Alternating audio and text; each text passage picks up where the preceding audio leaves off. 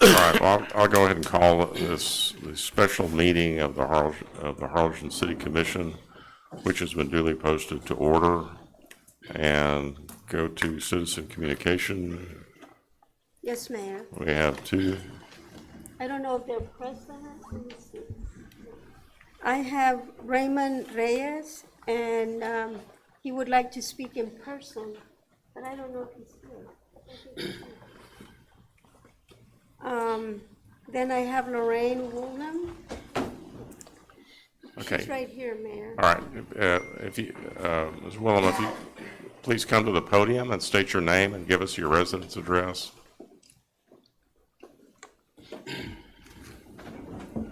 And you'll have 2 minutes, please. Thank you. Yes, I'm Lorraine Woolham. My address is P.O. Box 2346, Harlingen. Lived in Harlingen pretty much most of my life. Thank you, Mayor Boswell, for letting me be here, and commissioners speaking before you. I'm speaking on the ambulance service. My family has needed ambulance service 3 times in the past 10 plus years, and STEC, South Texas Emergency Care, has always been very prompt and well-trained and caring staff. We need to continue with our excellent service Harlingen now has. Thank you. And I would like to ask Commissioner Uribe if he could speak in the microphone. When I've listened online, it was very hard to hear him. Either pull it down or something, but thank you. All right, thank you. Mayor, that's it. All I right. have a phone number for Mr. Reyes, but I think Mr. Reyes just walked in, perhaps. Raimundo Reyes? No? Okay. that's it, Mayor. All right, item 1 is a consideration of possible action to authorize staff to negotiate a contract to lease and purchase 2 storage tanks to replace the existing diesel and unleaded fuel tanks located at the Public Works Complex, 404 South 54th Street. Robert? Good afternoon, Mayor, City Commissioners. Last week when we were here, we did go over the purchase option for the tanks, and we were asked to revisit with different options, including leasing. So we'll briefly go through the different options. Option 1 is to purchase through the state-approved cooperative emergency purchase, which is the option that I had selected and I still select. And that's just to purchase through a buy board or through an emergency purchase. Tanks that would carry 30-year manufacturing warranty. There would be a reliable fuel source that would get us through any fuel shortages. That would be backed up by generator in case of any electrical failure occurs. And they would not necessarily need, because they're above ground tanks, they would not require all of the TCEQ requirements that we see on all of these TCEQ requirements, so self-certification, fuel delivery certification, USC operator certification. The lead time to purchase these would be 6 months to buy them and install them. We would maintain full liability, including, and they would be included in the city's insurance. We did get 2 quotes here, 182 for FJF Petroleum and South Texas Pump, 139,000. The second option would be leasing fuel tanks. We did contact Oil Patch to see if they could provide us information. They put together a proposal, but the owners were out of town, so they were supposed to get it to us by noon today. And the owners, when they reviewed it, they did not approve the release of it, so they requested additional time. And that's the same for leasing fuel tanks and the lease to own tanks. We also did contact another fuel supply company, and they kind of have the same terms, but they require more scope for a proposal to actually provide information. But the option is there. They do lease out tanks and they do lease to own tanks. This was just kind of something that I got offline, just an idea, like to rent a 10,000 gallon tank would be $2,400. So we have two tanks, as that would be $4,800 for both tanks. For 12 months, it would be $57,600 for 1 year. Okay, but see, that's, again, that's not correct. You're giving information that's not proper. That didn't come from the local guys you just talked to. No, yeah, I didn't have But you're making a statement that you're gonna say it's gonna cost us that much money, we went and done it because you went online and you Googled something. yeah, no, What that I would asked just be for What I rental. asked for was you to contact the vendors around our area and find out, do we have well, first of all, do we have a leasing option? Two, could we leverage our purchasing? And again, that's just not correct. Okay. I made 4 phone calls, okay? Oil Pass was one of them. Oil Pass said they would not charge us a dime because we buy so much fuel. They would redo the fuels, the pump, everything, maintain it. They would do the inspections, and they would be happy to do business with us. Right, And so that was an option. But I also contacted Hino Gas. And Hino Gas said we could use their facility. And they have the generators, they have the proprietary thing that if we're in a hurricane or a freeze, they don't lose power, we'll get our fuel. All we have to do is sign for it, which means we don't have to purchase 20,000 gallons of fuel or have it on our inventory. And again, it's about getting the best deal for the city without having to spend, a couple $100,000. Right, Right? And so I don't know if we're even able to make the decision tonight, because obviously you need more time to negotiate with the things. But the point is we don't have to straight out purchase. yeah, and the only reason I included it was because I couldn't get they couldn't provide me the proposal, so I just kind of wanted to have like an idea. So But I in- think that the best way to propose that would be, we're gonna do our best job to pay as little as possible, if that's the option you go with or try to go with. Absolutely. Well, one of the things that Oil Patch did say that it would be contingent upon us, maintaining the fuel supply with them, and we do have to bid that out, so. Sure. Yeah, but we can create a bid package to that effect, so. Option 4 was to issue commercial fuel cards. I listed out some of the benefits.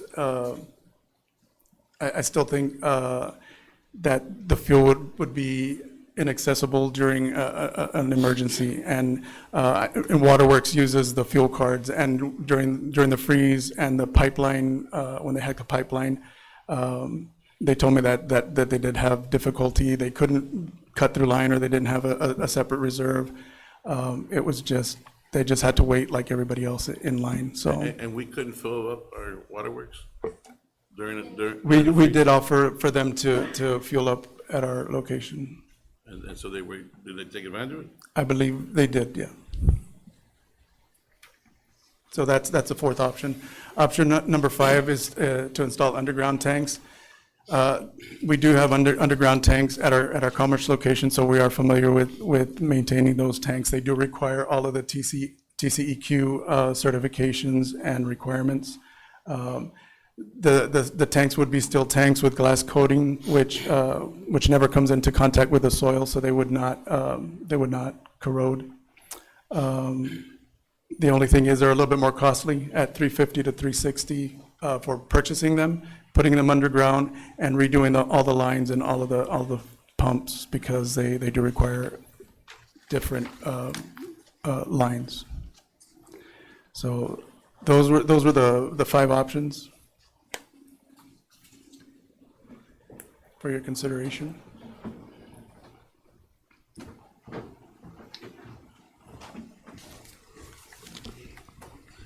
All right. I agree with you that that's- Actually, we should have had a motion to remove this from the table because it was tabled. So Sorry about that. I need a motion to take this item off the table. Motion. Second.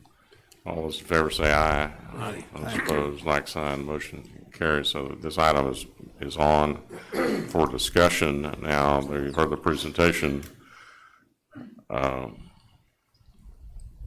Does the staff have a recommendation? My recommendation is still option number 1. It is an emergency, and it's probably quicker. We would take a little bit more time to do RFQs, but Could we not purchase from somebody like Keno Gas until we get if it's gonna take you 6 months to get the tanks in?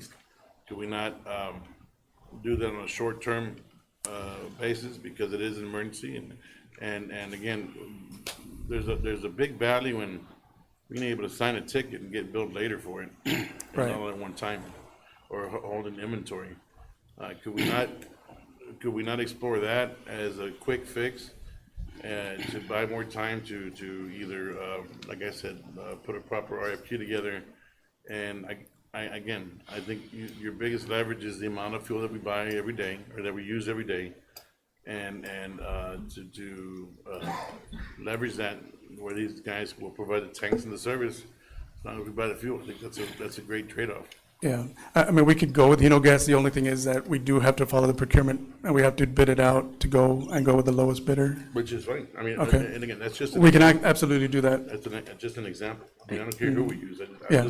I'm just not a big fan of spending $200,000 up front. I have a couple of questions. Has the EPA, OSHA, and TCEQ been notified of our leak?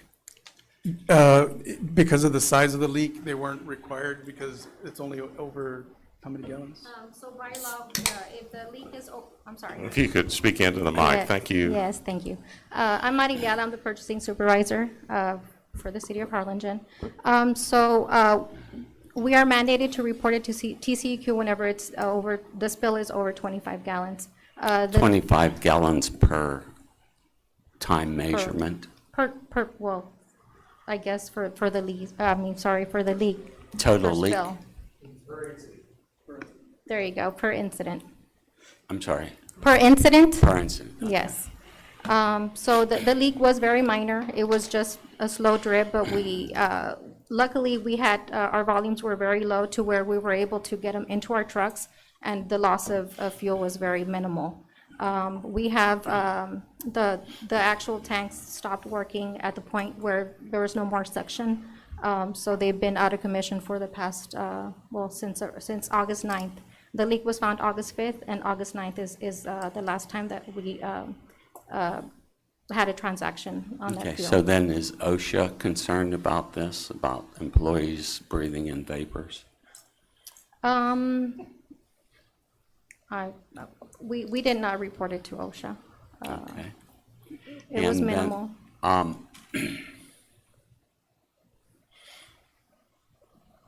This one company says they'll do it for free, but we have to buy petrol through them.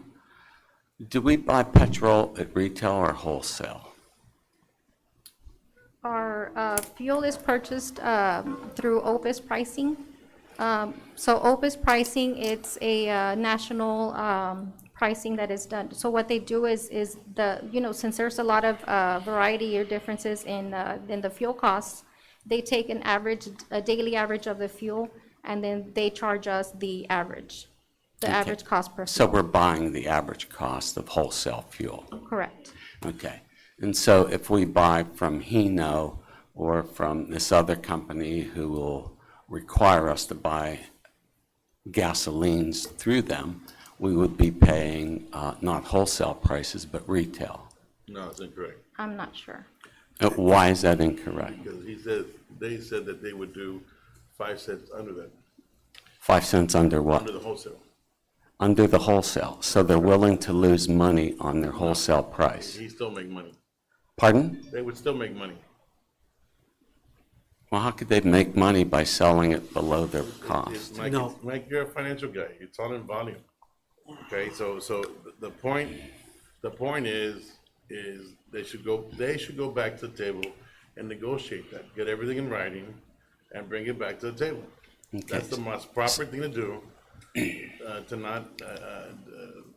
make sure that we're gonna get the best deal possible. Okay, so since we're being prevented from going to the buy board, then we need to put out RFQs, and how and when would we do that? Because we just have a few companies interested here who know about this, and the ones that Commissioner Uribe is negotiating with. I haven't negotiated with Mike. I made 4 phone calls. Okay, I shouldn't be having to do that. That's their job. okay. I made 4 phone calls and got 4 yeses. Well, That- well, that took me- there's, It took me 20 minutes to do that. okay, well, there's 2 more people you should fire then, since you're firing everybody. But my point is then we have to go out for RFQs. And where would we do that through? What sources? It would depend on. Or RFPs or whatever it is? Yeah, I mean, we would just post it on the notice and that would be it, right? Just notice of the requirements. So we just have to have the scope and the specifications and then we could post it and send it out to vendors. Okay, and then do we have that luxury? I mean, we are considering it an emergency, but Well, I guess one man's emergency is another man's luxury. yes, sir. Well, the staff's recommendation is to go through the buy board and which is already approved as an authorized state vendor, where we don't have to go through the competitive bidding process or the request for proposal process because it will take a while. The concern about the, amplify a little bit about the concern about the exclusive purchase agreement for the fuel. Right, so anything that's purchased above 50,000 would require a proposal, actually, and a competitive bid. And if it's contingent, buying the tanks is contingent upon having that gas, I don't think we would Okay, be able to bid that. That slide up there shows it's at least 6 months out. Right. So what are you gonna do in 6 months? They are all going to be 6 months out. What are you gonna do in 6 months? We are just 6 months. using the Commerce Street. I'm sorry? We're filling up at the Commerce Okay, Street. so whether you go to buy board or you have time to go out and procure this property. There's not a state of emergency or whatever, because no matter what, even if you went with this option, you're gonna take 6 months to do it, Right, right?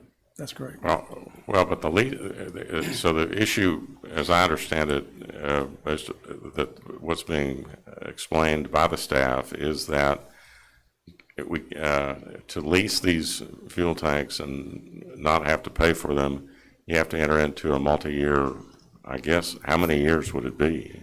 I believe they said 7 or, we didn't get the proposal, so, but they informally told us about 7. One of the options they mentioned was 10 to 12 weeks. I'm sorry, 10 to 12 years. And they were looking at the actual Is that cost. allowed? Can the city enter into a 12-year exclusive purchase? The only way fuel that I can contract? think, the only way I can think of us possibly doing that is to still go through the bidding process for the lease option, And for the fuel. And for the fuel. including the fuel, yes, the cost of fuel, and negotiate it with multiple vendors and to see who gives us the best negotiated price. One of the things I wanted to mention is we are taking steps to, right now, obviously, we don't have any diesel in our diesel tank, but what we're doing is we're running new lines into our unleaded tank to create that, to be able to provide diesel for those sanitation or public works trucks, because it is really needed. The fact that if we go out for bids for anything, no matter what it is, it's gonna take us that much longer. You know, if we don't get it approved by city commission to order whatever it may be, whether a lease or an option or a purchase, the longer we wait on that decision, the longer, you know. Right now, the lead time is 6 months, 5 to 6 months. The longer we wait, Okay. obviously. And if I may say, with leasing, in the corporate world, corporations can and may and do lease, and there's tax advantages in the tax code. Since this is a city, there are no tax advantages to us in leasing any equipment. And in leases is built-in interest charges, whether you're aware of them or not, and leases then become prohibitively expensive. And so a city would tend to lease property when they're broke or they don't have much money. We have money to go ahead and sink into this project. it would be foolhardy to pay interest when you could pay cash. I have a question for you. When you turn around and you build the tank, you negotiate to get the fuel in, correct? Whether it's Oil Patch or XYZ company, correct? Separately. When you negotiate, you're basically negotiating their cost of the fuel plus what? A nickel to 7 cents to 8 cents more per gallon? They go based on OPUS pricing. It's an average of the commodity, I guess. Okay. Couldn't you use the same concept when you deal with Hino? I mean, they have everything there. Instead of us purchasing the tanks, us having more risk, you negotiate with Hino with the same concept. That average price that you're talking about, which is a nickel, 7 cents above, their cost is what we would pay. Talking about the city. Wouldn't it be the same concept? Couldn't we use the same concept? So the only thing is that, how many locations does Hino Gas have? And I don't know how many 18 or rigs that we have on a daily basis that deliver transfers to Edinburgh and all the garbage trucks that we have. I don't think it wouldn't be effective to have only one location to fill all of our rigs and our garbage Hey, trucks but, and all you of our know, equipment. I'm glad you brought that up, because even that particular item of having to take our trash all the way to Edinburgh, you know they'll come pick it up at no charge, right? And we wouldn't have to expend that fuel, that time, the trucks, the whole volume, and we haven't explored that yet. So that's almost a perfect analogy for this whole exercise of telling you, you know, we have to go out and make better decisions and be more responsible with the money. Excuse me, are you saying that Edinburgh will come to Harlingen for free and pick up our trash and debris? Absolutely, Do they do that for other cities? absolutely. Do you have a list of those cities? You want me to go do that job too? Sure, Because I'll get it. Sure. Our next meeting, great, I'll present it to you. thank you. You're welcome. I just had a quick question. Doing it Richard's way, what's the time frame for that? I know you can't really give me an exact, but like an estimate. Like how Which long would it option? take from us approving it, you getting the bids, and then getting the material, getting the tanks and getting it installed? What would be the time frame, more or less? Until it's installed, Yes, I would add 2 more months. so about 8 months, give or take. Okay, then the way you recommend it is 6 months. And I just want to, and the liability, it's under Richards, we don't have no liability, right? Well, they explained to us that they didn't have liability, but they haven't turned in the proposal so that we can verify. Okay, but under your plan, liability, it would automatically be covered by our insurance that we're already paying, right? Yes, we already have it on our insurance. So we're not really losing anything on that. And so we could reduce that liability. So we do have, our risk management department provided, what our total insurance costs are. It was very minimal since, for above-ground tanks, we're not required to have, financial assurance. Yes, ma'am, but it's still a charge. It is, but it is minimal. Right, but if you multiply that by several other minimal charges, they add up. All right, what does the commission want the staff to do? I mean, if you don't want to accept their recommendation that we purchase these above-ground fuel tanks and begin, and so that we can be fueling our vehicles on our premises, what does the commission want them to do? Well, I'm going to make a motion to approve staff's recommendation. I'll second that. All right, we have a motion and a second. Is there any other discussion? All those in favor say aye. Aye. Aye. Opposed? Nay? Nay. All those opposed? Nay. Nay. Okay. You were a nay? Yes. Okay. That was a nay. That's, All right, so what do you want, so what is the direction then that you want the staff, direction you want to give the staff? Understanding that we can't, we would have to go out for competitive bid if we want to look at exclusive fuel contracts, multi-year. I'll make that motion to do that, I To second do that. what? What's the motion? to go out for competitive bid. For what? Leasing or purchase? No, for leasing. Okay? there's a- Just a straight lease or a lease to purchase? Can you do both? And weigh the options? Can we bid out both? I mean. Yeah, we can provide both options. We can provide, yeah. So moved. So that's a lease to purchase or to lease the tanks out, correct? Correct. I second that motion. Okay, that'll all be in the different options will be included in the request for proposal. That's correct. All right, we have a motion and a second. Is there any other discussion? All those in favor say aye. Aye. Those opposed, like sign. Opposed? Opposed. All right.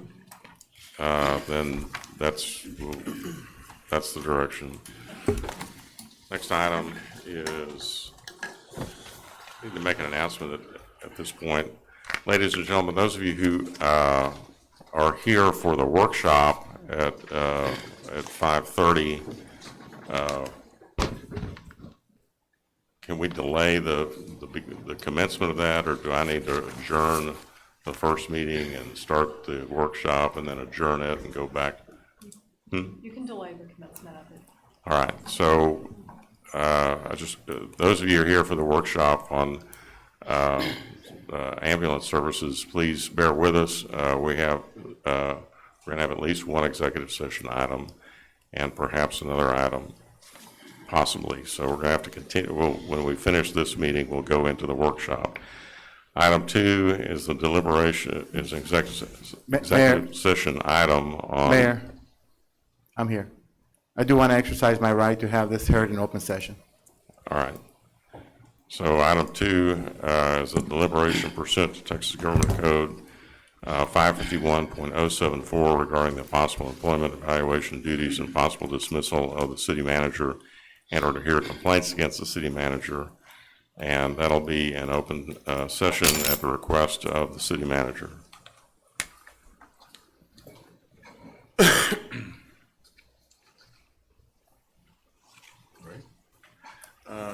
May I ask for Sergio's help? Sergio, can you help me with the zip drive? Can you put this up on the screen? Yeah.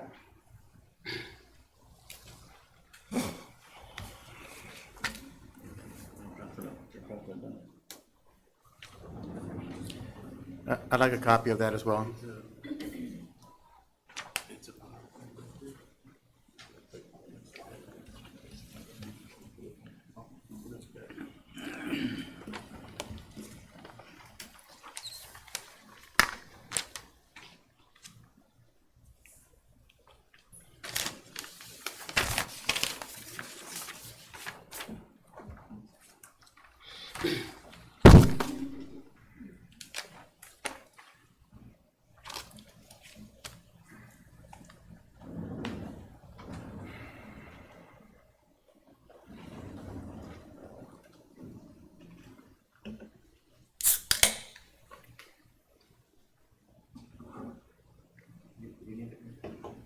How do I?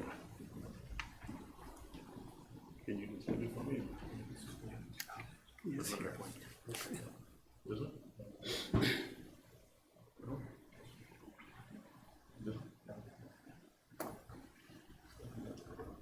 Okay. So I asked for this item to be on the agenda because it seems like every meeting, there's always something. And I just lost confidence in our city manager and his ability to, I think, what I think is doing the right thing. And I just jotted down just in recent memory of the things that had gone wrong and that I thought were inappropriate, that were never addressed. So I've made a bullet point, a very simple, as my mind works. They're not in any kind of chronological order, but just items that have happened that I think either we felt to do the right thing. First item was Miriam Anderson, Assistant Police Chief, modifying and taking time off of our police officers and changing a federal document, the timesheets, and stealing from people is not acceptable, okay? There was never any disciplinary action taken, nothing was ever filed, and then I heard it continued to happen, okay? That's one item, that's a timesheet. And when this happened, we said, okay, we're gonna have a big meeting, and we're gonna have all the employees understand that they can't mess with timesheets. And you'll see later in this PowerPoint, I'm not very good at PowerPoint, but again, modifying timesheets. In my world, that's an immediate terminable offense. You don't get a second chance with that. You don't steal people's time, okay? And that's because we had a meeting, we directed our internal auditor to go through all this stuff, and nothing happened. Okay? During the pandemic, a few months ago, okay, it happened again. And we were stealing time off our employees and punching in breaks that they never took. And they were basically working off the clock so they could save hours. And again, that supervisor was in those meetings when they were told not to change timesheets, and they still got changed. So we stole from our employees again. Then the employee who reported it got pressured out, and she's no longer with us. And that's not right. Okay, I've asked, since I've become commissioner, I wanted to know the true cost of operating the police department and other departments, but particularly the police department, because I thought that was very helpful that, in my opinion, when you start on a budgeting process, I want to know how much it actually costs to run that police department, top to bottom. And that's the money you give them, and then you trim from there, my opinion. I've never gotten that, I know what we budget, and I don't know what the true cost is, okay? And I should be able to get that information,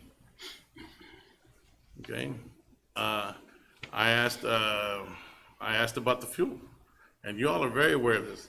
That there's insinuations that STEC does not pay for their fuel, that we're basically filling up their fuel. I asked for that information. Show me, how does that work? Where's the transaction? Show me the invoice, show me how is it tabulated? How are they paying for it? Couldn't get that. We should have that information. And I'm not saying they're doing it or not, but they're also not giving me the information. Okay?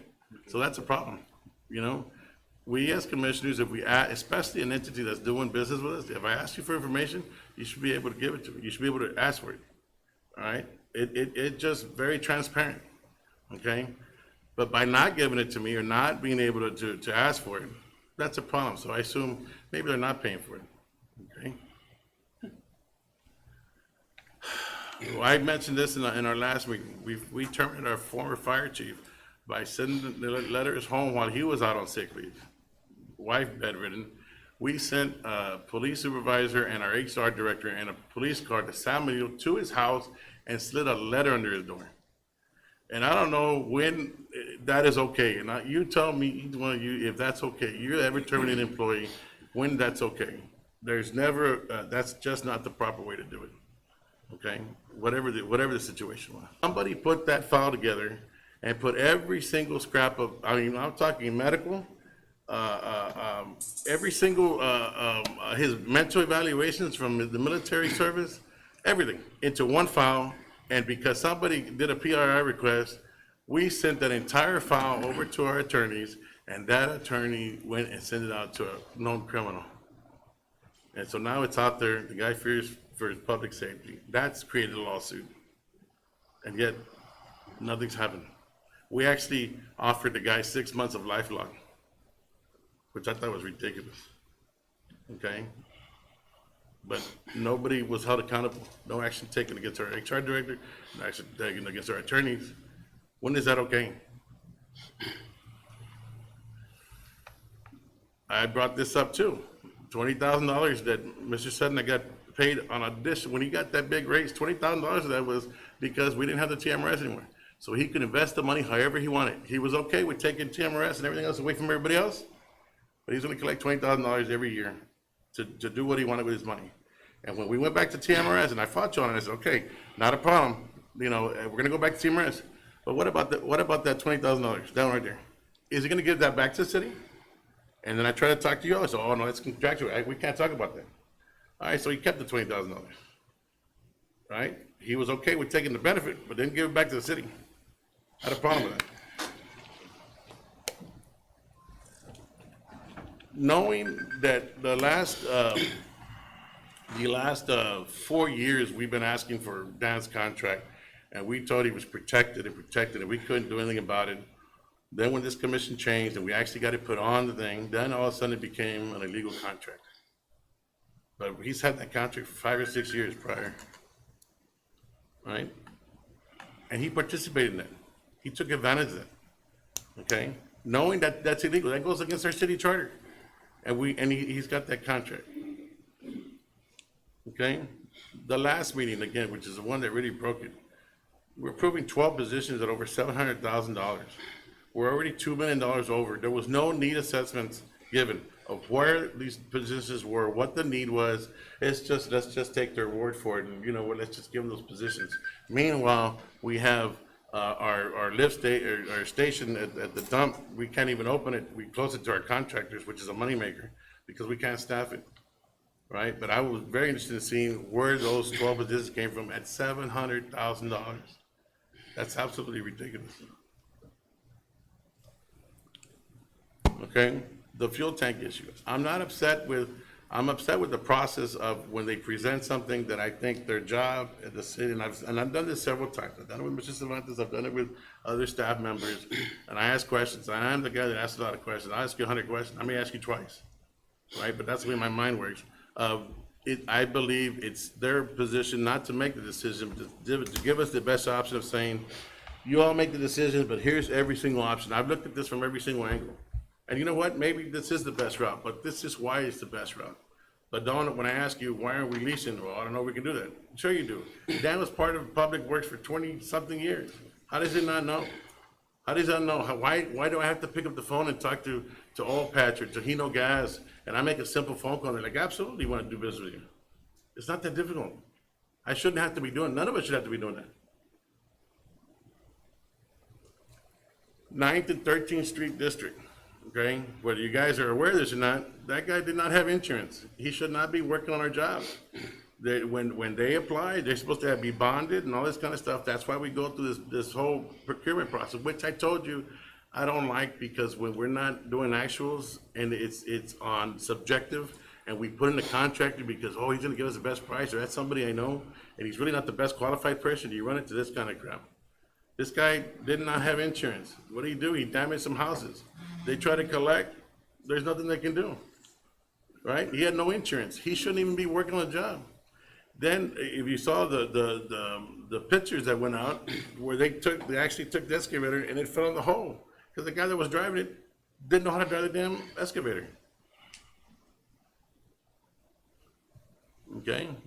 Staff members in positions that I believe they're not qualified for. Okay, when we hire people, we should get the best available person for that job. It should be the same across the board. You want to hire the best educated, the best experienced, however, that to justify the position, but not because, oh, I know so-and-so and I'm gonna put him in here and don't worry, I'm gonna take care of you. And that's all the toxic environment that I think that we have right now, okay? We're putting people in positions and salaries that are not justified. Again, it goes back to that needs assessment. That's part of that forensic audit I want to know that every position that we have is justified. Because when we had the previous city managers you go back 3 or 4, our staff was a lot less, and we ran on a lot leaner budget. And all of a sudden, it's okay just to be bloated in every single position. Everybody's got an assistant. Nobody's doing their job. Nobody's at work. The biggest complaint I get is that they're not in their office. They're out at some meeting or some luncheon, but nobody's taking care of city business. Okay, so I have a problem with it. Okay, I felt, especially the last few months, and I told you guys when this came up, and we're gonna go a different direction.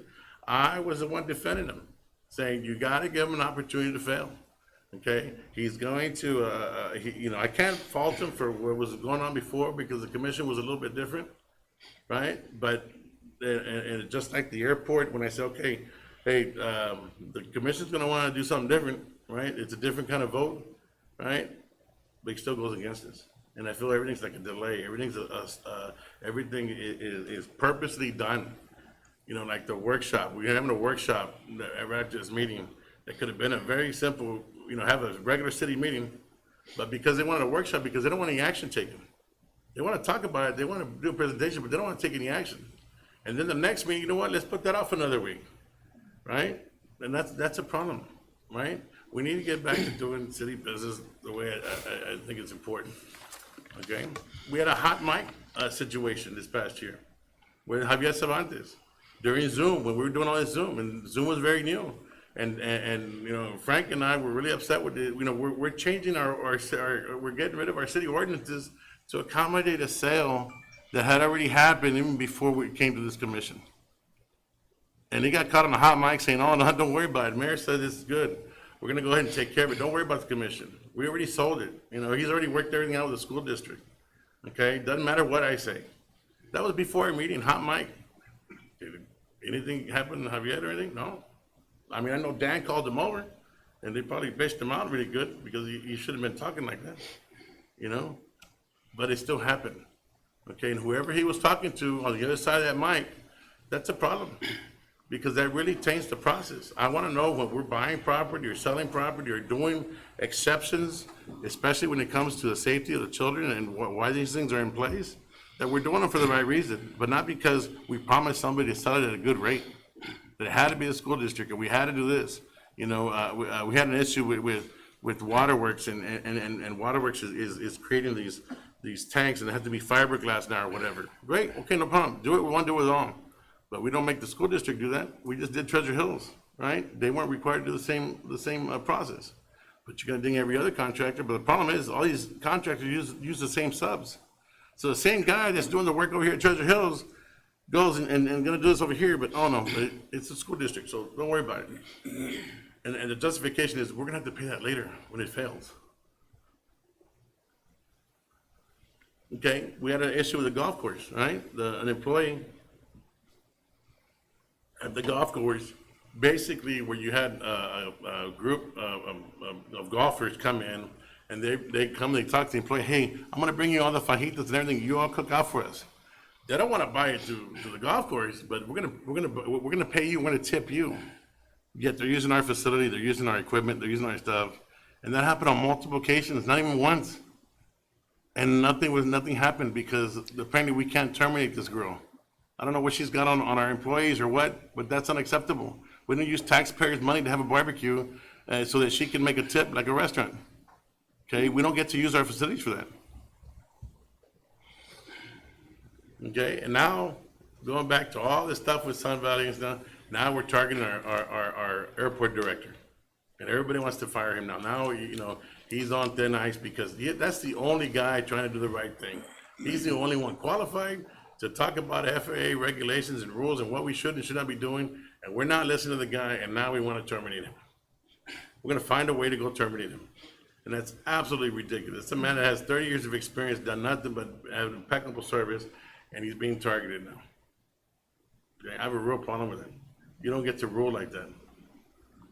Okay, there's been several sexual harassment claims against Dan. Several. I asked for his file. There's nothing in his file. How can there not be anything in his file? We got sued a couple of times. How is there nothing in this file? Because why? Because every investigation, it goes to Dan. It doesn't come to the commission. He gets to be his own judge and jury where he did the right thing or not. And that needs to change. Okay? You know, buying properties over there by the tech offices, we paid well over the fair market value. And I think when we buy property, it should be fair market value and nothing above.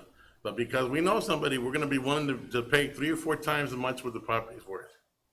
And I have a real problem with that. Okay, that's not being very wise with city monies. Okay? We had a flag issue this past year where they took down our American flag and they replaced the flag. And I'm not even talking about the issue about doing that, but I brought up, I'd love to see our Veterans Board oversee that. We should have a budget for our flags. We fly flags on multiple properties. This is the right board to do that. They know the right flag etiquette, they know what can and cannot be done, and we can have some kind of oversight and do that. That went on deaf ears. Okay? Nobody wanted to get anybody upset, or I don't know what the issue was, but I thought that was a very serious, and that was very disrespectful to our military. To not at least have the conversation, sit down and talk to me about, let's put something in place So this doesn't happen again. Why didn't you put that on the agenda? I'm sorry?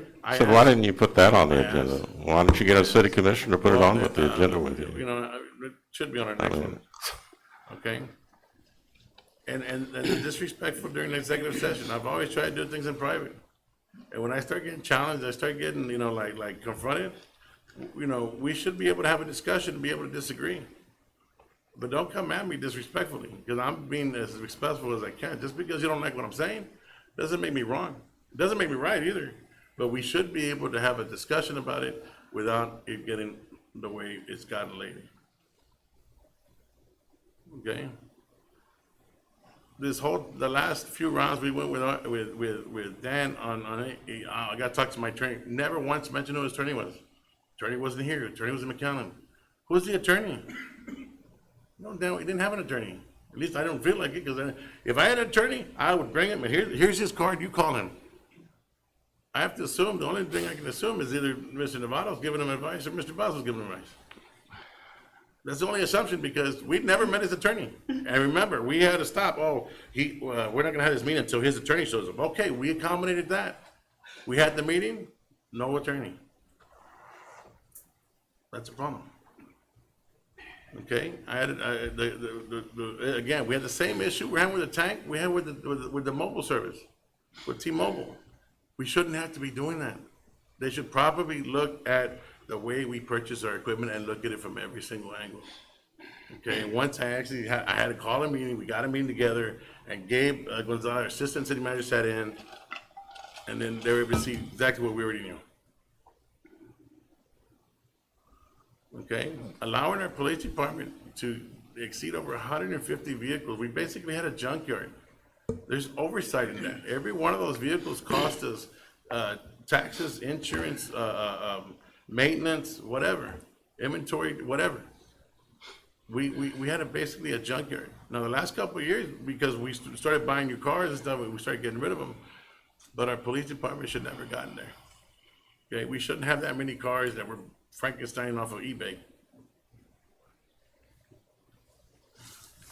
So those are the several items I had, and that's why I wanted to share with you. And that's just what I had in my mind.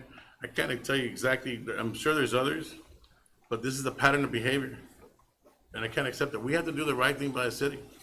Okay, you know, I like to have fresh eyes, and I'd like to motion to remove him.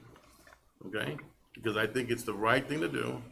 I think if we don't do it, for the next, we're going to be stagnant for a long time.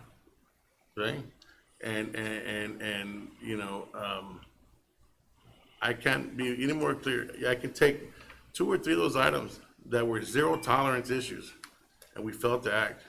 But we fired people for much less things on a heartbeat. But serious things like that, because of who it is or who it involves, we don't take action. And I have a real problem with it. Okay? So that's my motion, and I like the motion. Okay, well, you're not in the motion part of the meeting Okay, yet, well- Commissioner. You're in the deliberation of this item. It's so not an no action. motion, but This that's is not my an reasoning. action item yet. We'll get to the action item later. Public hearing according to Mr. Sedno? No, you can sit down, Mr. Yeah, but Lozano. I'm just Sit asking, down, you sit said it down, was a public sit hearing. down. But it's a public hearing. I'd like the officer to remove Mr. Lozano if he gets back up. Okay. May I ask questions? Well, I think the city manager gets to respond to all of this. That's what the purpose of this is. Mayor, I would like to respond to each one of those, if I can have the, Here's a list. He's got one.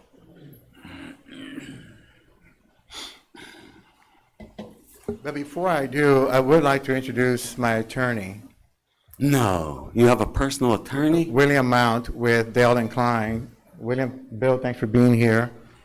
And no, Commissioner, I have not been consulting with the mayor or Rick. I have had an attorney the entire time. Let's start with number 1. Although I will not go into details when it comes to personnel,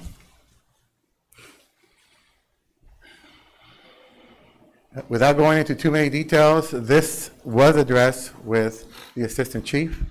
It was documented. Police officers are afforded a level of due process that involves a file that's a discretionary file. And so I am not going to go into more detail than that. But I will say that this item was addressed between myself and our police chief. She continues to do it, then, I'm not going to get into any details. continue to do it. It's a personnel matter. Okay. Let's We just continue to do absolutely it. did address this. Just continue to do it. And you still have it on And staff. if you allow me to finish, sir. Go ahead. And the code enforcement timesheet, that was addressed with all our employees. As a matter of fact, we reconciled with the employees. We addressed it with the supervisor, disciplinary action. I'm not going to get into any details. The employees were compensated for the time that they agreed that was incorrect. And the supervisor was dealt with pretty strong. And so we dealt with this as well.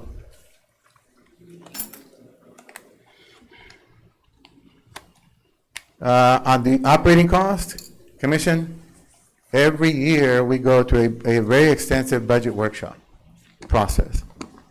A budgetary process that involves several meetings. We provide the City Commission with detailed budget information on every single department. Individual line items broken down for individual expenses, from fuel to cell phones to internet service, it is all broken down. Each one of you gets a copy of those binders. We do that. This year, we had 3 separate workshops. We had updated binders. We went through PowerPoint presentations. But all the information detailed information on each individual department is included in the binders for every single department every single year. This year was no different. And so all that information is readily available. It is also online for our citizens to view at their leisure. All that meets requirements as required by law.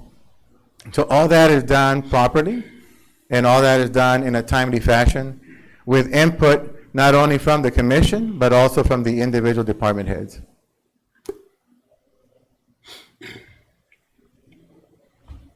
The STEC, I did in fact provide that information to the commission that requested it. We provided not only the invoicing to STEC, we provided copies of the payments from STEC. So all that information has been provided to Commissioner Uribe. That's not true. And so that information is readily available. There is no reason for us to hold on to it. STEC does pay, not only do they pay the fuel charge that we pay, they also pay a 15% premium over our cost. And so all that is readily available at any given time. And I did discuss that with Commissioner Uribe in detail. The fire chief, without going into any detail, there is litigation. There is several issues with respect to the this termination, which I'm not going to get into for obvious reasons. But as far as being out on sick leave, he was not out on sick leave. He was just not reporting to work. So that's as far as I'm going to get into on that. But you did send the police to San Benito, to his house, right? Knowingly failed to address HR departments and city attorneys' unlawful release of a police officer's private information. This did in fact happen. There was a file that was with our city attorney's office. Our city attorney staff inadvertently sent that file out. It was retracted. Our city attorney did reach out to the individual to make it right. That was an error. That was an employee error that should have never happened. And so we did try to make it as right as we could with the individual. I don't know of any pending litigation on this, but we did everything we possibly could. It was a mistake. We are dealing with human beings, and from time to time, human beings will make mistakes. And so this was not an intentional act. From what I gathered in questioning our attorney and the personnel involved, this was just simply a mistake. Dan, that was the second time it happened. The $20,000 TMRS, I don't know what that reference to. I have always been in TMRS. I have never not been in TMRS. My compensation has been adjusted by the city council and voted on by the city council in open session. It has been approved. That's the contract that I have right now.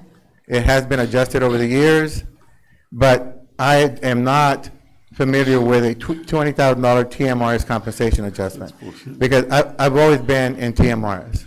I think what he meant on that one, because that's the excuse that mayor used when I asked him why you got that raise. This was a long time ago, but I asked him in executive session, and that's the excuse that the mayor used, that it was a compensation for TMRS. Oh, That's okay. what we got from the mayor, not from you, Yeah, but from so, the mayor. yeah, so that, my TMRS is based on 7% of my salary. Yeah, no, Yeah. I'm just saying, like, we got it from the mayor. Right. The illegal contract, I don't know what this is in reference to, but I will tell you that my contract was absolutely legal.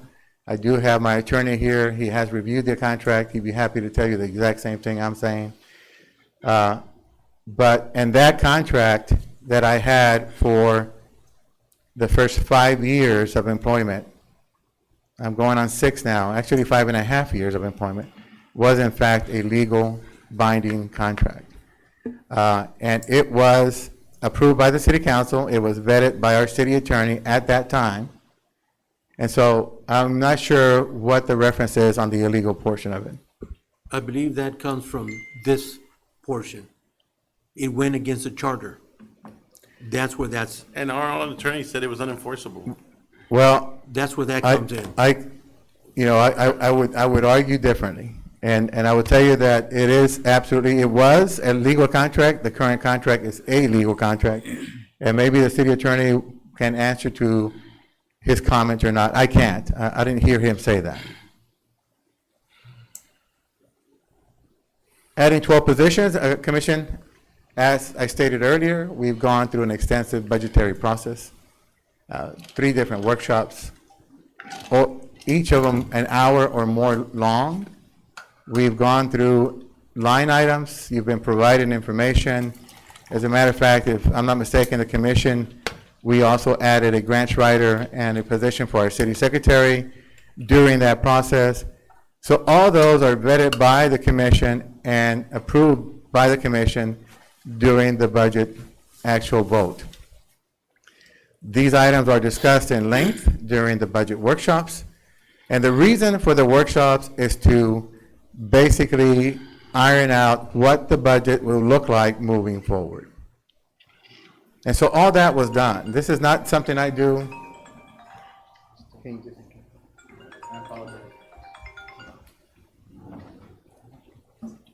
The budget process is not something I do in a vacuum. Adding position is not something I do on my own. All of this has to be vetted and approved by the city council through a very involved process. I make sure of that. Our budgetary process begins around March or April and doesn't end until we had this vote just recently. It's a very extensive process. There's plenty of time to make adjustments. Now, the city council voted to approve the budget and the tax rate, and these positions were in there. The fuel tank proposal, I do trust my staff. They do a wonderful job. The fuel tank issue popped up. No, we weren't expecting it to be leaking. It was inspected, what was it, in April of 21? April? So just a few months ago, it was inspected and passed inspection. And then a leak popped up. Now, we've had above-ground storage tanks for a few reasons. One, easy access for our drivers at our Public Works complex and the complex over on Commerce.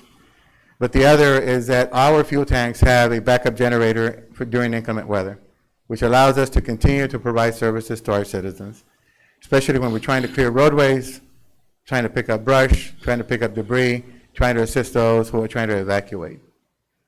So we need access to a solid fuel source.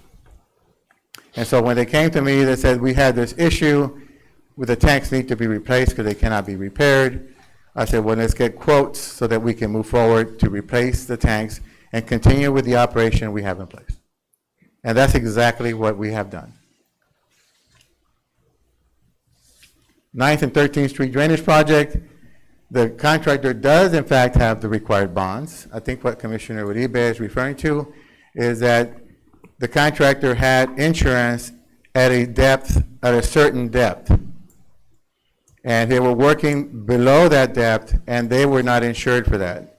When that came to our attention, our risk manager, our engineer, and our public works department got involved, and the contractor had to make the adjustments to the insurance policy to cover the depth they were working in, which was, I believe, 10 feet. Rodrigo, you behind me? Yes, sir. Was it 10 feet? Yes, sir. And so, But that's in the packet, right? When they submit for it? that's, I'm sorry. That's in the packet when they submit for the job? They know, yes, sir, yeah, they know how deep they're gonna be working in. So it's safe to say that when they don't provide insurance, they're getting it cheaper so they can bid a little cheaper? They're saving the cost? Well, they still have to incur the cost. The contract wasn't increased because they had to add the insurance. But, so the insurance, I think, allowed them to work up to 6 feet. They needed an insurance that allowed them to work up to 10 feet. But that was addressed with the contractor. It wasn't a bond, it was their liability insurance? It was their liability insurance. Okay. Staff members in positions without qualifications. I can assure you that I am very proud of my staff. I am very proud of everything we've accomplished. We have accomplished millions and millions of dollars with the drainage projects, road projects, sidewalk projects. We have leveraged grant money to the tune of millions and millions of dollars. We have shown that repeatedly. I'm very proud of every single member of the staff and what they have been able to do. I will tell you that the staff continues to get better and better, and that is obvious through all the grants we continue to receive. And we continue to do several projects and continue to change the quality of life for our citizens. And I'm very proud of that. So I am not sure what staff members we're referring to. Dan, we lost our building inspector, the city of Primera, because he could not work under you. The Primera. The building inspector does not work under me, sir. He works under the assistant The environment city manager. right. So- Primera, think about that, Primera.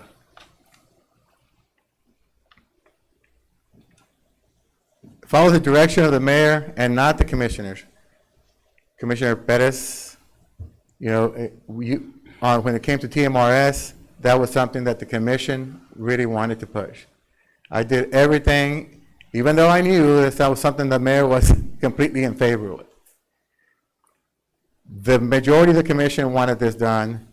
I carried out that action, and I put those items on the agenda, just as I have with everything else. My job isn't to pick and choose who I listen to. My job is to carry out policy established by a majority vote of the city council. I don't work for any individual one of you. I work for the group through a majority vote of the commission. I have a great deal of respect for the mayor, as I do for each and every one of you. It is not easy to do what you do. But my job is to carry out policies that are voted on and approved by a majority vote of the commission, not a preference of an individual commissioner. That is not how this works.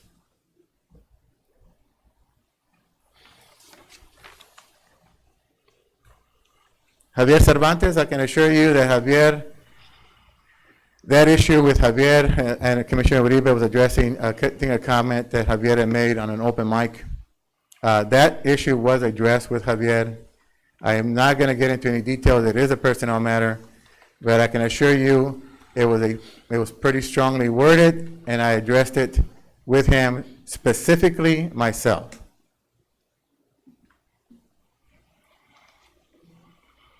This also has been addressed with the employee, and I am not going to get into details of a personnel file for a particular employee, what's in it or what's not in it.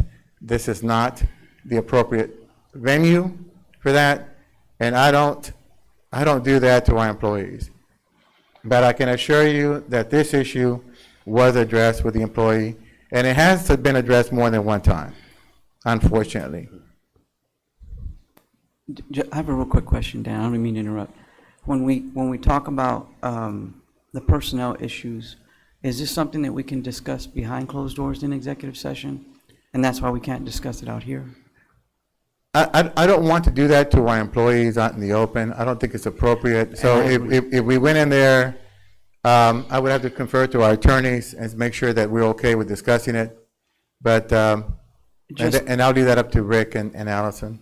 And again, the question is it something, just so that we can clear something up, is it something that we can talk to you all about behind closed doors in order to protect the employees' privacy rights when it comes to these particular issues? Let me see. So I'm hearing two different categories of employees being discussed, the non-civil service and some civil service. Whether you are in closed session or not, the civil service content is off limits. On the other employees in closed session, if Dan agrees to go into closed session on that component of it, you can do so, but he has to agree to do that if you want to go into those details. But on the civil service side, that content is statutorily privileged. So we got two different Okay, so if, groups that are being encompassed here. should the opportunity arise, is it something that we can clear up behind closed doors if it's non-civil, correct? Correct. So, Your civilian personnel. okay. So if there's Yes. some, because I know there's a couple of issues that were in here that are being brought up, and of course, I don't want to bring Yeah. up private issues. Yeah. But just to clear up some of these, If- if it's if- possible, can we go in If there? Dan and his lawyer are fine with taking that into closed session, we think that you can do that. That part of it, okay? Okay, so, And that would be the appropriate way to handle that. okay. But is this only if you all agree to it, you and your attorney, or is this something that we can? Because it's under this item, Yeah, the privilege to have this in open is his, which he's invoked generally. Okay, But if he's willing to modify that and say, as to these limited personnel items, I would be willing to go under 074 closed, then we think he can do that. okay. Just wanted to see if that was an option. It Thanks. is, but it's his call. Okay. and I don't know what this is in reference to. I think our airport director has done a magnificent job. He doesn't work for me. He has never worked for the city manager. He works directly for the airport board. I do not have any say in his compensation or his evaluation. I am on the board as a ex officio, non-voting member. Basically, I get to sit there. So, as targeting, I don't target anyone, commissioners. My interests are only the city of Harlingen's and nothing more. And so the airport director, I have no reason to target him. He doesn't work for me. He never has. No airport director has ever worked for the city manager. The charter dictates that.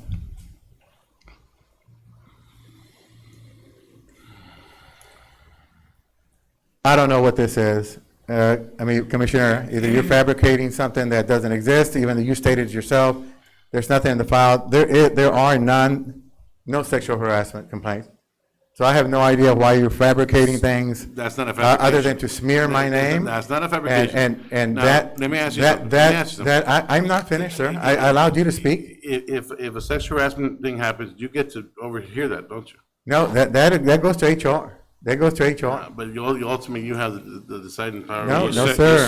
You said there was a lawsuit. Didn't you say there was a lawsuit, We had a Commissioner Libby? lawsuit that was settled. Didn't you say there was a There lawsuit? was a lawsuit and it got settled outside of court. What was the What was the what was the lawsuit? plaintiff's It name? was the previous marketing lady that's now a city manager in Eagle Pass or Del Rio or wherever she went. You know which one I'm talking about? 'Cause I know, 'cause I've talked to. There's no lawsuit. Was there a There was was there no a lawsuit, sexual harassment lawsuit? Not against Dan Cerna. All right. Please proceed, Mr. Serna. That's all I have there. I think that's overpaying for the property with Frank Gonzalez. That's a negotiated amount. That was, and I'm very proud of this. That was a negotiated amount with Mr. Gonzalez. That was some acreage we bought next to the new university campus. That partnership between HCISD, UTRGV, and the city. We bought some additional acres because UTRGV had made it clear to us, to me, and to us, that they wanted to expand in the near future. And so we acquired some property, we got it at a very good price. That transaction was brought to the city commission, and we talked about it, actually more than one occasion, in closed session, prior to making the actual decision. And the decision to purchase the property was made by the city council, not by Dan Sedna. Again, that is a policy decision based on goals and objectives by the city council. The goal was to expand education in Harlingen and to expand the presence of UTRGV here. That accomplishes both. So I'm very proud of that. So no, we didn't overpay. We got a great deal on that property and we secured it, and it is available in case UTRGV is listening to this. For future expansion, feel free to reach out. So I think that was all of it? No more. Oh, the flag issues. The convention center is operated by a third party. Apparently they had a flag issue where the flag was replaced with a flag that was inappropriate for that setting. The flag itself, you cannot change the United States flag out. And so when we found out, the action was taken immediately. We contacted them. It was addressed. Again, this was a mistake made by the convention center staff. They apologized, and they addressed it.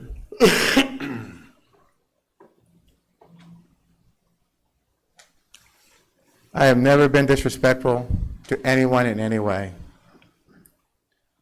I basically make my comments made. I stand by what I say, but I will always state what I think is in the best interest of the city moving forward. Trust me, being put on the agenda nearly 6 or 7 times in the past few months, it's not in Dan Sedna's best interest. Certainly it's not in my best interest for my health or my family. So I do this because I really love this city. I was born and raised here. And that will never change. So with that, not providing, there was one more. Not providing a personal attorney information. I don't know that I need to provide that unless I'm ready. And I do consult with our attorney, and he can tell you that himself. I have been consulting with him for quite a bit of time now. I do have a lot of confidence in Dale and Klein. They're very good attorneys, and that's why I hired them. But I use them in person when I feel I need to. And so tonight, I asked him to be here. And I think that was the last one. No, one more. Was there one more? Yeah. T-Mobile contract. T-Mobile contract was something we bid out. 2 more? Was something we bid out. That was brought to the city council. Commissioner Uribe had concerns. He wanted a different vendor. So we went out and revisited those bids at his request, at the direction of the city council. And so now we're going with Verizon. That's part of a process. That's part of a process. Nothing more, nothing less. This started prior to me taking over as city manager. Yes, they were acquiring several vehicles through an online auction site, and it had gotten out of hand. I completely agreed with Commissioner Uribe. I put together a strategy to address that, and we have been doing that. Chief Kester is here. He'll tell you that. We have been auctioning off quite a few vehicles every year now, but we have been replacing vehicles with brand new vehicles, all that through the budget process. And the auctioning, those lists for those vehicles, that auction list also comes to the city council for approval. That is not something we do on our own. And that's all I had in response to Commissioner Uribe. I have a question. You said earlier in reference to the fuel question, you would sell, or the city would sell fuel to STEC, correct? Yes. At 15%. Are we permitted by law to resell something at wholesale? Yes, to a nonprofit like STEC, because we're under contract with STEC So to provide us our ambulance service. So reselling fuel is legal? To STEC as a nonprofit, because we're contracted, we're bound with STEC for ambulance providers. No, I understand that portion. The answer is yes. Okay. All right, let's go back, let's take care of this TRMS question that you had, that you addressed. When you provided us with the figures for TRMS, they were incorrect. And you corrected that within a week, no issue there. Okay. The problem comes in what happened on Wednesday and Thursday of this past week. All right. I get wind of the fact that employees are being frozen out of their accounts. This is the TCG account, their 401, okay? So they cannot see their accounts. They cannot pay on their loans, all right? This happened Wednesday, I got wind on it on Thursday. You send me an email on Thursday, great. Today I get the same email again. This time it includes everybody. And when I spoke to you on Thursday, you said you had been addressing this, all right? So my question is, that to me is an issue. As soon as that is something that's, could be, come back to bite us, why are we getting wind of that after I reach out to you? Now, understand, the TCG is a retirement plan. It is not a understand savings that. account. I explained that in my email. Now, the employees that are trying to withdraw their funds, it is not a savings account. It is a retirement account. It's a 401A account and must follow IRS rules. And so we did have a TCG consultant or rep come down and make that explanation or answer questions for the employees. They had several questions. Some of them just wanted access to their funds. They wanted to get their money out. Now, we can grant them access to get their money out if we close the plan. But if we close the plan, all the loans, all the outstanding loans that the employees have become non-qualified distributions and are subject to income tax plus penalties. I understand that, okay. My question goes back to, why did it take so long for us to get wind of what was going on? I understand what you're saying, okay? I understand that. Why did it take me to start getting phone calls to address this issue and turn to you? Okay, and then on Tuesday, today, sometime this morning, we all get the same email. I understand that. That's a question that I have. Efren, when did we get notification that some employees were questioning how to access their money? Do you remember? We started getting questions on how to access the money since probably the week before. But a lot of it, we're working with a TCG to find a way how we could work it, because initially, we're getting conflict information from them. First, they were telling us, no, you'll be able to roll it over in 6 months. Then they said, we actually had a meeting with them to try to understand this, and we're still trying to find a way if there's any type of avenue in which loans can still work out and we can close out the plan. But of course, for all that, we would have to come to you folks. And as of right now, we don't have all the needed information to be able to tell you what we would probably recommend. And I would say that the TCG plans, and I think I did put that in my email to all of you. The loans on the TCG can and will continue to be paid through payroll deduction. That's in my email. That has been confirmed with TCG and our finance department. None of that changes. Now, as far as the plan being frozen does not mean they don't have access to it. They absolutely have access to it. All the money is theirs. Frozen means that there's no more contributions being made to that particular retirement plan. The difference between a frozen plan is that that's a plan that still exists.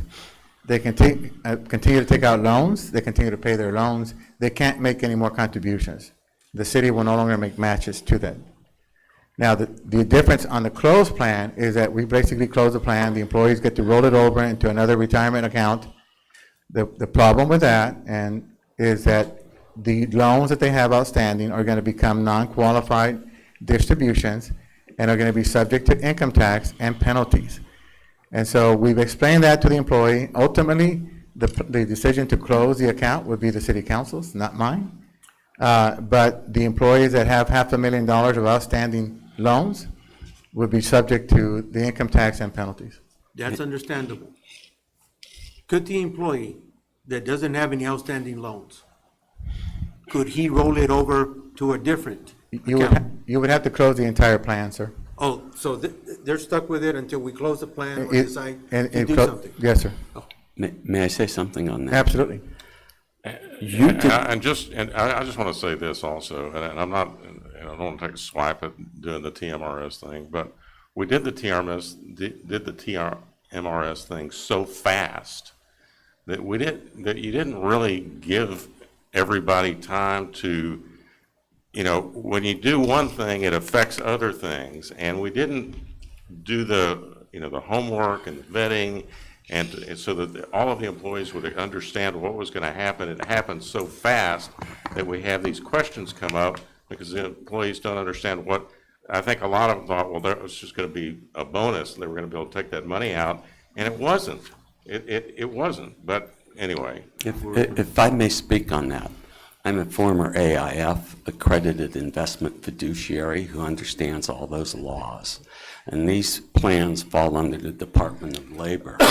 And these city commissioners voted for it, for the TMRS, not knowing what they were doing with the Department of Labor and all the laws. And they should have hired an AIF to answer all their questions before that.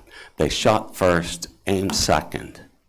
And so you create all sorts of legal problems for the employees.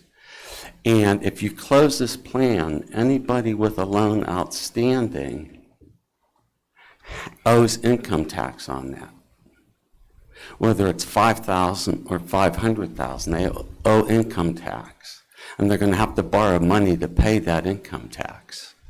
And so you all shot first and aimed later. And you've put the employees in quite a predicament. And it's not Dan's fault. It's your fault. You voted for it. It was your idea. Mike, we put some thought into this and. Not just- enough. Well, okay, so you Mike- just claimed that you were a certified whatever, so if you knew we were doing this, then why didn't you tell us about it? Oh, I spoke up, but you No, all you didn't didn't. listen. You No, didn't. Mike, you have selective memory because you're only remembering what you want to remember because Yeah. you didn't speak up. And you know what? Honestly, I stand by my vote for TMRS because overall, I think it's the best thing for the employees and it's going to help us retain a lot of our employees. And I will say that the employees are very happy with TMRS. But I will also say that on the TCG, their retirement accounts continue to gain interest, dividends, whatever the case may be, through their investments. They continue to realize gains. Nothing has changed.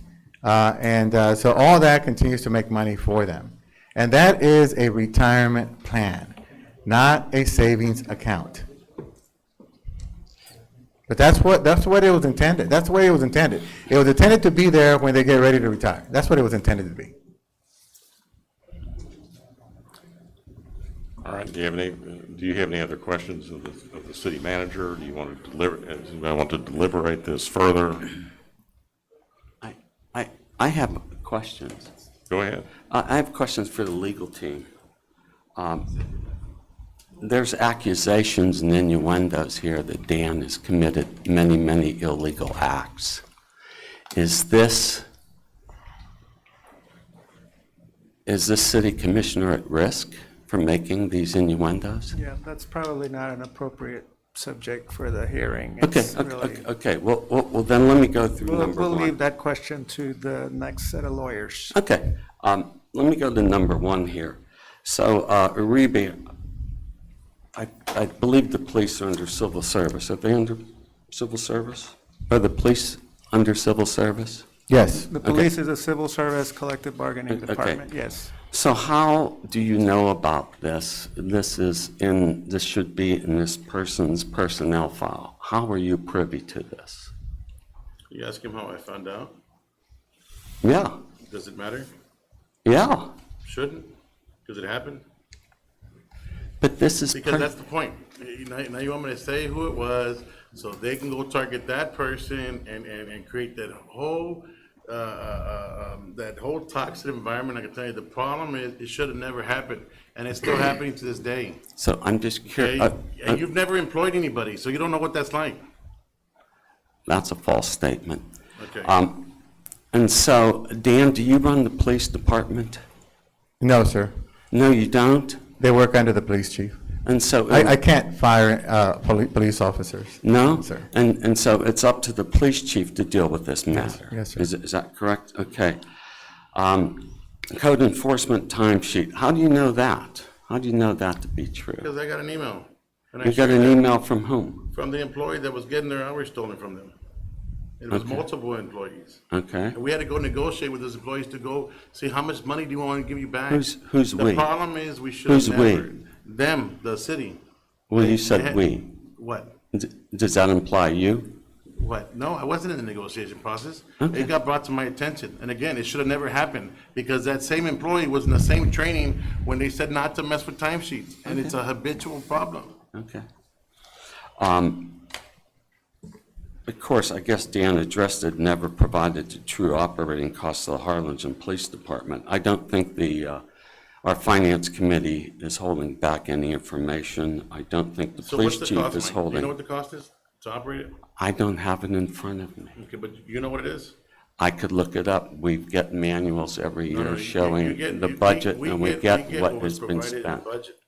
We don't get a true cost, analysis of what it actually costs to run that department. We do absolutely get a true cost of what it runs the department. And I don't it's know available what- on the I don't know internet. I don't know what you're not looking at, but we get a budget binder every year. It's to operate police operations, it's around $12 million. And to operate police services, it's around $2 million. And to operate fire suppression, it's around $9 million. I mean, it's all in the budget. And the problem is, Commissioner, quite frankly, you don't look at the budget. You don't look at the information that is Sir, you readily can- you can- available you can play with the to numbers each all and you- every commissioner, not only in the form of the proposed budget binder, That's but incorrect.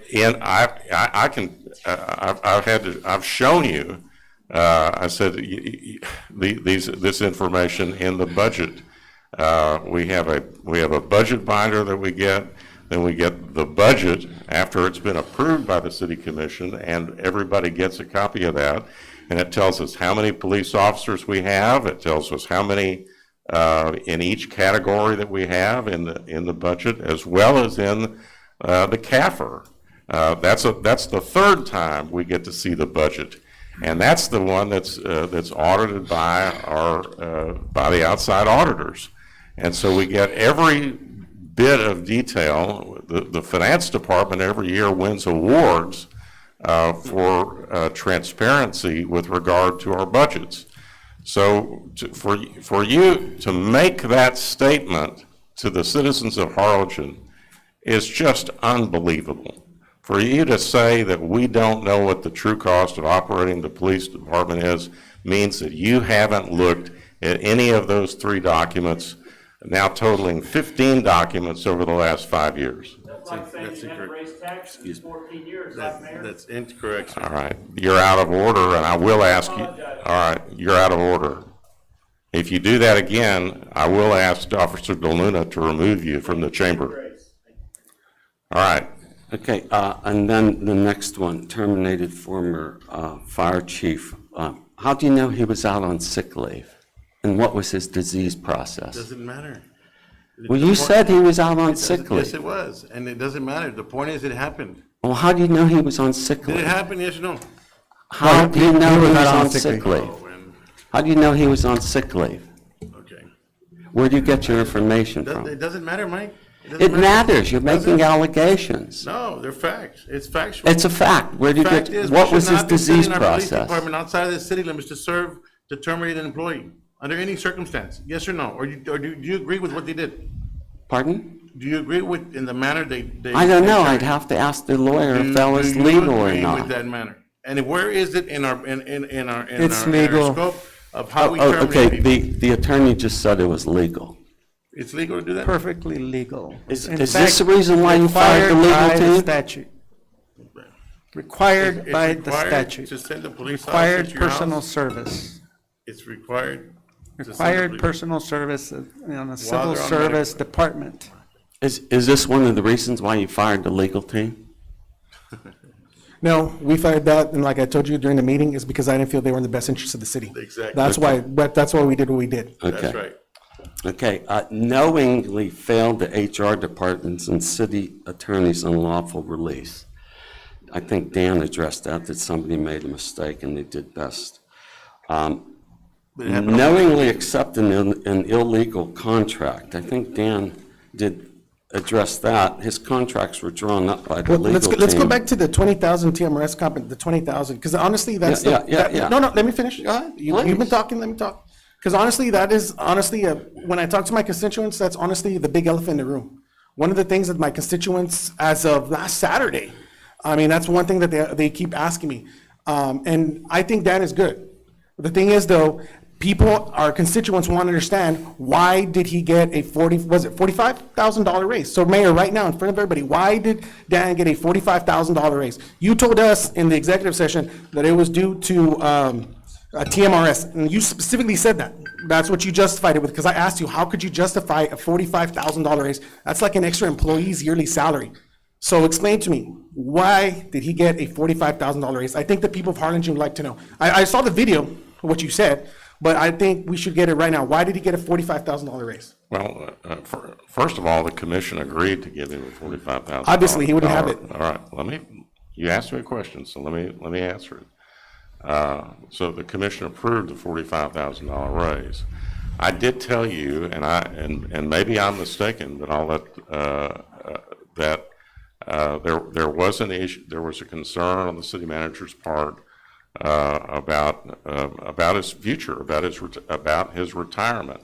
And maybe I said TMRS, and maybe it didn't have to do with TMRS, but there was a concern about his future and about investing for the future, and so there was an amount of money that it was a component of that $45,000 was intended for him to be able to invest further for retirement, additional supplemental retirement.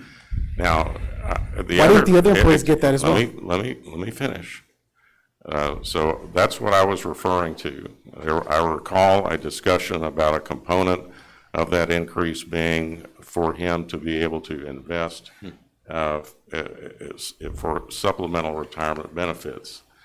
Now, and so, you know, there's been a lot of conflation of terms up here tonight. I'm not, so if I said retirement, you interpret, and I don't, you know, whatever that was, it had to do with a component of it being intended for him to have additional retirement benefits. But I also want to explain to the public, if the public is interested in knowing, that, for example, the city manager Ron Garza, who was hired by the city of Edinburgh last year, was hired at a salary of $250,000 a year. So that's not unusual. And let's compare that. Ron Garza had never worked for a city one day of his life. He had been a state employee prior to, well, actually worked for San Antonio, but not in a management division. It was in their rehabilitation division. So I give that to you as an example of, here's a 30-year employee who's worked in every single department practically in the city, and we're compensating him reasonably compared to other cities of like sizes. Okay, then I have a question, because what you're saying, you pick and choose the city, but I remember when we were talking about this last time, because my thing about the contract is, one thing that bothered me about the contract is that if we had decided to do anything with Dan's contract, that we're gonna have to pay, how much is it, 1-year severance pay? And this is something that I want to change. I even brought it up in the executive session, and that's when Rick just kind of ignored me because he didn't want to go there. So, Okay, well, let me finish. I'm talking, I give you please let me finish. So my thing is, you're saying that it's compensated. Bronzeville is, I don't know the population of Bronzeville. I believe the population of Bronzeville, what, 120, 130? Would you be okay with that? 220. 180,000, even more. 180,000, and then our population, I think with the estimates, with the with the census is gonna be, what, close to 80,000? But yet, he gets paid more than the city manager in Bronzeville. The McAllen, obviously, McAllen gets paid more than he does. Westlaco, it's like borderline. I mean, I don't understand it. This is something that I'm always have to defend Dan, and because they ask me, my constituents specifically ask me, why is he getting paid so much? And when they ask me, and I've asked you this before, why the $45,000? You're saying it's retirement. Come on. If it was really retirement, I mean, come on. Why is it fair that the city manager got something for retirement? And that's because he said himself that he's still in the TMRS. He's grandfathered in. He's still grandfathered in. So that's what I'm saying. Like, to me, again, correct me, but that doesn't make sense. All we did for his retirement, but yet he's still in TMRS, and you didn't do anything for the regular employees, nothing. He got a $45,000 raise. He was already the highest paid employee that we had, but yet, hey, let's go and give him a $45,000 raise. And but this discussion is about the city manager. What you're criticizing is a decision made by a prior city commission. But this is one of the things that. But isn't that what you're doing? Aren't you criticizing a decision made by a former city commission? Yes, I am. Okay, because well, that was a you can wrong do- decision. Well, it's your right to do that, but let's not, why is he in the crossfire on this issue? If you notice, I haven't directed anything toward Dan. I'm Right, so, directing it to you. but that's what that's what this item is about. It's about the city manager, not about bad decisions that you think. But the since prior I city wasn't commission there, made. I'm trying to get an explanation, because I know you Okay, and Mike well, were there. there were other issues. He had another city that was courting him. We didn't want to lose him, because that city commission thought he was doing a great job. I certainly think he's doing a great job, and we didn't want to lose him. So we made a statement, and we trued up his salary to what we thought was a competitive salary for him not to consider the other position. So at that time, not anymore, but at that time, he was one of the highest paid in the state. Now, I know some people say he gets paid more than, that's not true, but I specifically went, and he's one of the highest paid in the valley. And for a city of Harlingen, which has, like I said, about 80,000, Bronzeville has, I don't know what their budget, I'm assuming a lot more than ours, and then 180,000 people, but Well, yet. they're really only, we are much more comparable to McAllen and to Brownsville than we are any other city because of the airport and everything that the airport and a separate waterworks board and the size of the city. So in my view, we're much more comparable from a component standpoint to McAllen and to Brownsville. But it really doesn't matter. This is a decision that was, to compensate him was a decision made by a prior city commission. He negotiated it, and God bless him, that's what he got. So you're going to criticize him for trying to be. No, if I was Dan, I would have taken the same thing. I know that he wasn't going to go. No, I'm not dissing To the Dan at other all, community, because if someone offered me a $40,000 raise, I would have taken For the amount of it. money that you're talking about. I'm sorry, say again? He wasn't, I'll just go back to, look, we can get the comparisons up on a chart and we can look at them. That's really a separate discussion, and we need to be talking about the city manager. I'm talking about his pay, that's related to the Okay, city well, manager. what else do you want to talk about? Wait, I'm not done sorry. going through. Well, let's let Commissioner Sure. Pettis finish, if he's got something No, else. he no, wants to say. I'll see All to right. Mike. Okay, so fuel tank proposal without proper vetting, we've not done anything.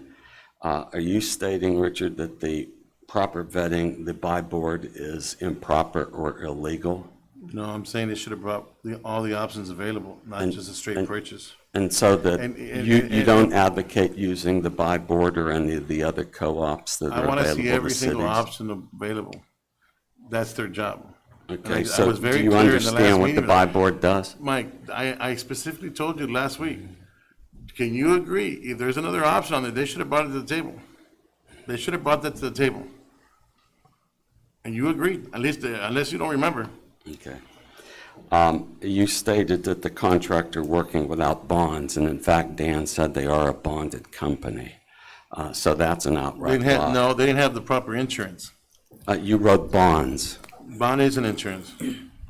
It's a type of insurance, but Okay, you're it's referring what to they need, Mike. something else. But a Jesus payment and Christ. performance bond is much different than liability insurance. And the point is, that I think Mike is making, is you can't make these allegations against the city manager and say, they didn't have the right bonds. Because when you say that, I think, well, he didn't have a payment and performance bond, which is very important. what- It's what I was stating- completely different than liability insurance, Mayor, yet what I was- you conflate these terms. No. And that's the basis of your criticism. No. Of information that you really don't understand. No, I understand it Because when you call perfectly it clear. well, you call it a bond, it's not a bond. I It's- understand It perfectly. was liability The point insurance. is that our And you staff, conf- when and we you accept, conflated the terms. somebody to get an award, it's our duty to verify that the application that they provide, that they provided every single document that's necessary, including insurance. They did. No, they didn't, because not they would have been covered, because the scope of work was at lower depth. And our point is that you shouldn't be conflating the terms because it is completely different animal. Okay, let me go on. Staff members in positions without qualifications. Who is not qualified for their job in this city? Really? You said it. Staff members in positions without qualifications. Who's not qualified? I believe the Excuse me, attorneys told I'm us. asking- I know, but You the really want me attorneys to had tell you already, about personnel? they told us not Call to them out? discuss. Yeah. Who I would do can't that do behind closed doors. I'll tell you exactly which employees. Okay, so you believe, not only do you believe, you know we have employees not qualified for their job. Absolutely. Okay. Are you the HR director? No. Okay, so you should address this then to the HR director, and when you're firing everybody, fire him too. Keep bringing it up, Mike. Keep bringing it up. I am. Good. Because what we have here is a political coup. You fire the lawyers, you fire the legal team, you fire you're firing Dan, you want to fire Steck, you want to fire everybody in a political coup. It's not a political coup, it's not a Okay, political coup when people Now, vote. city manager follows the directions of the mayor and not the commissioners. Dan addressed that. We vote on things and he carries them out. There's no incident of what he did not carry out. As he stated, he's not targeting the VIA director. He doesn't run we don't run the airport. Right?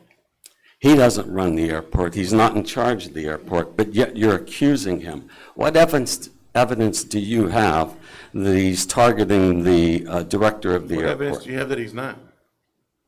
I don't have to provide no evidence. That's a stupid question. Right. Where's your evidence? You made an accusation. Where's the evidence? You want to fire this man And based on I will talk this. to you about personal matters behind closed doors all you want.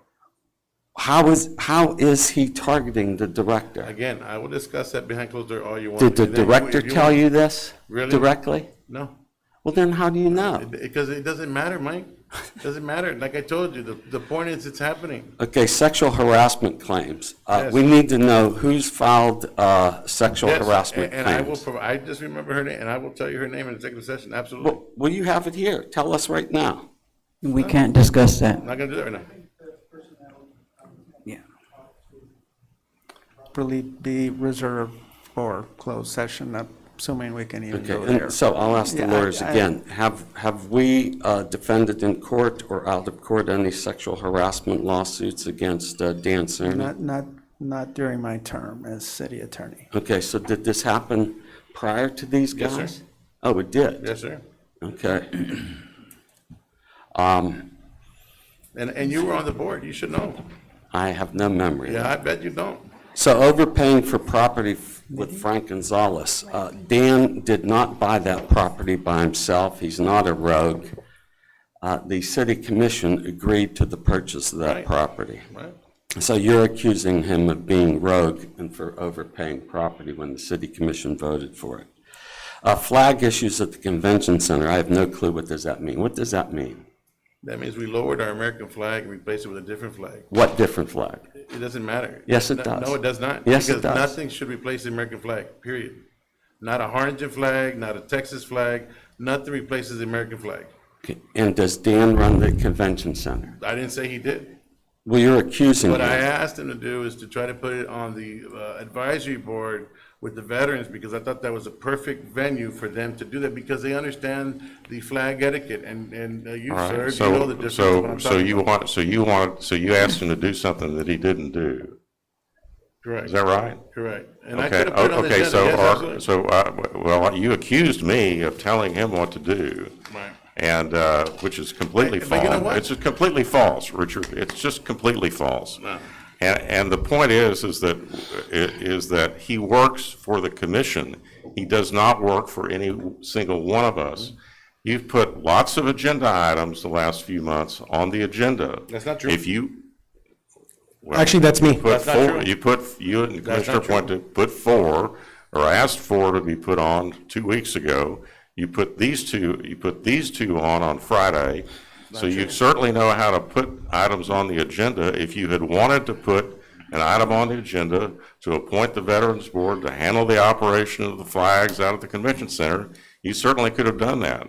Or you could have asked me to put it on the agenda. You I didn't did. do, We had a you didn't do conversation that. about it. You didn't We do talked it. about it, Mayor, You over the didn't- phone. You asked, no, Come we on. did not. You didn't ask me to put the Veterans Board on the No, we agenda discussed it as an to option. handle the convention center. That's a complete falsehood. Oh, my God. And so you keep, you're targeting Dan, but in the process, you keep shooting other people, including me. So I've got a right to speak up and to tell you that you're wrong. I disagree with you. So let me ask, disrespectful behavior during executive session. Is he disrespectful to you, or to any one of us, or to all of us? You're disrespectful to me. Okay, and give me an example. I don't need to give you an example. Well, you accused him of something. Well, yes, because I'm telling them why I'm gonna make the motion of, this is the whole purpose of it, of saying why I lost confidence and why I can't trust him in his position, and that's it. I don't need to justify myself to you, right? Or ask for your permission. You can vote however you want, okay? I'm just telling you what I felt. You've These are my accused things. him of being disrespectful. If I'm to vote one way or the other, I need to know, how did he disrespect you? And how is disrespecting someone against the law? Okay. Okay, and then, so you know for sure that Rick Navarro is his personal lawyer? No. Okay, well, you made that accusation. No, I said Do you know that the mayor is his personal lawyer? No, I didn't say that. You made that accusation. It's in writing. He said that you can only assume that I the can mayor only and assume. Navarro or both are Yeah, providing that's an personal legal assumption. services. Yeah, So yeah. you assumed That's an something assumption. that was It's an completely assumption. wrong. You could assume, My attorney never once did ever meet this gentleman, and I wish he could have said, my attorney's here. Never had. Okay? that's not the point. You've assumed. That is the point. You wrote in this document, Yes, sir. you put it up on a PowerPoint presentation that I was giving legal advice to Dan. said I That's could completely assume. false. Well, I tell you, That's an completely, assumption. that's It's perception, complete, right? it's completely false, Right, but Richard. it's the perception of it, right? Your perception's wrong. You gonna fire somebody over a perception? Really? I'm gonna fire him over fact. Okay, well, that's not a fact. That's a falsehood, along with the accusation of sexual harassment lawsuit. No. That's a falsehood. That's not false. Well, there's no lawsuit, and there hasn't been a lawsuit. Our And I attorneys told are you telling. that settled out of No, court. there isn't. There has not been a lawsuit. I don't know what you think a lawsuit is, but it's not.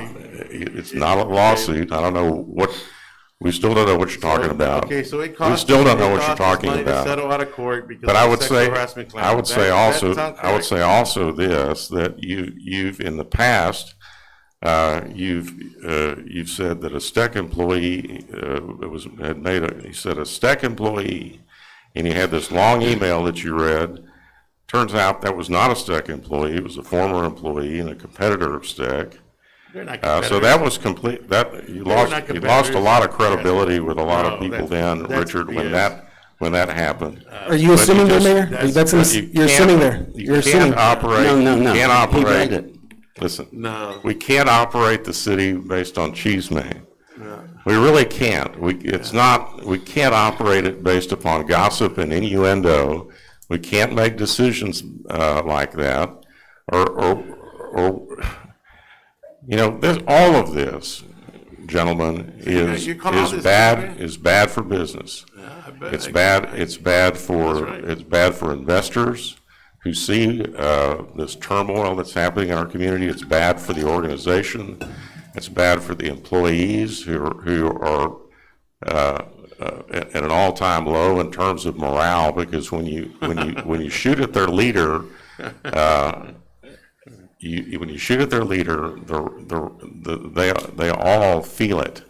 They feel like you're criticizing the entire organization. The disrespect that was shown to Robert, I believe that was very disrespectful of you, both at the last meeting and this meeting. These are well-educated, hard-working people that do a great job for our city. We ought to be trying to lift them up. We ought to be trying to compliment them. We ought to be trying to promote them and promote the city, and not, tear each other apart like we're doing. And I caution you that this is going to hurt the city in a lot of ways, more ways than you can realize.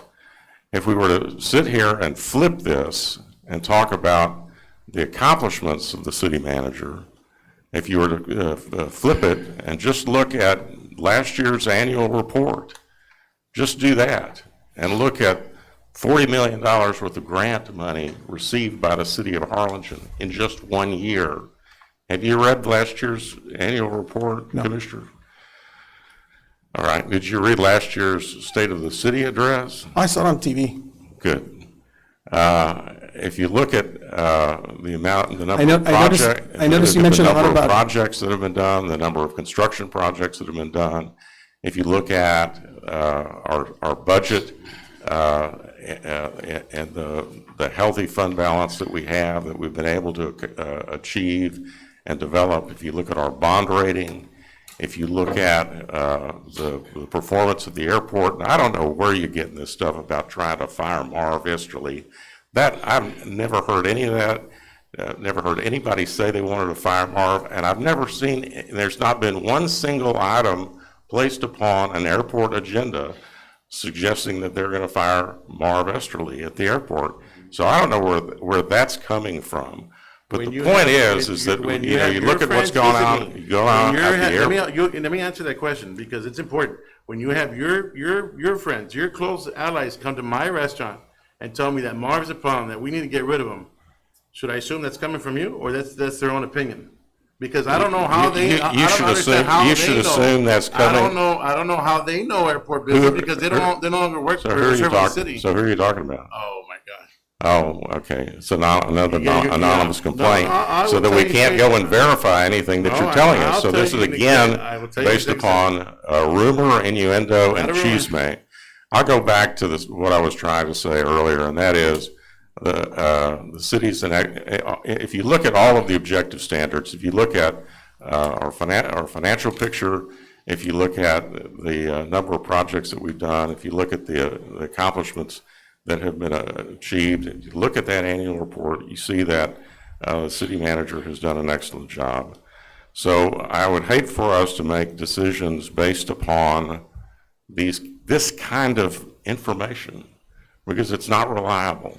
We need to make decisions based upon evidence, real evidence, not allegations. All right, is there anything else we want to discuss in this component of the meeting? Public comment? No, because you didn't sign up for it, Mr. Leftwich. You did not sign up for it. And it's not I do know it, because the city secretary told me that you had not signed up for it.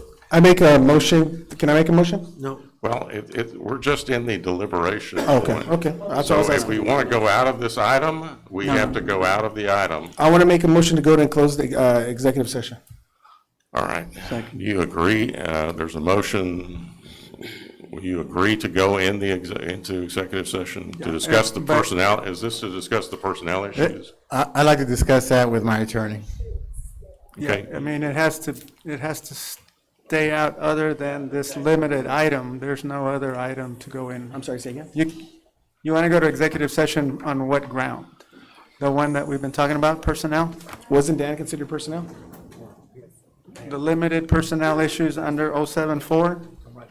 But can't go in just because. No, I'm saying, if you want to, let's go into executive session regarding the item that's on the agenda, regarding Dan's employment and contract. He's already exercised. But he's saying he wants it in open. No, I and know, he's but that's what conferring with I'm his asking lawyer. again. That's what I'm asking again. Okay. Yeah, no, I understand it's his So option. let's see what he says. Yeah.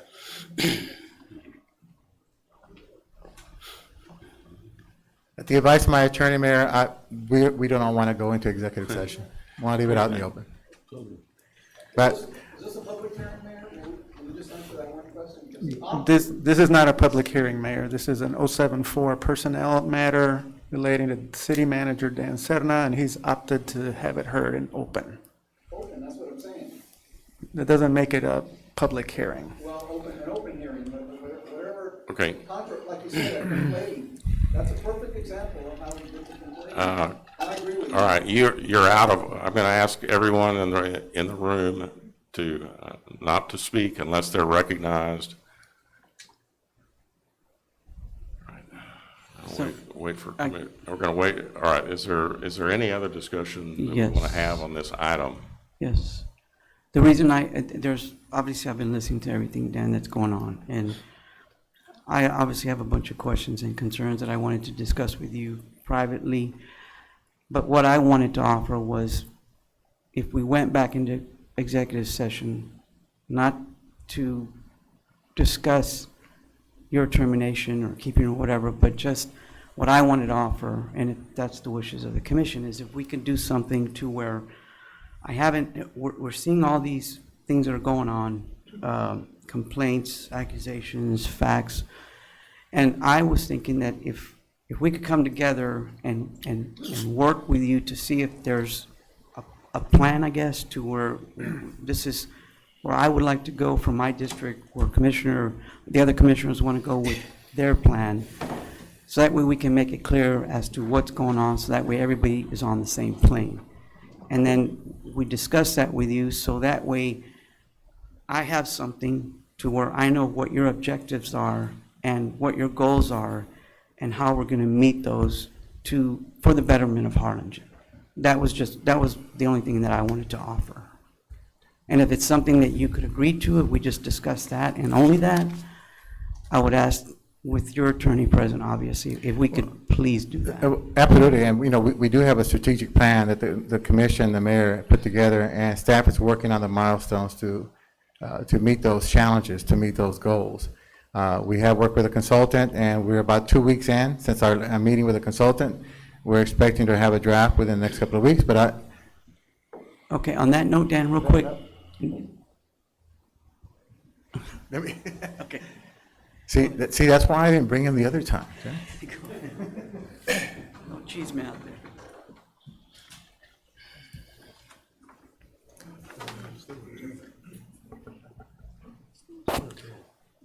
Commissioner, I do want to point out while he's doing that, conferring with his lawyer, that on the fire and police employees who are covered by Chapter 143 as civil servants and also under collective bargaining, the city manager has little or no direct control over misconduct issues related to those employees. The primary authority there resides with the department head. Now, the department head does work for the city manager, okay? So there is an indirect control there. But the city manager is actually, because of the civil service status, precluded from getting involved. So if misconduct issues come forward with one or more employees who are civil servants, there's a procedure and a protocol under which those misconduct questions are floated up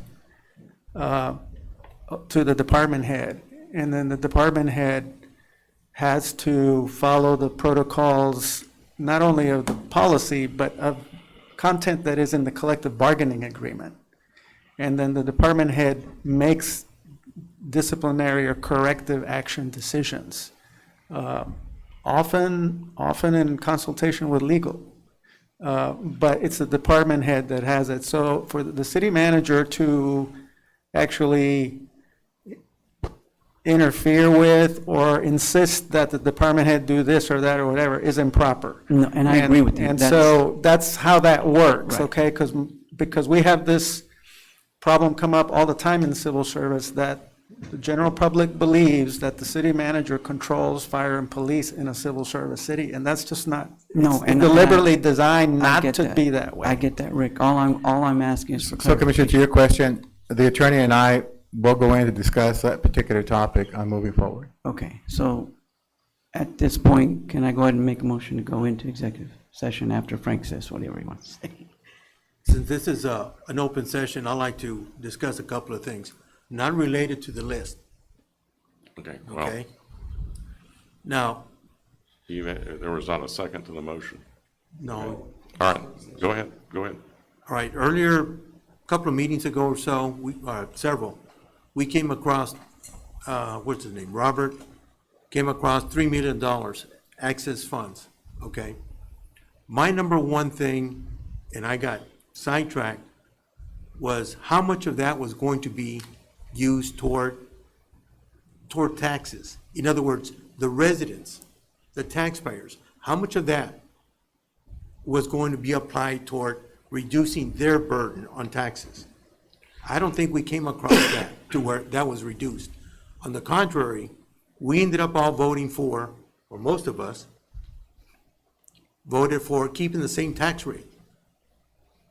But yet, as the tax rate remains the same, what's being taxed is off of the new values of properties.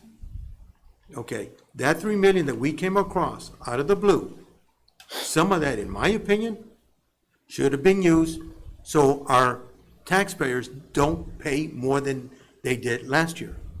Having said that, okay, I'm not asking for a rebuttal. That's, maybe I need to learn how you process things or how the city processes that, because I'm not in agreement with that at all. Okay, that's me.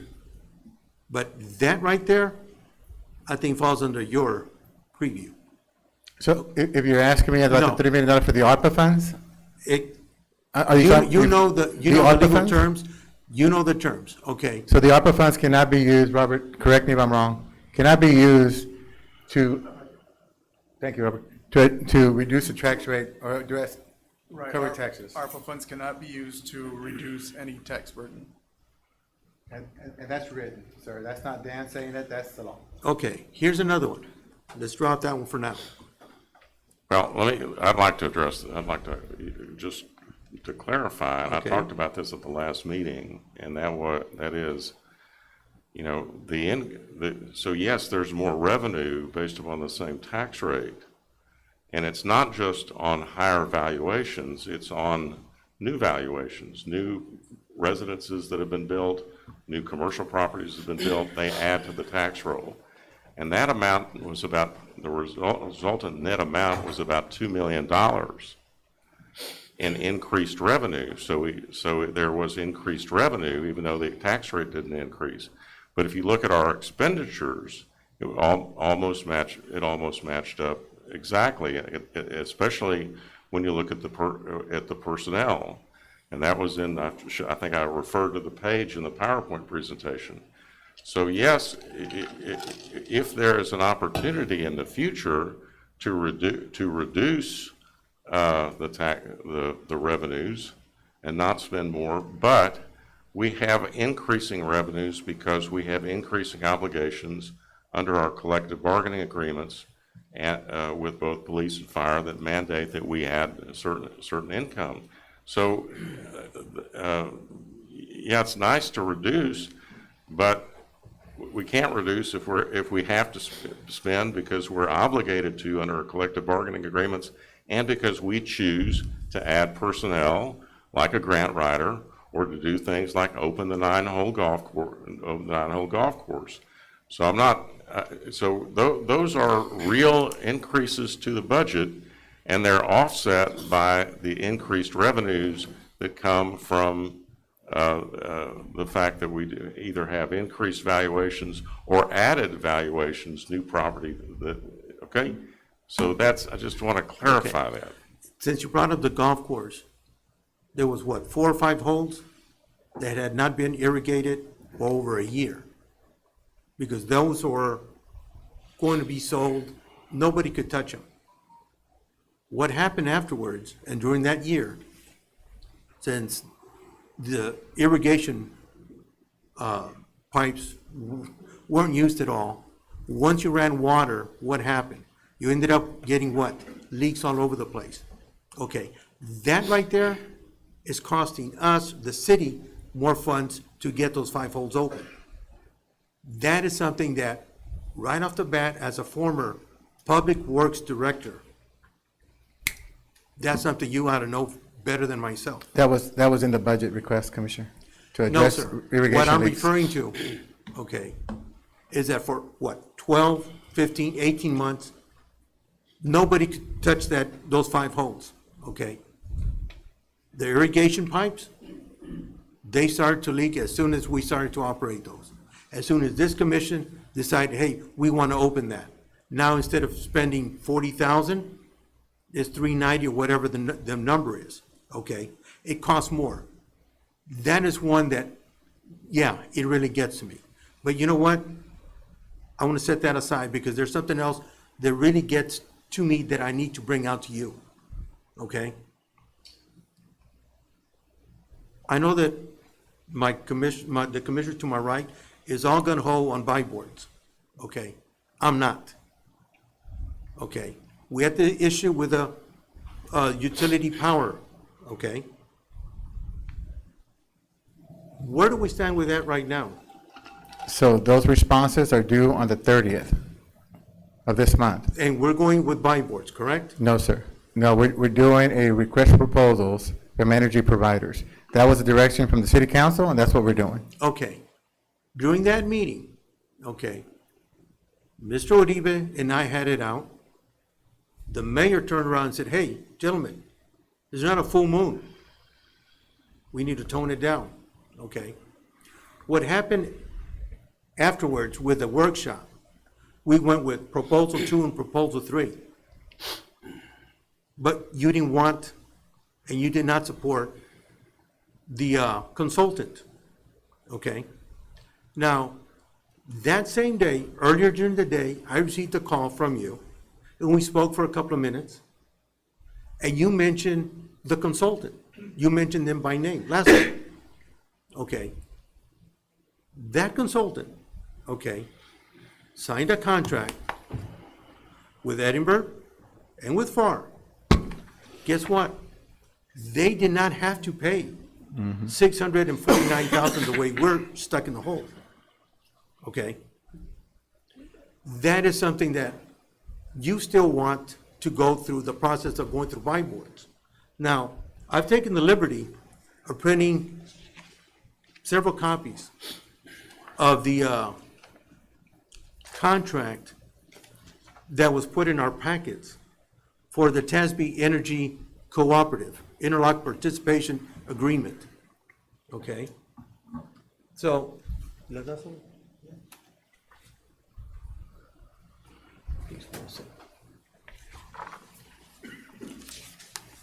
oh, he needs one, please.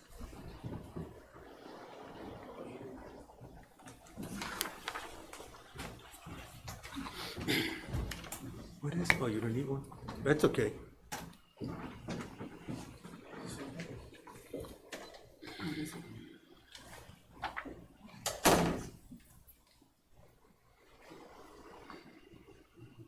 So if I can, I'll address why my recommendation is for buy board. And I think I explained that in not only the meeting, but also the workshop. So one of the reasons is that using a consultant, they charge a fee. How much is the fee? They refer to it as 1 mil. Basically, it amounts to, what is it, Gabe, 1%? So if you have 26 million kilowatt hours of usage, your bill would be about $26,000 a year. So they charge 1 mil on a contract to use a consultant. And so the two things in common with the FAR contract and the Edinburgh contract was the provider, and that was TXU. TXU provided the energy. Okay, Now, in talking to TX, Wait a second. I gotta stop you right there, all right? These buy boards, these co-ops, they all charge a fee. 0.5%. Point pound mill, half of the Which is what? consultant. 13,000, okay? This individual here, okay, the best case scenario for the city would have charged the city 26,000, okay? Nobody contacted him to say, you know what? Can you go with half a mil and don't provide us with the services? Nobody did that. I'm sure you didn't. No, I did not. No, that's, Well, Okay. Commissioner, but with the city council as a group, you voted to use option to go out for RFPs and to use Correct. the Yes, by board you're pricing. absolutely As correct. the city council selected that. you're absolutely correct. We voted on your recommendation. And that is one thing that I'm tired of, okay? Sometimes I feel we're getting bad info. Well, Okay, actually, my now- recommendation was by board. By And- board. but- Well- So we selected two. We Okay. selected RFPs and by board, All right. not one. You don't care for a consultant. Okay, here's my here's a problem. Okay, let's go to page 2, at the very bottom. Okay? Neither the Energy Cooperative nor TASB shall be responsible for addressing customer service issues relating to the Energy Cooperative members' energy services that occur under any services agreement. Okay? What does that mean? 0 services. Yet they're going to charge the fee. That fee is going to be 13,000. 0 services. Okay? Now, I also highlighted, you drop down to the termination. Okay? Provided amounts owed to the Energy Cooperative and any energy services vendor have been paid for, okay, this agreement may be terminated by the Energy Cooperative member, that's us, the city of Harlingen, at any time, provided given 30 days prior written notice to the Energy Cooperative. Okay? Then it keeps on going. Provided any amounts owed to the Energy Cooperative and energy services vendor have been paid in full. Notwithstanding or foregoing, this agreement shall continue in effect during the term specified in any letter of commitment, energy services agreement, or other contractual obligations has with the service vendor. In other words, we must pay the remainder of the contract. We can get out, but we still have to pay the rest. That's not good. And this contract that was put before us was for 10 years. Okay? Go down to the bottom. The Energy Cooperative member, which is Harlingen, agrees that the Energy Cooperative and its administrator, TASB, shall be fairly compensated for the services provided under and through this agreement. TASB is authorized to receive payment directly or indirectly of aggregation, administrative, or services. Collectively, aggregation fees from energy services vendors. The amount of the aggregation fees shall be disclosed in the letter of commitment. We don't know what the fee is going to be until we get the letter of agreement, of commitment. What happens then? Sign off, we'll tell you exactly how much you're going to pay in fees. Energy services agreement or any contract that binds the Energy Cooperative member, Harlingen, to the purchase of the energy services. All of this is, we're going to pay up the wazoo. This is what I'm trying to avoid. Okay? Yes. According to this, we're going to save a whopping $29,900 the first year. After that, guess what? Get ready. Nobody is interpreting this contract correctly. I don't buy it. We haven't received the proposals yet, Commissioner. No, So they're not due until the 30th. correct. All right. Go to page 5. I'm going to skip around a little bit here. Number 7, defense and prosecution of claims. That whole paragraph is we cannot sue TASB. We can sue them only for the services. But you can go after Direct Energy, who is a provider. It doesn't make sense, okay? We haven't selected direct No, energy, Commissioner. no, you haven't. This is the contract that you put before us. Okay? This is the contract that Mr. Uribe and myself got into it. Okay? This is why I didn't want any part of this. Can't you see that? That's why we had it out. Look, I'm all in favor of saving taxpayers their money as best as possible. This right here, the mistake that happened, cost us $649,000. The services, you want me to read them what this guy will do for us for an extra $13,000? And you mentioned him by name to me. But obviously, I know you also told me you don't know the man from Adam. I don't. You don't. You never work with a man. Simply named him by name because he's on the contract for Edinburgh Yeah, and let's not forget FAR. and fine. And those guys, he signed, according to this paperwork, he signed this contract in 2015. In February, everybody was hurting. You know, Commissioner, I would encourage you to convince the commission to vote to use a consultant, because that's what it would take for me to take a different direction. Gentlemen? Not at this meeting, sir. No, sir. It is not on the No, agenda. No, I know it's not on the agenda, okay? But this goes to what? This goes directly into you telling us, or we're receiving information that is incorrect, all right? This mistake cost the city $649,000, okay? And I told you in private, the last defense we had was you, sir, but you signed off on this contract 6 years ago, 5 years ago, whenever it was, the previous contract. Okay? Yeah, that's a big mistake. But No, give me a second. My whole thing is, if I messed up that bad, one of the things that I would do, I would make sure that mistake didn't happen again. I would get my consultant over here, because you know what? He saved Edinburgh a whopping, you know what? He did far. But guess what? You're saying he ended up just selecting TXU. That's one of the ones you have here, sir. TXU. Why didn't they come in cheaper? You know, that's, this, sir, Market fluctuations. yeah, Sir. This is why I have lost trust in you, okay?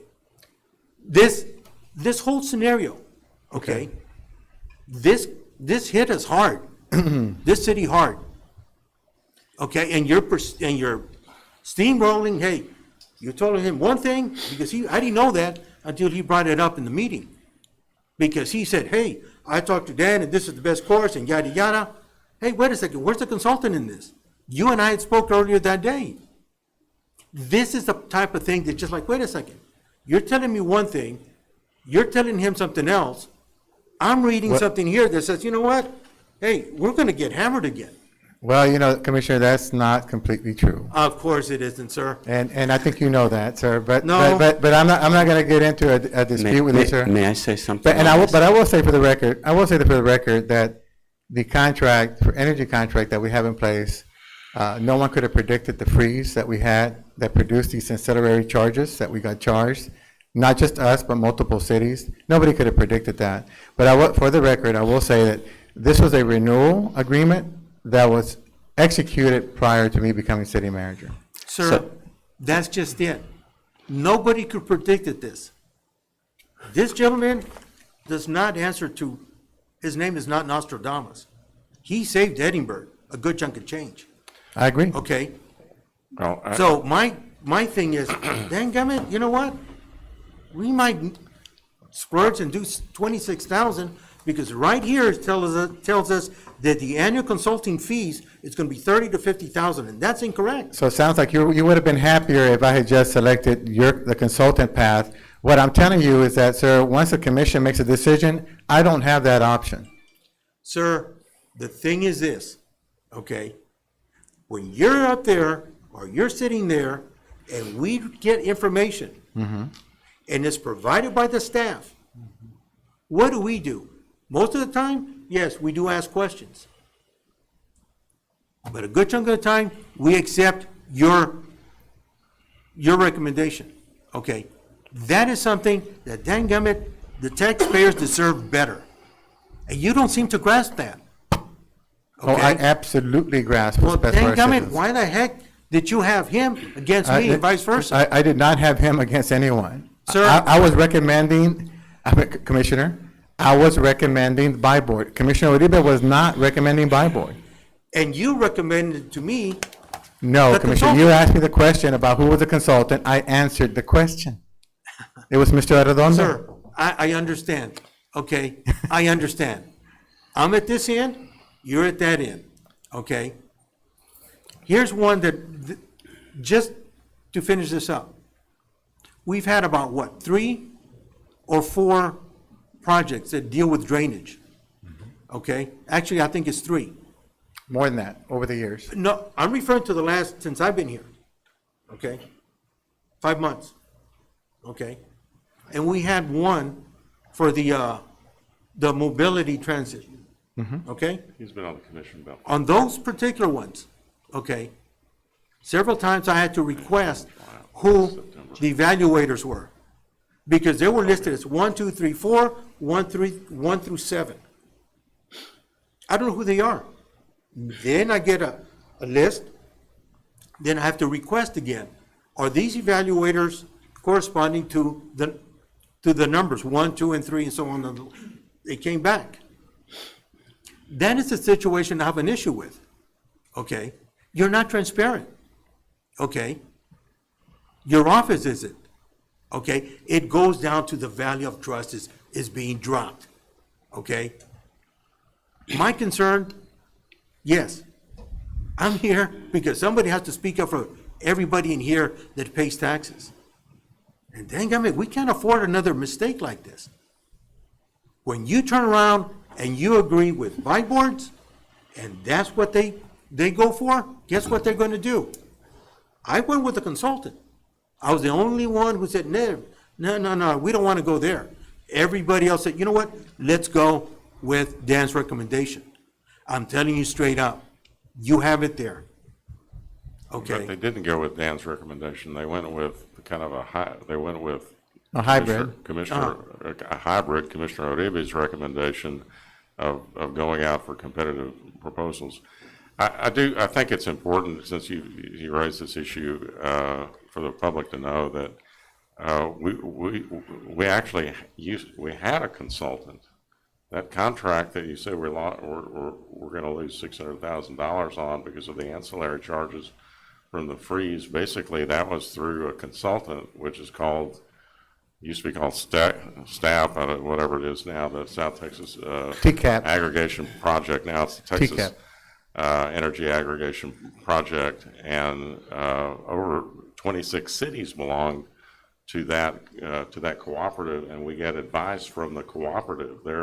They are a consultant, so we were using a consultant, and they're the ones that recommended and put us into this contract. So yes, they sent us a bill. The energy provider sent us a bill for $600,000, but they sent a bill to McAllen, they sent a bill to South Padre Island, they sent a bill to lots of other cities that are in it. And God bless them, FAR and Edinburgh aren't part of the cooperative, but every city that was in the cooperative is getting. McAllen got a $2 million charge. South Padre Island got a $200,000 charge.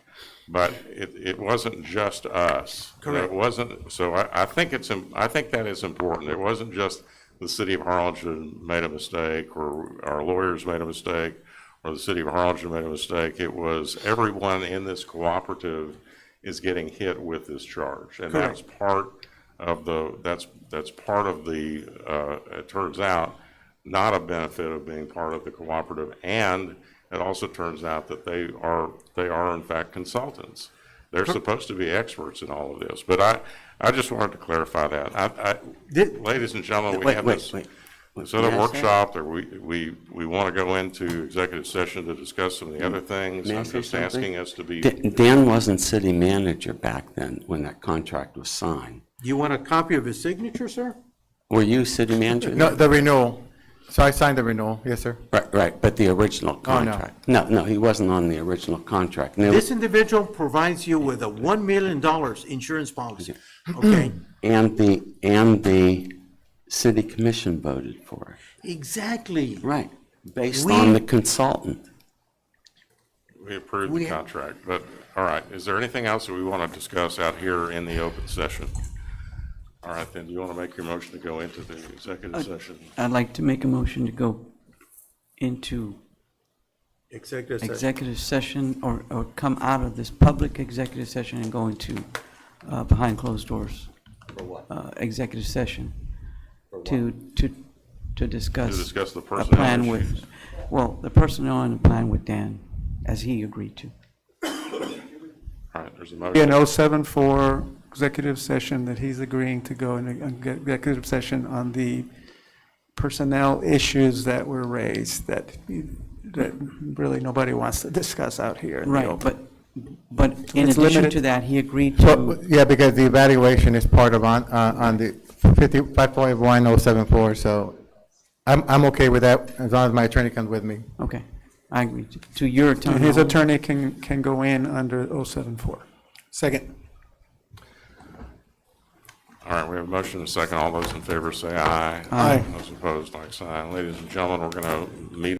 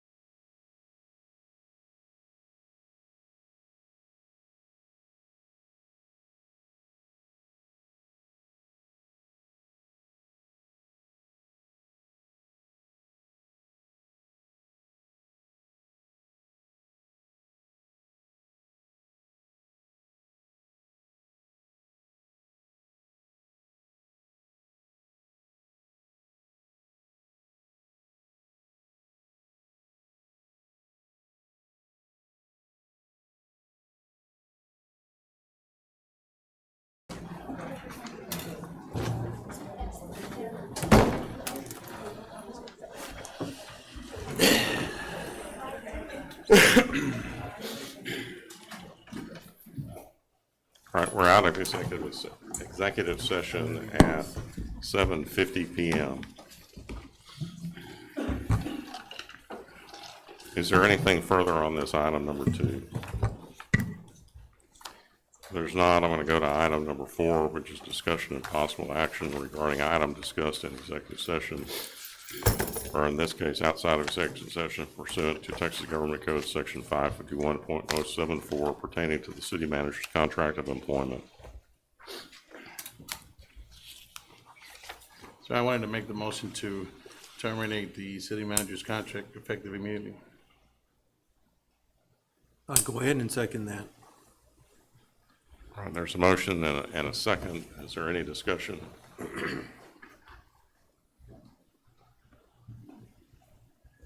All right. All those in favor say aye. Aye. Aye. You voted aye? Yes, sir. Those opposed? Opposed?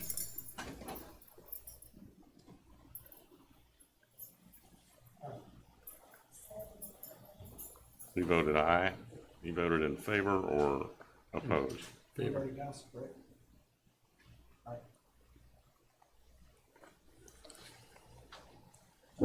Are you voting to terminate or voting not to terminate? Oh, I thought the motion was to terminate. Yeah, It is. did you vote? Yes, he's voting aye.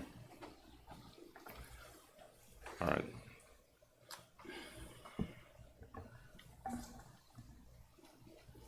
Item 5 is the discussion and possible action regarding item discussed in executive session, or actually, we didn't discuss this in executive session because I've been advised that we can't really go into executive session, but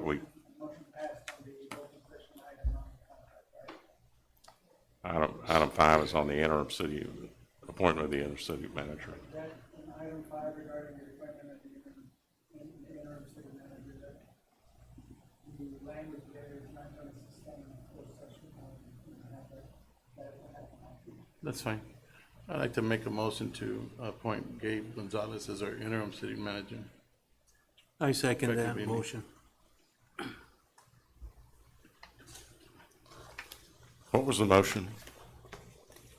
To appoint Gabe Gonzalez, our assistant city manager, to fill in as an interim.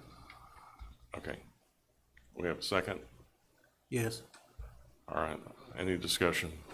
Yeah, I'm gonna say, Gabe, I love you. I love Dan. I miss Dan.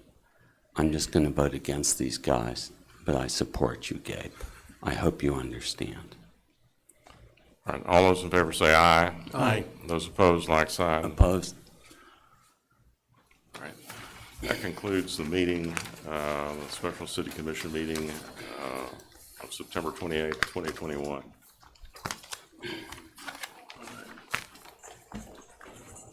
We're now going to open the city commission workshop, which has been scheduled for 5:30 PM.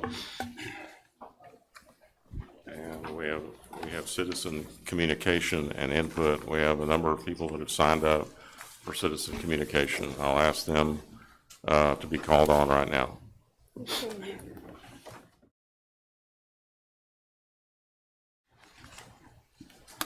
Where did I leave my list? Okay, Mayor, let me find my list real quick. Okay.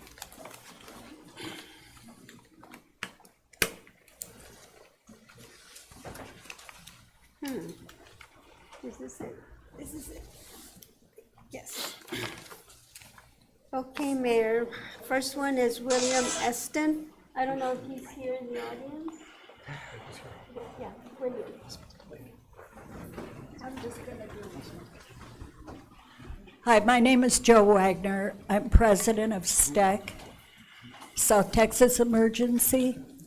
I have the best job in the world, representing some of the finest and smartest people in this town for an ambulance service that's really an extension of the health and welfare of this community. A few of you here were in grade school when STEC was started, and it has evolved into something that is so great. From the director to the people that are involved on this board, we think of only one thing, the health and welfare of this valley. I would like to introduce Rennie Pettis, who's going to give an introduction to what STEC is all about and do a PowerPoint. I hope you'll pay attention, especially those of you who have never visited STEC, so really know nothing about it. Pay attention to what this has become for the community of Harlingen, which, by the way, was started by the city of Harlingen over 40 years ago. Okay, I'm sorry, Joe, I called on the citizen communication part of this. Yeah, I'm sorry. So we need to do that first unless anybody wants to wait until after the STEC presentation. So we're going to ask the secretary to call the names. Okay, so Mr. Eston, I don't know if he wants to speak or not. Everyone that signs up for STEC wants to do that out of an abundance of caution to be able to be sure to speak because we're not providing what the format of the meeting is about.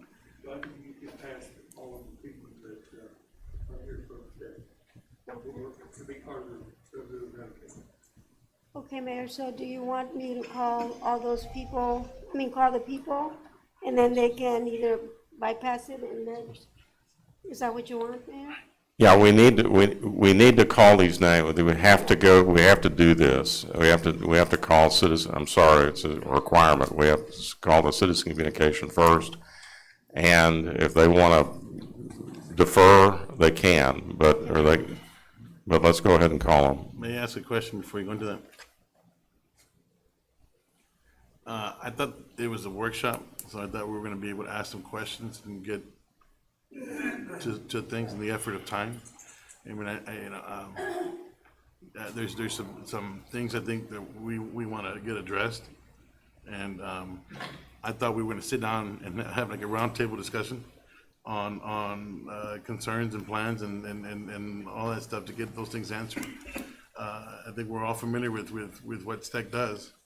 Well, I believe Commissioner Pettis is the one who suggested that we have the workshop. Yes. That's why I went. Okay, so I don't have a format for this. I believe that he discussed. Let me finish, please. I believe that he discussed the information or the invite list with the city manager, and those are the people that were invited. Yeah, what I wanted a voice, because this is going to be something that's going to be more than likely, I think, is going to be coming onto the agenda. And what I wanted to do is I've personally gone to STEC, so I've seen what you guys do. What I wanted to do is I wanted everybody to be able to see, I want to hear the side from STEC. I want to hear also from our nursing home administrators and also if possible the hospital. So that way we can, as a commission, could hear all the different viewpoints. And then if or when the decision comes on the agenda, we can make an informed decision. Yes, so to the point, because I've also visited STEC, right? And what I wanted to make sure is that the commission understood that whatever decisions we make, I wanted to make sure we invited the medical community, who it's going to affect, because that's basically the customer and the I think if you let Rennie do his presentation, and then we can answer your questions pertaining to that, because that is all about STEC. As far as the medical community, they would love to have been here. Most of the doctors would have loved to have been here, but time constraints and their jobs did not allow that. I know for a fact that I met with Mr. Vela, Manny Vela, for the CEO of Valley Yes. Baptist and the CEO Okay, of all Harness right. Medical. Yes, you do. Are you suggesting that we dispense with the citizen communication? No, I just wanted to make sure it was clear that I thought we were going to have like a roundtable discussion. In other words, I think what Richard is saying is he wants a free exchange of comments and ideas. That's what he's saying. Correct. Yeah, I don't think we need another Well, presentation. I understand, but. Well, I would like you to see the Okay, but PowerPoint. hang on. You all understand that we're obligated to have this, it's on the agenda. No, yes. Yes, we can have People citizen people have signed up. Yes. Let us get through that. Okay. And then we can have the workshop. Okay. And if we can have, whoever wants to speak can, but people have signed up because we put this on the agenda, we have to call on them. Yes, sir. We're not denying that. We're not denying, we want you guys to speak. That's the whole point of this. We want you guys to speak. My only thing was that, because I know they're going to do a PowerPoint, if we do it, what you're suggesting, which I want to hear from the people. You guys matter. So I want you guys to hear from you. But I know they said that a PowerPoint, under public discussion, they only have about 2 minutes. So I'm assuming that's going to be waived, or what's going to happen? Well, we're going to start calling the people, and they get 2 minutes. They don't have to use the 2 minutes. Okay. But the sooner we get started with that, the sooner we get through that, we can get on to the workshop. Mayor, I have Mr. Carlos Cisneros, 21485 Rusty Lane, and he wants to be called. So, I'm going to call. Okay.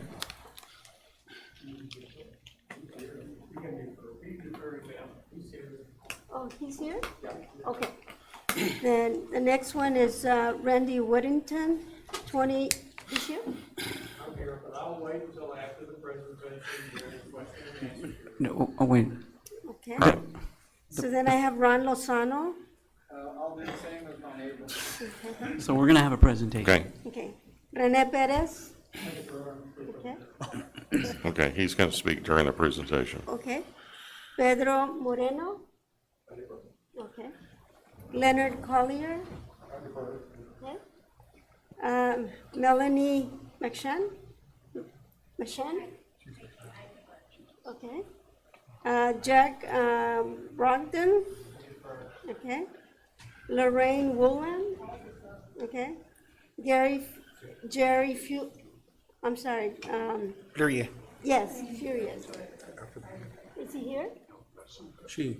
Deferred. Jeff Tate. Is he here?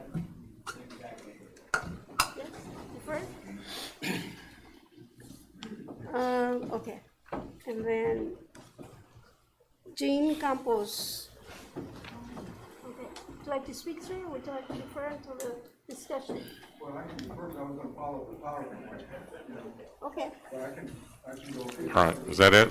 Okay. Well, then, all right, Joe, go ahead and begin your begin your presentation. Okay, this is Rennie Pettis, and he's the professor of nursing. Good evening, everybody. Most of you might know me, share the name. I like your name. Great name. Just kind of I'll go over it quick, Commissioners. I know you all have questions, and I hope that we can present some, we can answer some of the questions that we're going to be going through. So just talking to you about South Texas Emergency Care Foundation, nonprofit organization. We began in January of 1979, so a little over 42 years already of doing service here in City of Harlingen and Cameron County, providing emergency and non-emergency transports. Fixed wing, got aircraft that we fly patients to. Actually, we have a flight tomorrow morning to Dallas. And we also provide ground critical care transports. The most sick individuals are the ones that we transport through most the critical care. As you know, COVID, we've seen a lot of very sick individuals, and that part of our service has been extremely busy. STEC really, on the history, we, about 10 years ago, we became self-sustaining. Neither the city of Harlingen nor any of the other cities have paid anything into the STEC services since 2011. Despite having one of the lowest fee schedules in the valley, STEC is able to maintain the highest quality EMS and ambulance service available in the entire region. Our fleet, just to kind of go over, 13 Type 1, those box type ambulances they're considered the Type 1 MICU ambulances, 3 Type BLS MICU capable ambulances as well. We have 3 F-250 supervisor vehicles that are ready, and they carry all the equipment that the ambulances carry as well. Our community health paramedicine program also has response vehicles. We have 3 F-150s that are available. Cessna 421 is our fixed wing, and then we also have a fleet vehicle that goes out and repairs our units and what have you. On our daily resources, ground EMS, we typically run between 8 and 11 MICU ambulances. Again, depending on the day. On Sundays are typically on the lower side, so on the quieter side, so less ambulances are on those days.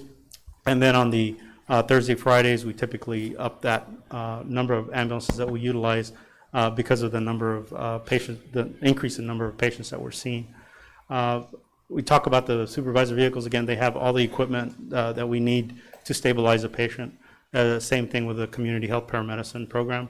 We opened up 2 basic life support ambulances with MICU capabilities to help with the non-emergency transports, and of course, a critical care unit that we utilize.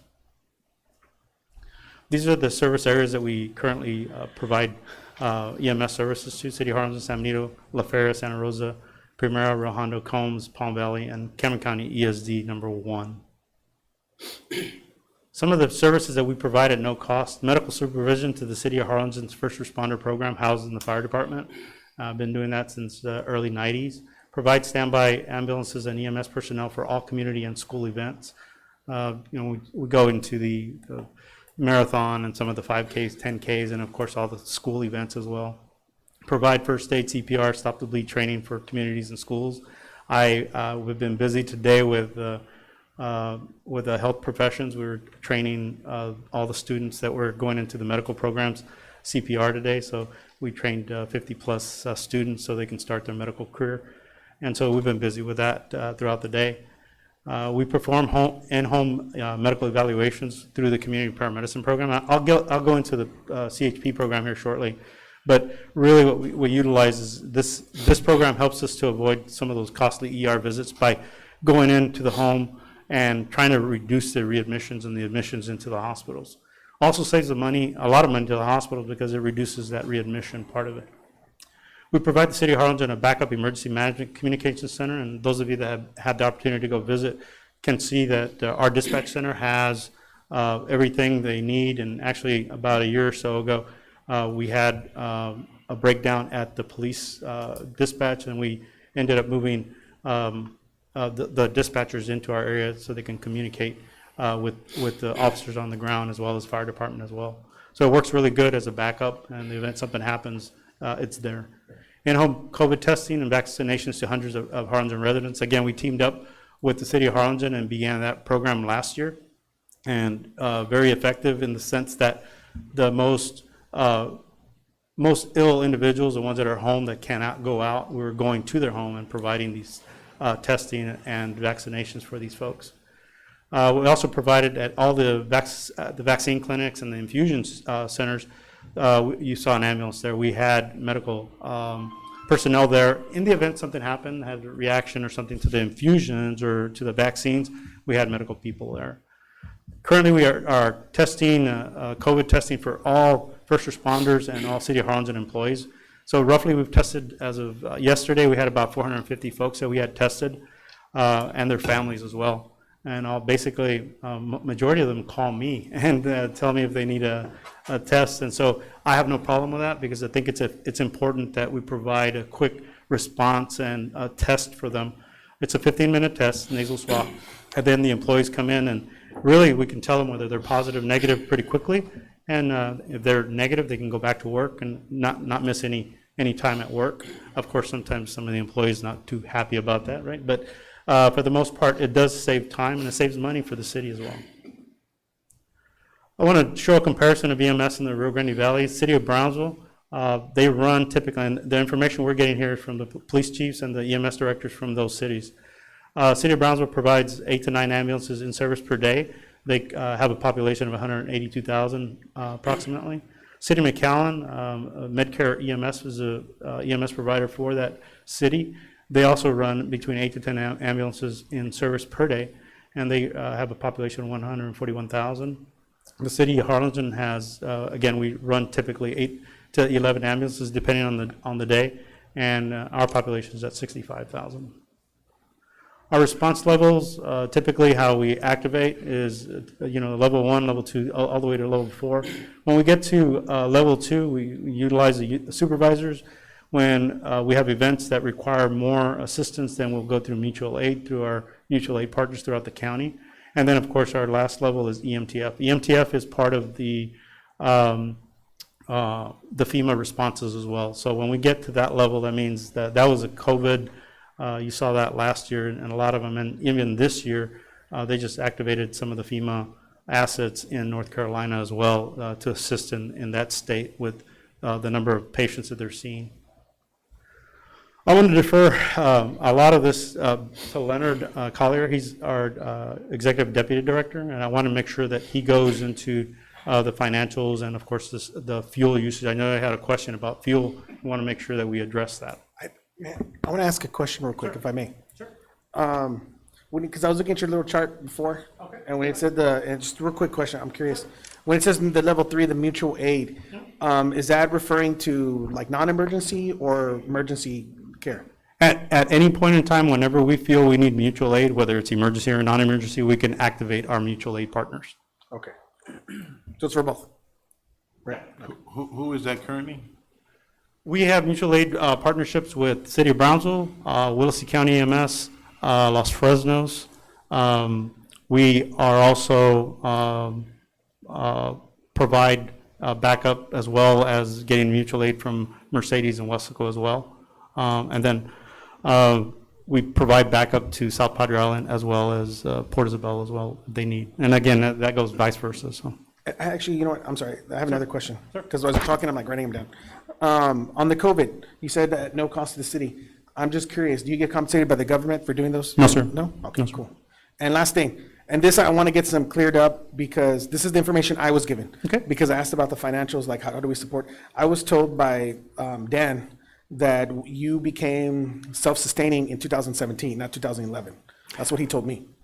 In our records, and I'll defer to our finance guys, but our records are from 2011 is when we became a self-sustaining organization, so. Okay. That's it. I'm good. Thank you. Leonard, do you want to go over a few? So I'll introduce you to Leonard Collier. He's our Executive Deputy Director. Just goes down. Yeah. Takes you to the side. Okay. Good evening, Mayor and Commission. Here to go over some financial information and hopefully answer your questions about how we bill, total amount of bills, calls, and so on. And I know that there's been some questions about our fuel purchases from the city. Our fuel purchases from the city goes back to the early 1980s with the approval of the city to do that. We do purchase fuel from the city of Harlingen to fuel our ambulances. We like that relationship because of the stability of the fuel source we have. You know, as you know, we're subject to hurricanes. Shortages of fuel during those periods of time can really adversely affect us to be able to provide those services. But we just did a quick snapshot of the fuel purchases that were made from October 1st, 2020. We had purchased $106,000 of fuel. There's some fuel charge keys there. That surcharge that was charged back to us was 15%, almost $16,000 of surcharges were made since October. So the total amount that we paid the city is $122,534. So if you look at that fuel surcharge and add it back into the average price of a gallon per gas, we're nearly paying what it costs at the pump. But, yes, sir. That fuel usage is for your entire fleet, which services not only Harlingen, but outside Harlingen, correct? That is correct, sir. Why, and this is just, again, the way my mind works, why would you agree to pay 50% more? And I'm wondering, I mean, if they're providing a service for us, I mean, do we have to charge them that 50%? I mean, it's just a question, because I would wonder as to take care of your entity or the bottom dollar, why would you go want to pay more money? Well, I understand there's issues when either weather delays or hurricane or flooding or any like that stuff.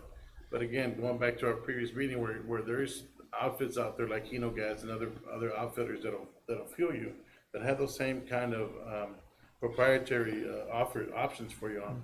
Why would you not want to go get the best deal and then still use the city in the midst of, you know, God forbid you can't get fuel because there's no power somewhere or whatnot, and use it almost as a backup, and you would be able to save your entity more money.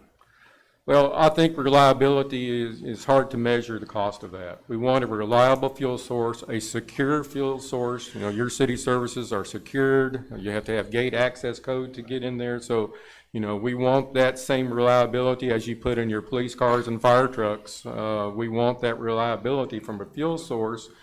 You have generator backup there. There are those failures. I understand your question, Kamira, that, you know, why not use that in emergencies? But, you know, Well, so having said that, you should be also buying, you can't be buying all your fuel from us. I mean, I'm sure, because you travel and you do other things. So Yes, sir. you do have agreements with either convenience stores or other agreements in place to get fuel, whether you're in San Antonio or Austin or Houston or, you know, on the road, right? Yeah, when we make those trips out of the valley, going to Austin, Houston, we do have commercial credit cards that we use, but the fuel, I mean, it's very small amount. Do you have a total amount for the same period you know, from October to September?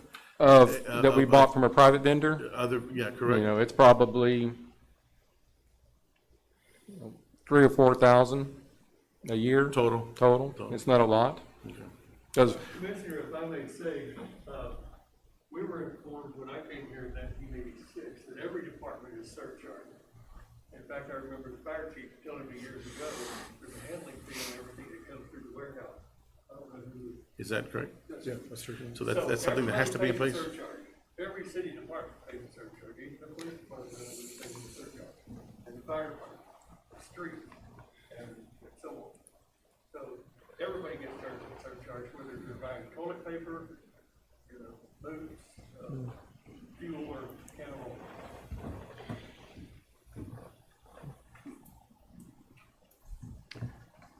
this is our staffing, I'm sorry if it's a little bit small to read, this is our current staffing levels. We currently have 90 employees, and I may have to, it's hard for me to see that.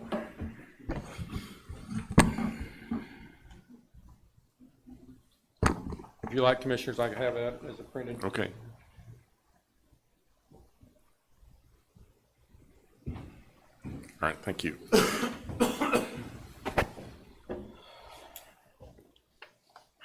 Currently have 90 total employees, 64 paramedics and EMTs, 10 under patient accounting, 8 administrative and training staff, 8 in our telecommunicators medcom division. Our current paramedic EMT turnover rate is very small, 19, we're at 7%, 2020 we're at 7%, 2020 we're at 6%. So our turnover rate we're very proud of. I think we've maintained our employees by paying them a decent wage and great benefits. Our paramedic base pay is $51,000. Our EMT base pay is $40,600. If you look at our average pay for our paramedics, if we take an average of overtime, longevity pay, and their base pay, average pay for a paramedic is $66,000.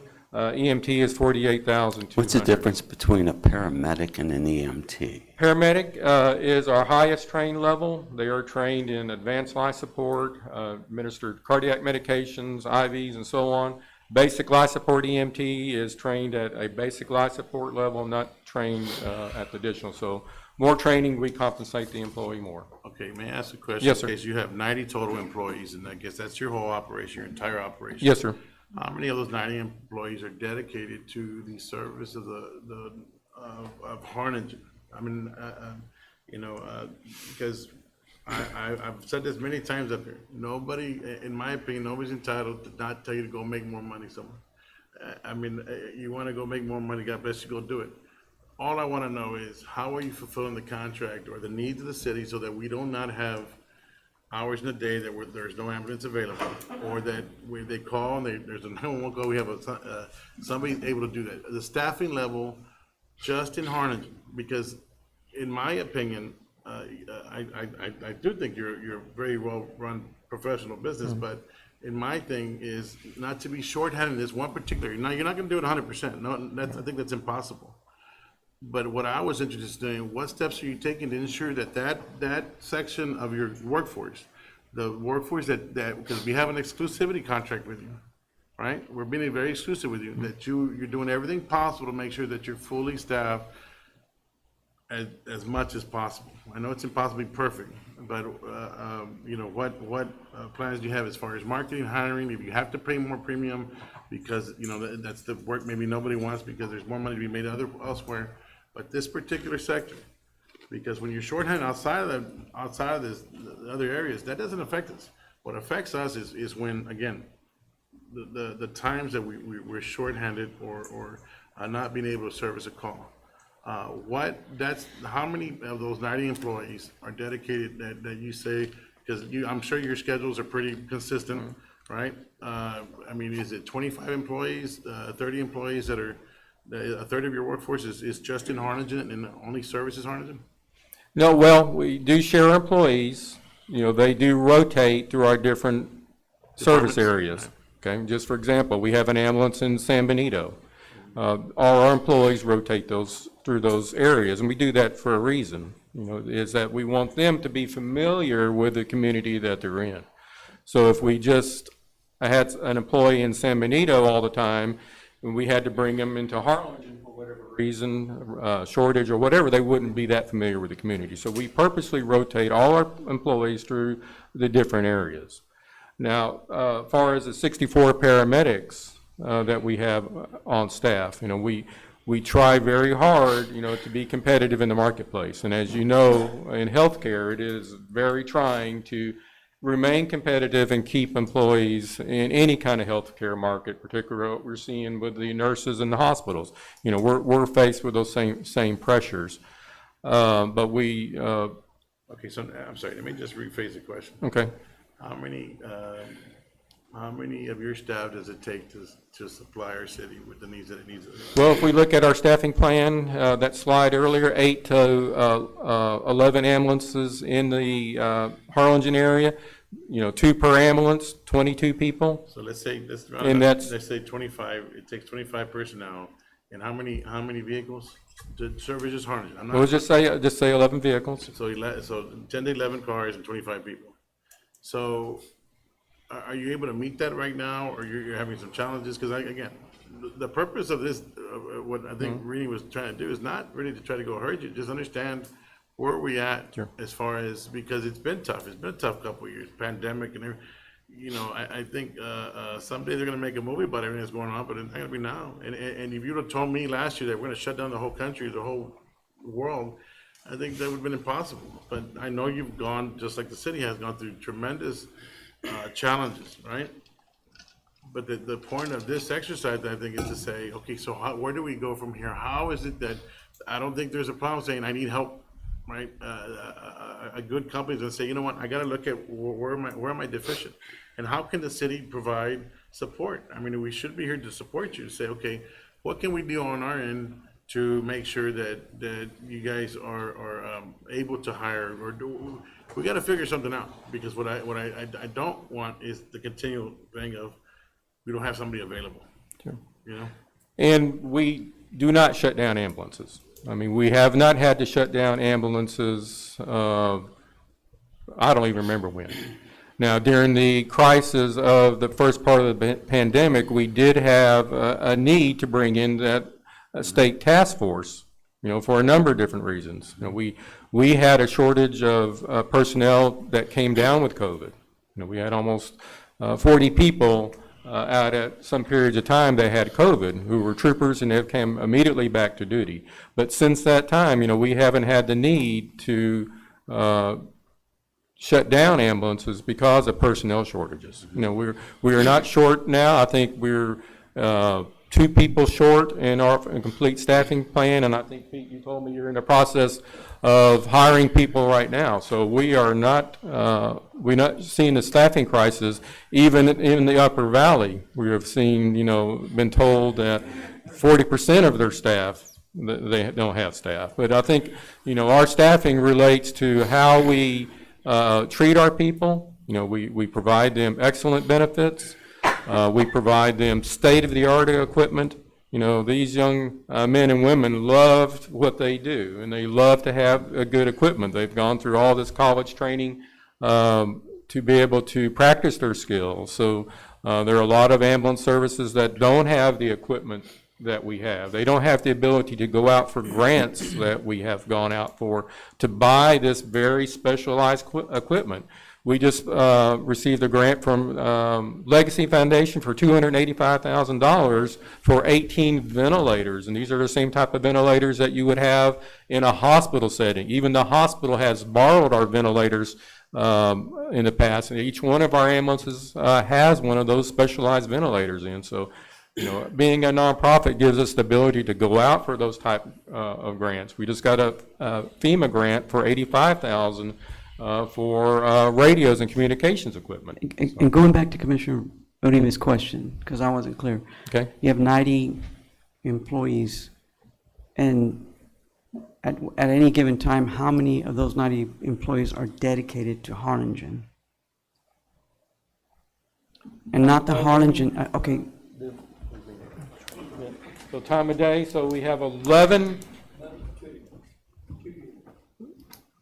So, Commissioner Fuente, so when we have the number of folks that we have on duty, depending on the day, right? So you have, let's take the 11. You have 11 units on duty on one day. You have 22, 23, and I think Commissioner said 25. You say 22 and 25 individuals working that day. How many are working in Harlingen depends on the call volume that is in Harlingen. If you may need more resources, so if we need to pull resources out of La Feria or San Benito, it just depends on the fluidity of the emergency that is occurring in each community. So we will send all the resources that we have into this city, and then if somebody needs them, we'll send resources. But we always have our minimum amount that we need for the city of Harlingen. I want to say our contract is what, 3? So the contract with the city of Harlingen is to have 3 ambulances available at all times. Only 3? For the entire city of Harlingen, not the Harlingen area? No, the city of Harlingen, right? That's 3 ambulances. Yes. And so we currently have, so let's take the 11, subtract 2, and so that would be the number of ambulances in Harlingen on that given day. So you have 9 ambulances in Harlingen, 1 in San Benito, and 1 in La Feria. Those 9 are in those 3 cities, not just in Harlingen. You have 1 in La Feria and 1 in San Benito. San Benito. And so we're down to 3 in Harlingen? Your contract with us is to always have 3 ambulances available in the city of Harlingen. But you have more than that. Yes, we have more than Okay, he's saying that the minimum, according to the contract, is 3, but they have 8 on 8 or 9 normally every day. I was hoping to clarify. I wanted to know the area that you serve. You obviously serve Harlingen. You said La Feria. You had San Benito. Where else do you serve? Like, I'm trying to get the range of the area. So I can go back to that slide and show you all the cities that we cover.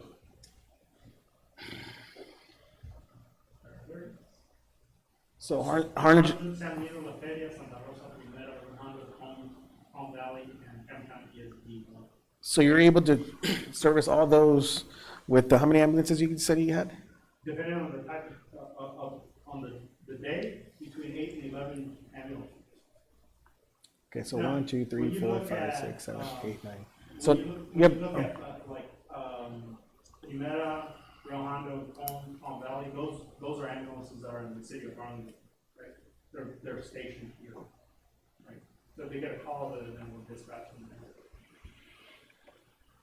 Okay, thank you.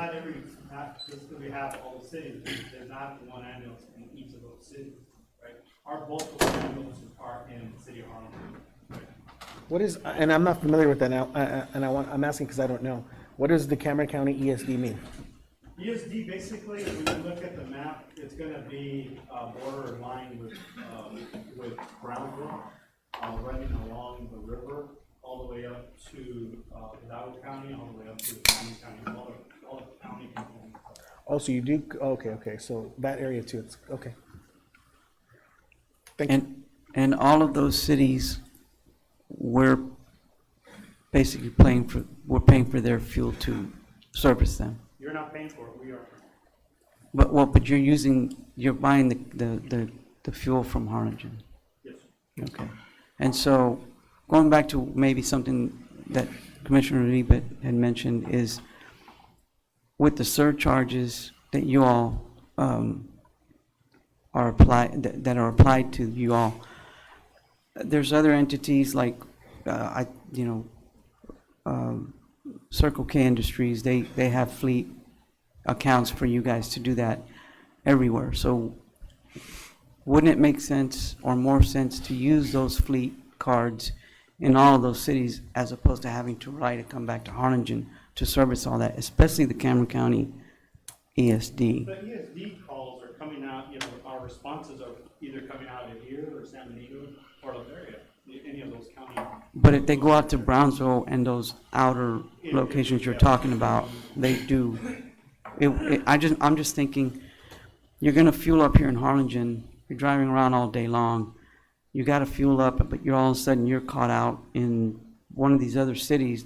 Does that mean you'll have to come back over here, or wouldn't it be? Normally, we were bringing the patient back because of the Harlingen, going to either Harlingen Medical Center or Valley Baptist, which is the two primary hospitals we transport patients back to. So if we go out in the county, then we're coming back with a patient normally. Right, but if you've used that fuel, at some point or another, they're gonna have to come back, whether you had a patient or not, to refuel.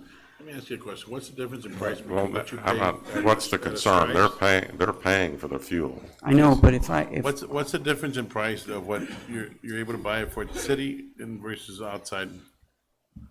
It was a small difference. We calculated it recently, but, the way fuel prices have been fluctuating, if it's $1.80 a gallon versus, but the city is charging us whatever that price is. So the price difference is not great, but again, I think we rather have a secure, reliable fuel source than dependent on Circle K. But there are other reliable resources. Right.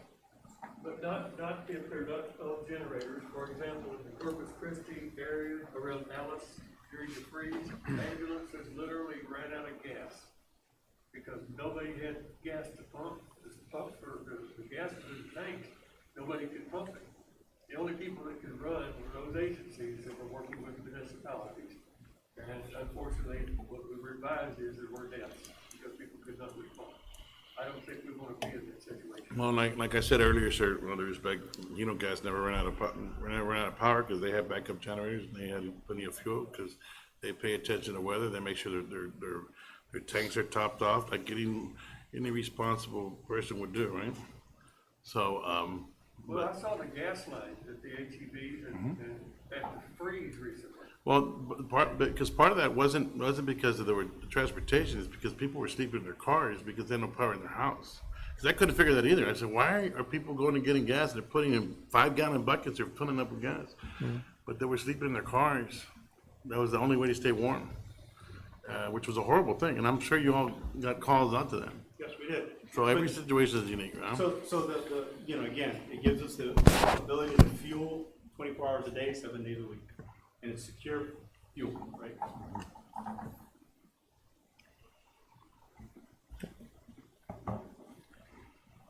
Okay, any other questions on personnel? Now, this is another challenging sheet that I do have for you.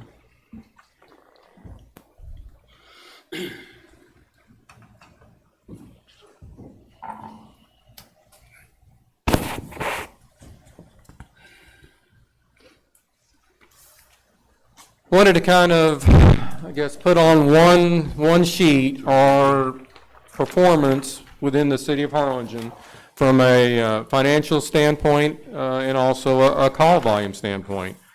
This is a 5.5-year representation of our call volumes within the city of Harlingen, starting at 2016, going all the way through 2020 year to date. And I apologize, it is small to see. But a couple of highlighted points I wanted to bring to your attention are call volumes. Our total call volume average for that year-to-date period, 5.5 year and year-to-date period, 16,393. We're averaging 45 calls per day. Emergency calls, 10,332, 28 a day. Non-emergency calls, 6,020, 16 a day.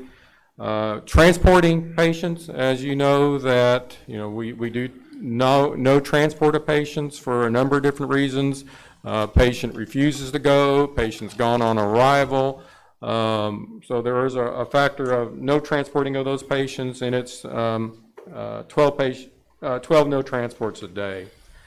And that's about 26% of our call volume is no transports. Now, if you look at the fees involved, we do charge for our services. We do have a $4.5 million payroll that we have to meet. 65% of our expenses are payroll related. So we do charge for our fees. Our ambulance fees start at $795 for a basic life support fee, and it's based on type of patient that we're attending to. The more serious the patient is, a critical care patient, the fee goes up to $1,220. Our fees are very comparable to other agencies in our area. We are very conscious about our fees, of what we charge our patients. Part of our payer mix that we look at very carefully is, many people in our area are on Medicare and Medicaid. 50% of our patients are Medicare and Medicaid patients. Let me ask you a question. Yes, sir. You're bringing up billing. Okay. Situation arises, you guys get on the scene and it's an accident, whatever. But the fire department gets there first. And I know they're trained to stabilize and get the thing under control or whatever. So they put the patient on a backboard, for example, put a brace, put oxygen, whatever. You all at that point come in and you now become the transport, right? You take care of that patient and you take off. Does the city, and I think I've asked, I don't think the fire department charges for our side, because that's already taxpayer dollars, right? No, we don't charge. Do you charge for that oxygen, or how is that bill adjusted for the services that the fire department provided? Or are you able to bill for the whole entire service? But we don't bill for something we don't use. And normally the way we work our first responder supplies is, if they use something, we give them something back in return. They use a cervical collar, we'll replace that cervical collar back with them. But there are some cases. So we're getting reimbursed for whatever we use. But my question is the patient being, let's say, for example, neck brace. Fire department gives them one, you've now given the fire department back their brace. I understand that. Do you go in turn and now bill the patient for that? If it comes out of our stock, yes, we do bill the patient. So wouldn't it be more advantageous for the customer or the patient that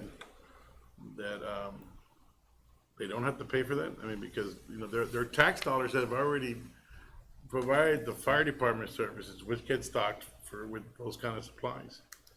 I mean, wouldn't that make sense not to charge the patient then? Well, it's coming out of our stock. If we're replacing what you use. But to not read, I mean, we should be able to supply our own stock. Taxpayers pay for that already. Backboards, braces, whatever, the basic stuff they get, I get that. But why wouldn't we do that? I mean, Well, there's two types of supplies. You got to remember, there's disposable supplies that are consumable supplies. Band-Aids, bandages, and those are, and there are fixed cost supplies, backboards, the equipment they use to extricate patients and so on, where, we don't charge for that, that's built into our costs, and same things with the fire department. And we're speaking of the disposable supplies, and I know the fire department does, supply, and the city does provide those for the fire department first responders. Right. But they are not being double billed twice. Is that your question? Well, no. Well, no, I think they are, because their taxes are paying for the fire truck and everything on that fire truck, right? We have a budget amount, right? So right. If we're using oxygen or whatever, we can replenish that. My opinion, this is my opinion. We can replenish that without having to charge the guest, because now you've taken that and replenished us, right? I think that would be the right thing to do by the citizen. and not charge them? Because that's always been my question, I think. We spend a lot of money in police and fire, right? I mean, you see the Sure. stuff. So that's already built in. We shouldn't be billing on that. I mean, that's just my opinion. I don't even know what that cost is, or what community, if you look at the same period for a year, you know, how could we reduce that cost? Well, the cost isn't great, that much, because again, how many times do they actually use the Again, you're supplies? dealing with people that are on Medicare and, and everything else, right? So. Okay, why don't you go ahead and continue? And Okay, sure. that's- So 50% of our patients are Medicare and Medicaid, and I guess one point, on the commissioner's standpoint is that Medicare and Medicaid pays for absolutely no supplies. They don't reimburse us anything for supplies. So those are costs that we have to absorb. We have a $1,000 medication we're administering. We're not reimbursed if it's a Medicare and Medicaid patient. So, and the patient's not being charged for that. The other portion that we have our payers segregate into is insurance. 35% of our patients our payers are insurance. 6% is hospital facilities, and 9% is private pay. And, I want to emphasize that 9% is, of our revenue is private pay that somebody has to pay out of their pocket.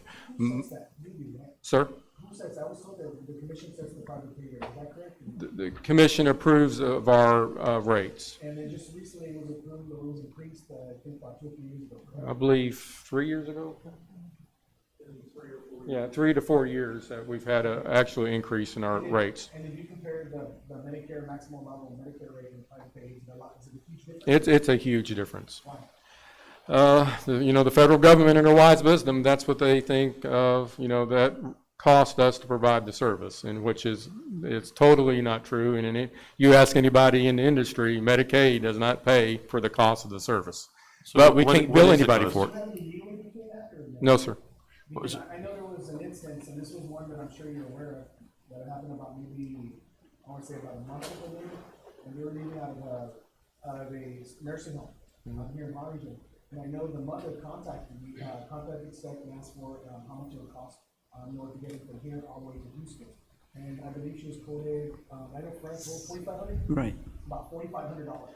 That's how much she was to charge from here to there. So then what brought this whole thing up was then she reached out to other transport companies like in the county, and they were quoting her the maximum hour rate, which I think is $2,700. But then once I believe it was a nursing administrator or the nurse administrator or the parent, once they reached out back to you guys, then all of a sudden you guys lowered it down all of a sudden, and I was wondering why, because right now you told me you don't have much leeway, but you were able to reduce it from $4,500 to $2,700 once you kind of got called out on that. Well, we weren't called out. Number one, we were never contacted by the family. And the nursing home is the ones that reached out to us. So we quoted our private pay rate, not knowing any circumstances for the patient. We're always very sensitive of, family trying to move their patients out of the area for specialized care. And standard procedure to find out, because I know when I go to the hospital, before I can even or a doctor's appointment, before I even go see a doctor's appointment, first thing they ask me, where's your insurance card? And that's they ask me for that. So automatically, you just assume you're private pay, you just charge them the larger amount. well, that was the assumption on this case, and we didn't know anything different about this, if she had a financial need, all the facts of the case, we didn't know that. So we quoted, a rate, our standard rate. But just to clarify, what is the standard rate? What are you charging? on private? Our basic life support rate is $795 and $13.75 per mile. That is our. But the private pay rate is what? That is the private pay. Well, that's private pay rate. Well, that's our rates. Those are your rates. That is our rates. If we have And what does the government say it is? If we have a Medicare patient or Medicaid patient, we charge everybody the same rate. Now, what we get but reimbursed what's is the a different thing. If you look at that chart, we actually charged, over this 5.5-year period, we charged $30 million in rates. We had reimbursement of $23,000. So, and we wrote off almost $31 million. And we have two types of write-offs that we do on these type of patients. We have a contractual write-off which we are required by law to write off the difference between what was charged and what the payer, particularly Medicare and Medicaid, allows, which, you know, it's going to be average $275, $280. Yes, sir. I got confused. You said the basic life support, that's your fee, right? You said per mile? The basic life support, when we transport somebody, is $795 and $13.75 a mile. And that's the equalization charge. Yeah, $13.75 a mile. So the further we go, the more expensive it is. We charge the mileage fee, and that's the equalization fee plus the base rate. And are you charging from your home base to No. the accident? We call it a loaded mile. Anytime that we have a patient on board, From that point? From that point forward is we charge the mileage fee. If we're at Arroyo City, it's going to cost more than to transport a patient if we're in downtown Harlingen because of the distance. So that contractual allowance is, we don't have any room for that. We don't ever bill anything below what Medicare reimburses us. On private pay, you can. On private pay, you can go lower. We have negotiated rates up into the Medicare allowables when patient has special needs, which could be a financial need, you know. So in other words, there is room to negotiate when it comes to private pay, correct? Well, depending on circumstances, yes. All right.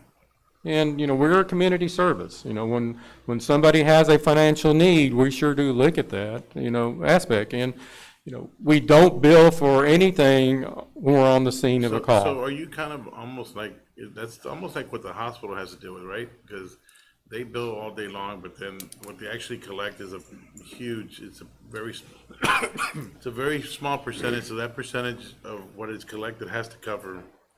Has to cover. Is that correct? Exactly.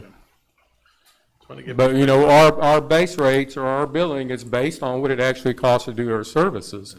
But, you know, we know in fact that we're going to get a third of the bill most of the time, and every year we write off for. Do you all do that in-house as far as collection, or do you have somebody that does it for you? Well, we do have an accounting staff in-house that does all our collections. And not only just collections, is, you know, all the paperwork that goes along with these type of transports. All our billing is done after the fact. Totally unethical to bill somebody at the scene of an emergency. So all our billing is done after the fact. So there are a lot of inherited challenges with billing those type of patients. We have patients that give us bad addresses, don't give us address, they give us address to fields, or they give us an address where they lived 10 years ago. So, you know, our billing staff has their hands full of trying to be able to get a bill to someone. Yes, sir. And the same circumstance that you're describing, that's the same circumstances that all ambulance companies have to deal with. Yes. So even ambulance companies that do not have a monopoly in the city, they still have to deal with those circumstances, plus they still also have to find a way to be sustainable. They're still under the same guidelines as either a private governmental fire department-based service or a nonprofit like us. All have to bill under the same Medicare and Medicaid guidelines and get the same reimbursement levels. Now, how they collect, if they collect from patients for non-emergencies, I don't know, but we don't. So it is possible to survive because other ambulances are doing it, services. So it is possible to survive without a monopoly transport service. For us to survive? In general, I'm asking. Well, there are private companies all over the United States that provide non-emergency services, but there are not that many private companies that provide emergencies or both. You know, the emergency side, you know, is a very expensive proposition when you talk about EMS, because you're paying for preparedness. You're paying to have that ambulance ready to answer that next call. You're paying to have the highly trained paramedics on those ambulances. You're trained. You have all the expensive equipment that goes along with that. So having, you know, a combination, an emergency service like us that also do non-emergencies, that's why we think it's such a good fit, because we help augment, you know, that expense standby with those non-emergency type transports. But, here in the valley, there are just a few governmental, say, for example, the city of Brownsville. So in this sense, our ordinance, which is kind of gives you in a way sort of monopoly, subsidizes your company because it allows you to keep on going with just complete control over the transport services. So in a way, indirectly, I'm not saying directly because I know you said 2011, my records or my information is 2017. So indirectly, we do subsidize you with the ordinance because we said right now that allows you to keep on providing the services now. Well, you subsidize the service to be able to provide Harlingen with EMS service and an EMS package with all the other benefits that we see. We provide all the training, all these COVID testing. That gives us the ability to provide all these extra value services to the citizens of Harlingen and provide the city of Harlingen with a top-notch, state-of-the-art, state-recognized EMS services. Leonard, you were about to mention the city of Brownsville. Go ahead and talk about the city of Brownsville. Because I understand, you guys did, I give you guys major props for what you do. Because I know I read the paper a lot, and I make money because that's like the person I did, So I read the paper a lot, and I noticed a lot of the comments that were on there that were basically, for, keeping the monopoly, or individuals that were in some way, or sometime associated with tech. And they were always going after the emergency services. The thing is, we had no intention, and we don't want to touch the emergency service. In fact, we offered, because we understood, I understood the fact that what you're saying, business is busy, you gotta keep it filled. So I know we offered, say, hey, we can help you out with emergency service, but you guys said, no, we don't want that. So, I'm kind of confused a bit because you're basically saying that, honestly, the way I see it is that we're subsidizing it. That's the way I see it. We're subsidizing it, not directly, of course, but indirectly. That's the way I'm seeing it. And from what I've heard, because I know I see the presentation and it's really good, but what I'm hearing is, again, you're saying your side, but at the same time, I'm also hearing, I've heard from other constituents here in the city of Harlingen, they're waiting hours and hours, and we have clinics and doctors that are scheduling an appointment. And of course, I understand emergency always comes first, always. But then there's some services, since you don't have enough ambulances, what's happening is they're having to reschedule appointments. And you're talking about right now when appointments are very kind of hard to get. So you're talking about, patients that set up an appointment maybe a month or two in advance, and then because you guys don't have enough ambulances, what's happening is they're having to reschedule, and that's causing them to go another 2-3 weeks without an appointment. And I think that boils down to the quality of care that some of the patients here in Harlingen are getting. And again, emergency services, you're great. Transport services, hey, you guys are okay too, but the only thing is, my opinion, and again, that's why I asked you guys to come here because I want more information. I lean toward you need help when it comes to transport services because it just seems that there's a lot of dissatisfaction. And I'm a history teacher, and one of the things I teach is monopolies are bad. How many instances of dissatisfaction do you know about? Many. No, how many? Have you written? Can you document them?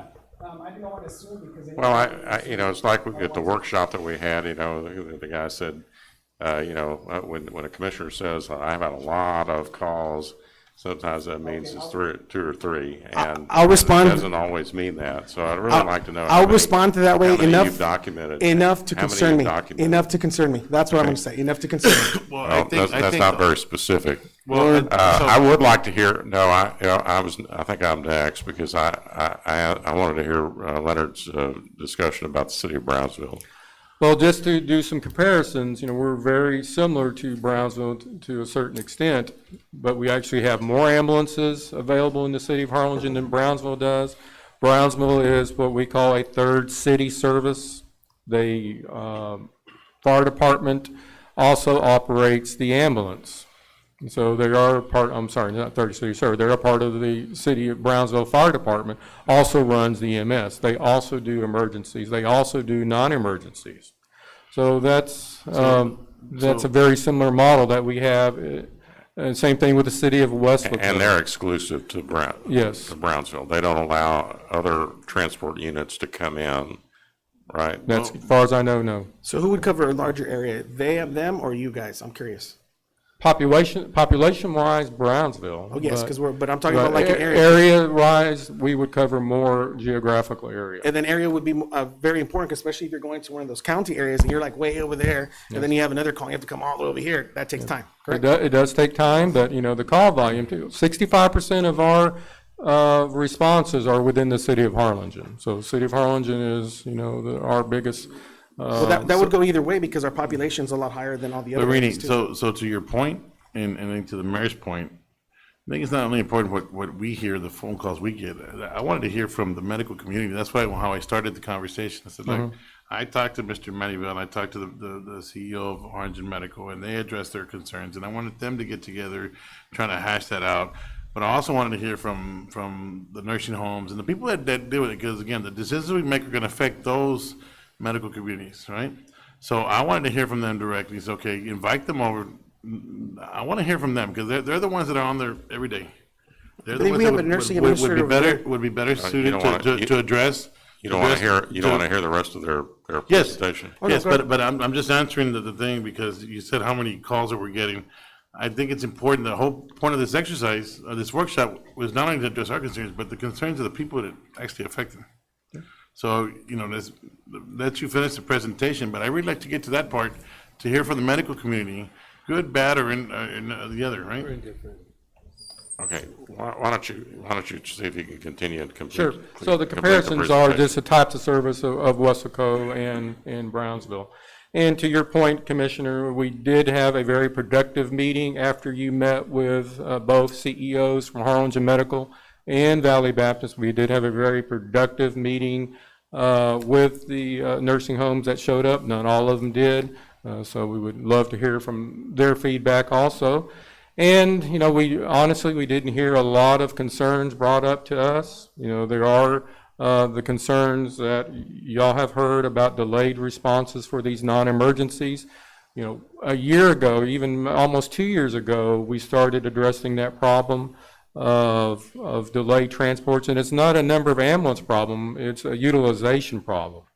And the hospital delays, affected us tremendously, and we're seeing some daylight there. But some of those delays, we saw the need that we needed to keep those patients moving to their appointments. It's very important for these patients to go to their appointments for dialysis, go to their appointments for doctors, go to their appointments for x-ray. And we're very sensitive about those because those people are very sick too. It may not be an emergency, but it could very well turn into an emergency. So that's why our staffing, it's the same staff, same equipment that we use to transport many of these patients.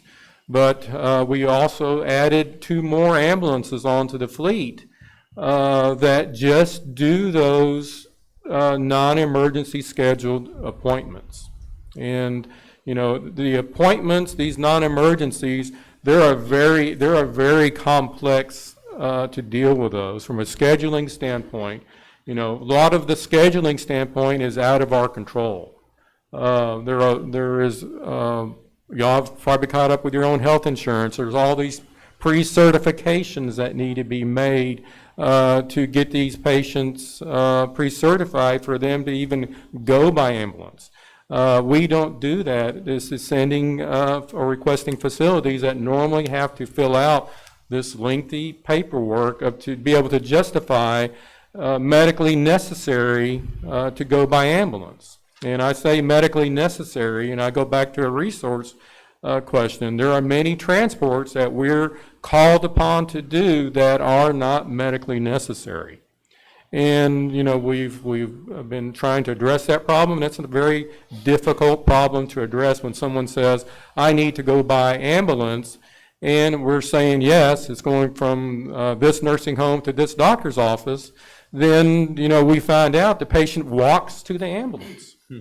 And, we transport many patients from these facilities that don't require an ambulance, and for a variety of reasons. And some of the kind of outlying reasons is their van is broken.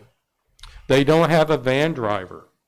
And, those are not using our resources appropriately, but, as, trying to get these patients to their appointments, not get them delayed. We know they get there, and we take those patients. So it's very complex to deal with these pre-scheduled transports. We have to deal with doctor's offices that, if you waited at a doctor's office, we're waiting in an ambulance at a doctor's office. We could be tied up at a doctor's office for 2 or 3 hours with that ambulance tied up. So we dedicated these 2 ambulances, and we're looking at adding more unit hours to be able to accommodate these non-emergency patients. 5 o'clock is a very bad traffic hour for us. Everybody's going home. There are a lot of people moving around for emergencies, but also same thing with the hospitals. They are discharging patients. They may give us 10 to 15 discharges at once.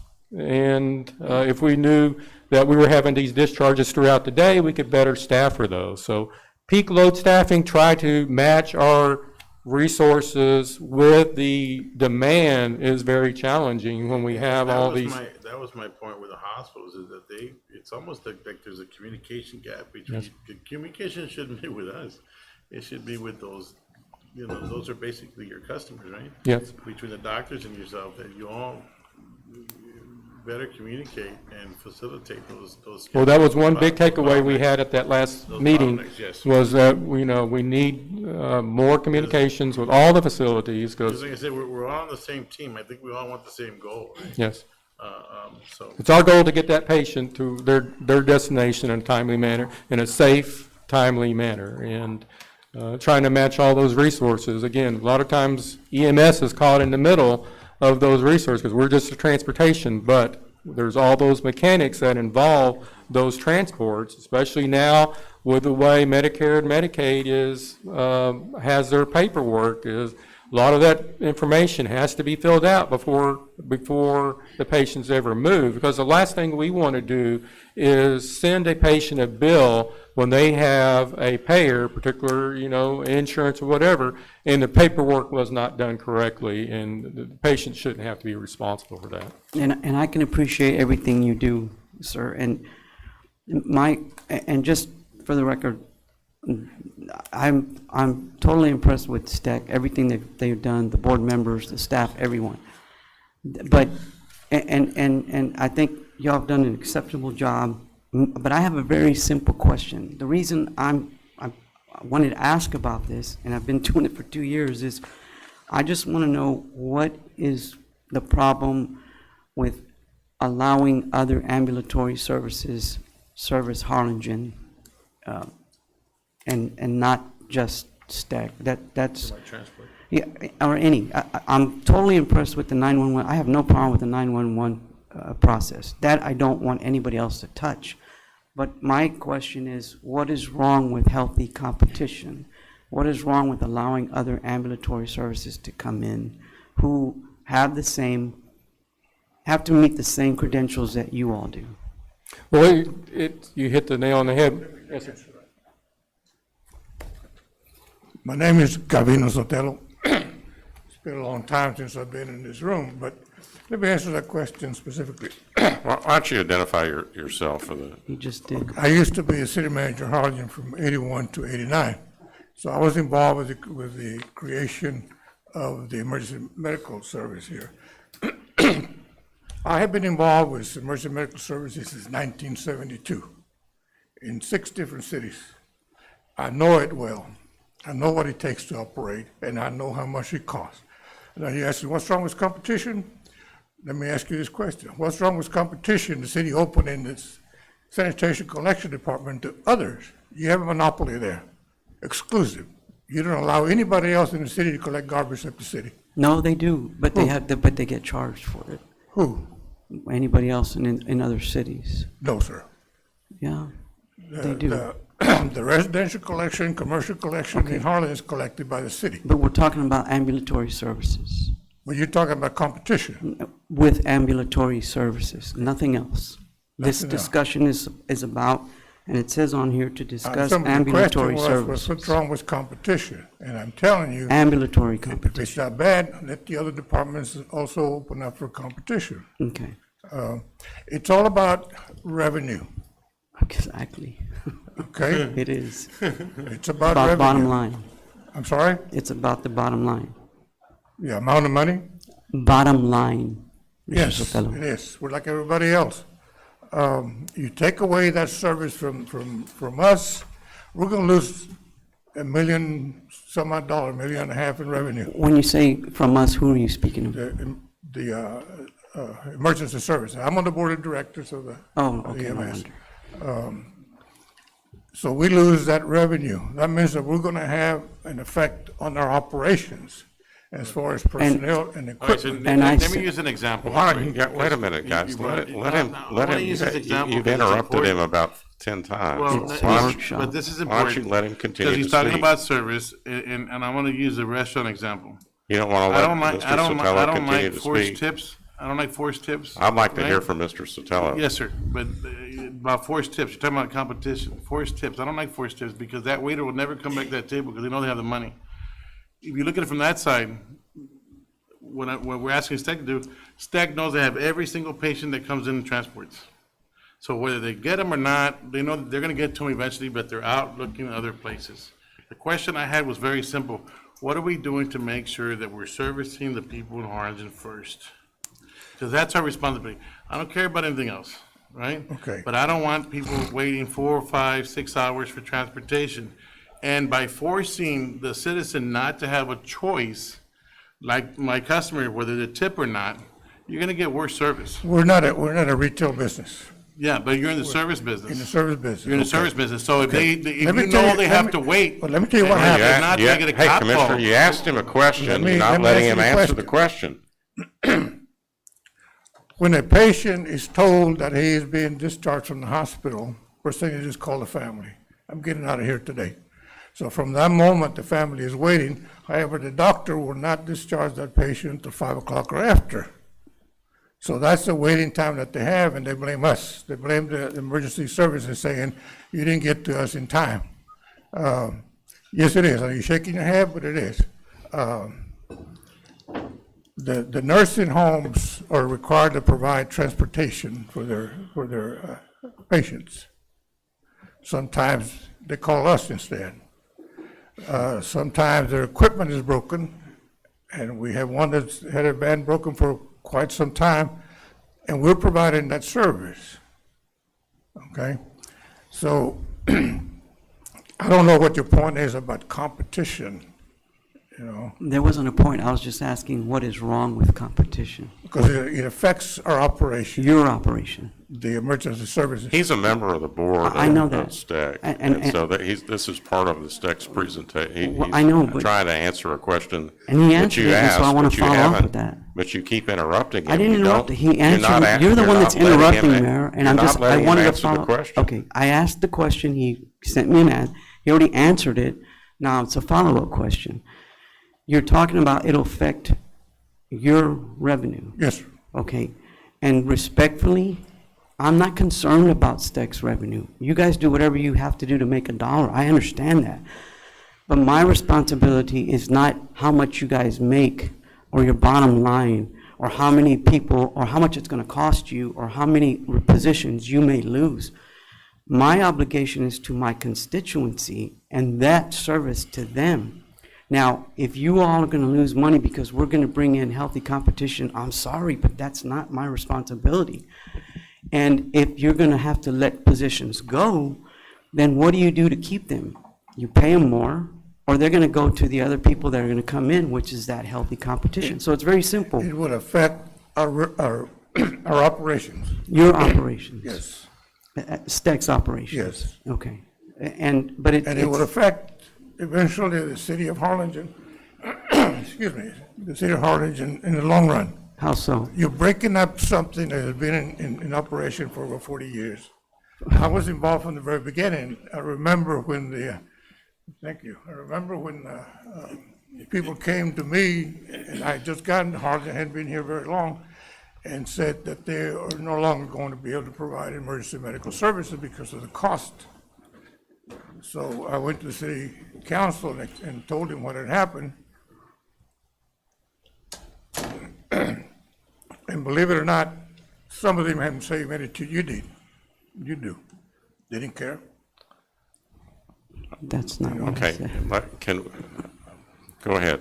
Okay, what I'm trying to say is that This is a service that was needed by the city of Harlingen for years. You have a good organization, you have the best service in the valley. I have, as I said, I've been involved in emergency medical services for a long, long time. From a small city of 3,000 people to a city of 1.5 million people. In the city of Dallas, I was the first assistant city manager in Dallas. Let me tell you, I have never seen a department operate as well as this one. Not just because I'm on the board, but this is the best department that I've seen. I agree. They do the best service of anybody else. Nobody can beat this department. What you're trying to do will be harmful to your organization, but as you say, you don't care. Yeah, and I didn't say I didn't care. Responsibility. No, I said I care for my constituency. but I you didn't don't say I don't care care. about You don't Stack. care if you break up the organization. I'm not breaking anybody up, Mr. Sotelo. You're costing us. I am not costing you anything. Well, what you're trying to do, Mr. Puente, will cost. Okay. And whose cost is that, Mr. Sotelo? The stack. I'm trying to say to you, everything profit that we make goes right back in to get better service, more ambulance, more money for personnel.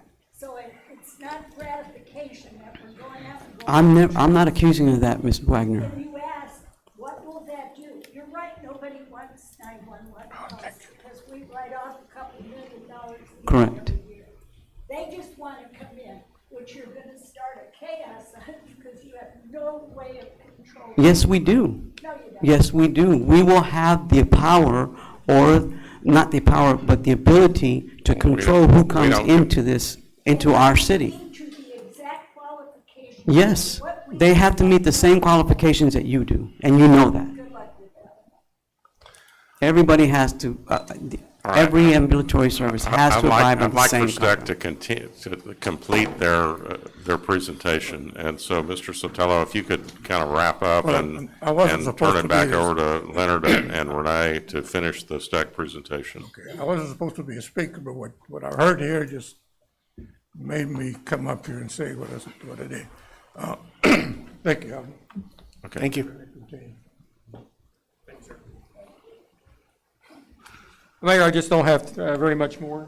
Yes, ma'am. I think I can answer that. Okay. I'm sorry, I'm not on anybody's board. My name is Dr. Catherine Young, and my expertise, I have a certain amount of expertise in EMS. I was the EMS Medical Director of the Year for the state of Texas in 2000. I've been the EMS Medical Director for Eagle Pass and for part of, well, for all of Kinney County, for Utopia, Lakey, and then I was the EMS Medical Director for the Wichita-Sedgwick County EMS system. Part of my job was to put that system together. I had over 800 providers in multiple agencies. I think to answer your question, the reason that you have a transport service that is, separate from or part of your 911 service is because your 911 service loses money. It always loses money. I mean, I was in Sedgwick County, and I had 7 aircraft manufacturing plants, including Boeing, all unionized, great benefits, and we still lost money on 911. We had, if you did EMS, you came under the EMS system. And the EMS system was owned, the third service, which is the ambulance service like you have here, was actually owned by Sedgwick County. We still lost money on 911. Your transport service, and we had an exclusivity clause, just like they do, for transports in Sedgwick County. What your transport service does is it pays for that 911 service. So, Mr. Puente, I'm a citizen of Harlingen. When you start letting other people come in, then you lose that revenue that's coming in, which means you're going to raise my taxes to cover that 911 service because you're going to have to pay a supplement, because that's what happens. And you can shake your head Well, no, because you're but saying I that have the it's going to affect the experience. 911 services, and I'm not No, I'm asking you talking about how 911 you're services. paying for that 911 service. Right. Your transport service pays for that 911 service. If you're going to have to pay a supplement for that 911 service, you're going to raise my taxes. And I'm going to be all over you about that. I already am, in case you hadn't noticed. But, so I'm telling you, that's part of the thing. If you want to you want to offer additional services, number one, are they from here in Harlingen? I don't really care to be supplementing somebody who's out of our area or out of Cameron County. Then secondly, how are you going to do that? How are you going to, I suppose it can be done, but you're going to have to be innovative about it. How do you manage to get the money to cover your 911 service without raising my taxes? And I think that's the big question. Well, Ben, but could, I mean, just to your point, and you're saying that, we don't want anybody coming to our city. How do you think I feel as a citizen of saying, there goes my ambulance service going to San Antonio and going to Houston when they should be servicing our city, because we don't have a 911, we have a fire department waiting for an ambulance that's not available right now. Yeah, the problem you have is how do you? No, I mean, did you hear I'm my saying, question? I'm not saying this, No, that this did you has did to you understand my be. question or my This, statement? yeah, I can, I have a big mouth. The question not is, well, we have to keep it this way. I think what the question is, how do you be innovative if you decide that you want to do something else and still meet your financial obligations so you're not raising my taxes? And so that's the thing you have to look at, is how do you be innovative about it? And listening to the questions that you ask, it tells me you don't know enough about EMS. For one thing, you want to know how many units you have in the city. Well, that's not my question. My question is, how many runs do you have within the city limits? Are there areas where there are more runs, and do you staff those areas differently? What are your response times in the different areas? You need to understand that Medicare and Medicaid have very specific fees. And just because, and you can't waffle on those fees. Yes, your private ambulance services want to come in because the money is in transport. It's not in 911. You're going to lose on 911. I was amazed when the city manager told me that we don't supplement 911, because every place else I've ever been, the cities have had to supplement the 911 service. You're blessed. We're blessed. The other thing you need to ask is how many non-emergency transports are done daily. You need to understand that just because Mr. So-and-so really wants to go to a surgeon in Houston, but he's got X insurance, that unless it's medically necessary, that insurance company is not going to pay for that transport. It has to be medically necessary. The other thing is on transport, if you're doing non-emergent transports, say to dialysis, depending on what insurance company that particular patient has, those transports have to be prior authorized. And if there's not a medical necessity reason that that person has to go by ambulance, they won't be. If they can go by wheelchair van, if they can go by another way, then that the insurance company will probably not prior authorize those. So there's a lot of, there's just a whole lot of different nuances to when you're looking at EMS, 911 and transport. So, sorry, I'm sitting there going, I think I can answer that question a little better. So what questions do you have for me? I'm a retired man. I can't hear you, sir. I'm a retired nurse. You would know. You turned it I off. still can't hear you. I'm getting old, my hearing's not good. Nope. The light, Push has it to, once. the light has to be on. Push it once. There you go. There you go. Okay, I'm a retired nurse practitioner. I understand. What they need to understand is the federal government, through Medicare and Medicaid, sets the prices for everything, whether it's a hospital, an EMS, a doctor's office, anything and everything medically associated. And insurance companies they adjust their pay to Medicare and Medicaid rates. And any clinician can bill any amount of money. It doesn't matter. It's all just fake numbers. Everything is regulated by the federal government. And that's how cash flow happens. And that what they've not figured out yet is, and you've hinted to here, is not everybody needs an ambulance to go to a clinic or a hospital and back home again.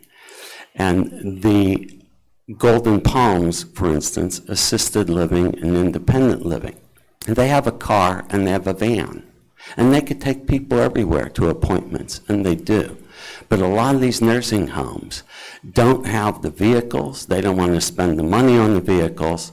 They don't want to spend the money on the drivers. They don't want to spend the money on the insurance to take somebody to a doctor's office and back, somebody who's ambulatory. And so then the EMS gets called, and their job is to deal with emergencies, number one. Their second job is to deal with emergencies, number two. And they're not a taxi service. And so any of these people who are ambulatory, even if they're in a nursing home, they can't call a taxi or an Uber if their facility does not want to provide them or is unable to provide them transportation. So But- you're but suggesting if- it's, I'm sorry, ma'am. Sorry, I but apologize. if they do need ambulance transport, those transports are, it doesn't matter, what, they still have to be prior approved by Correct. whichever insurance company has them. So if they're covered by one of the MCOs, and I should say right now, I work for an MCO, What's an MCO, please? Managed Care Organization. Yes. Then what happens is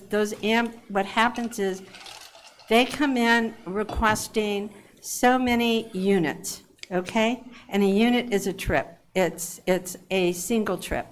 All right, so if you're going to a doctor's office and going back, that's 2 units.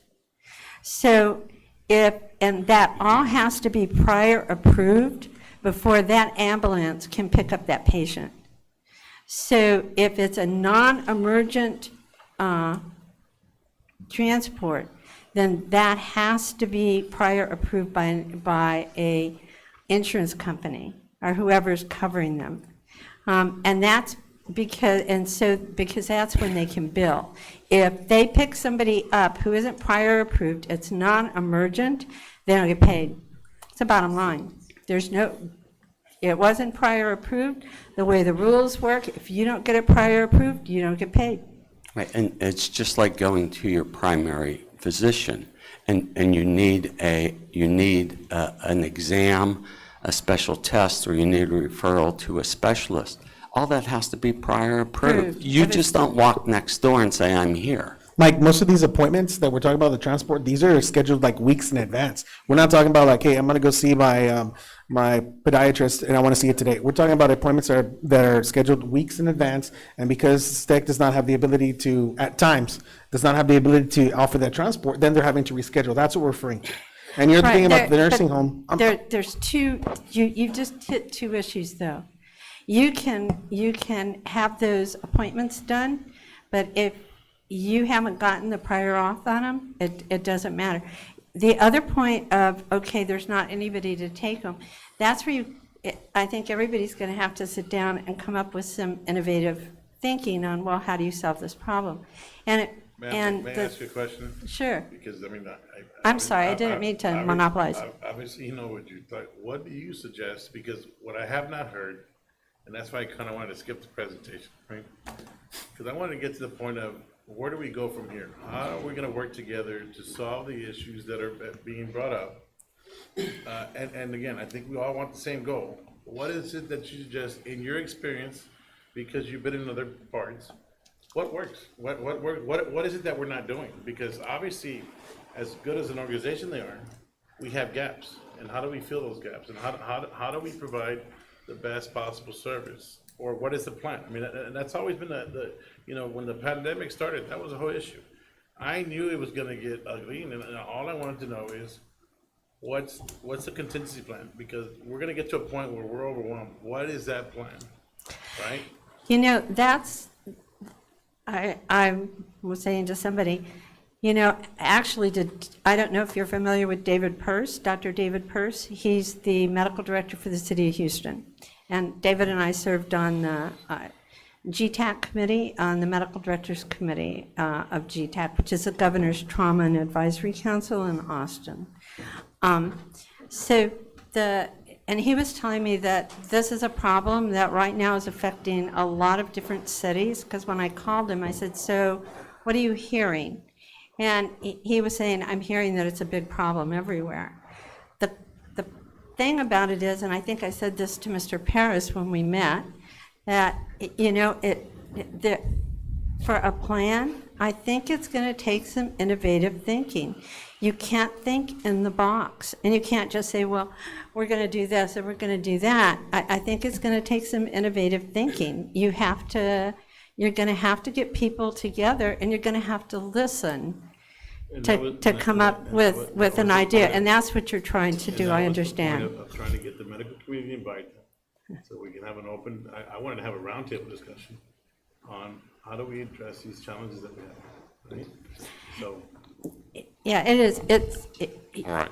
You aren't the only people who are, the city isn't the only group who's struggling with that. And I really think that it has to be innovative. But the one thing I look at is, I know 911 doesn't make money. I have never been with any EMS organization where 911 made money. It loses money because you have too many people who don't pay. You have people who give false addresses. You have people who have no insurance. There's no way they're going to pay. And so what you depend on that transport service to cover your costs. And the problem is one of, okay, but we have more transports and people are waiting. And so I think that it takes more, that's going to be an innovative thing that's going to have to be looked at, because you've hit on kind of a lot of the different areas. It's like, well, one of the hospitals actually discharging, just because mom called and said they've discharged me, doesn't mean that number one, the doc has written the order. I'm a doc, I know this.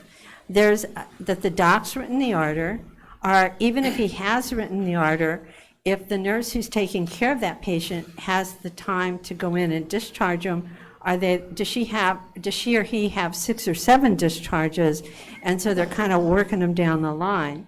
Or are they leaving them until the end of shift? Okay, Dr. And Young, that's I'm why going to you're ask you getting to kind of wrap up and. And I'm going away. But I Thank you. thank you for sharing your expertise with us, and you obviously have a lot of it, and we appreciate Thank you. your response to that. Mr. Okay. Paris is my counselor. All right, thank you. I'd like Leonard to finish. I think Leonard had something he wanted to say, and I wanted to respond. Let him go if you promise to let me speak after they're done. Well, I don't have to promise, but I don't have to promise, but I'm going to let you speak, but I want Steck to finish up. Let me just address a few key points. Mr. Pettis, when you were referring to... Leonard, if you put the mic up. How's that? Thank you. You were referring to how these appointments are scheduled. We do have some what we call repetitive patients. For example, a dialysis patient who go on certain times of the week, certain times of the day, and those are repetitive patients, and those are scheduled, could be weeks at a time. But those are very few patients. I think we may be transporting 1 dialysis patient now. So, that volume is very, very small for us. The majority of these non-emergencies are, we have a patient that needs to go to a doctor's appointment or needs to go to discharge from the emergency room at the hospital, and they need to go now. Most of them are on demand, that patient's ready, come transport the patient for us. So that is the vast majority of our non-emergency scheduling patients. And again, it's very difficult sometimes to schedule those because of the demand. It's just like Mr. Irby in your restaurant business. You know, it's great if Monday's busy, but all of a sudden Tuesday is not busy. You know, how do you manage your kitchen staff for those ups and downs? So, you know, that's the challenges that we have on the non-emergency side, is when these are scheduled, and most of them are scheduled, patients ready, come get them. Then we have to start the paperwork process. So it is quite complex to deal with those peak loads that we have to match our ambulances and staff to those demands. So that's part of the scheduling. Now, as far as the last thing I wanted to go over is the response times. The doctor brought up the emergency response times. If you look at our average response time, pre-COVID was 7 minutes and 33 seconds for emergencies pre-COVID. Our response time increased slightly to 8.25. There was a number of different reasons for that. Primarily is how our crews are preparing for these transports. If you've seen our crews during COVID, full masks, full gowns, full gloves, and they have to put this equipment on when they go to transport a patient, and they also have to don the equipment off. They have to take all this off. They have to disinfect their ambulances after every single call, and disinfecting, not spraying a little bit of Lysol. They have to, treat all their equipment with disinfectant, all the radios and so on. So it's quite a process, and we did see some delays with the emergencies. And again, when our response time increased slightly to 8.25.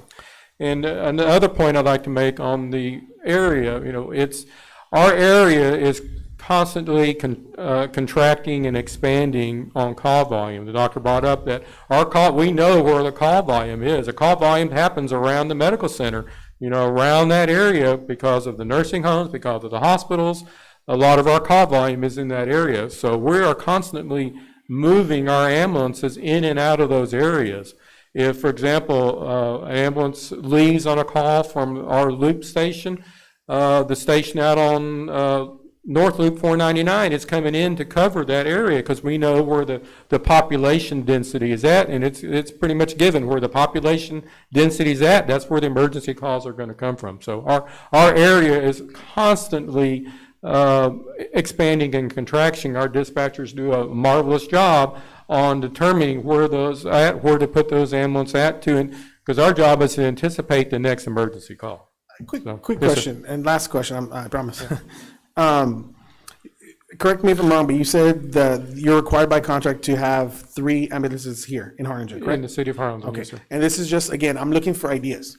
Would STEC be open to the idea of making that, bigger? Instead of 3, maybe 4, 5 ambulances just to service Harlingen? Yes or no? I mean, that's just, again, I'm not saying you have to, I'm just throwing that out there. Well, we already have. I mean, again. No, but the ones you have, I know you say they're here, but if there's something that's other, they go. But I'm talking about like by contract, you're only required to have 3. So you can say I have 8 or something right here, but by contract, you don't necessarily have to. So what I'm asking, would STEC be open? Again, this is just a question. Would STEC be open to adding maybe a little bit more ambulances to service Harlingen and Harlingen only? Well, again, I don't think it's a. Absolutely, yes. Okay. That 3 number is a number that has been in the contract since 1981.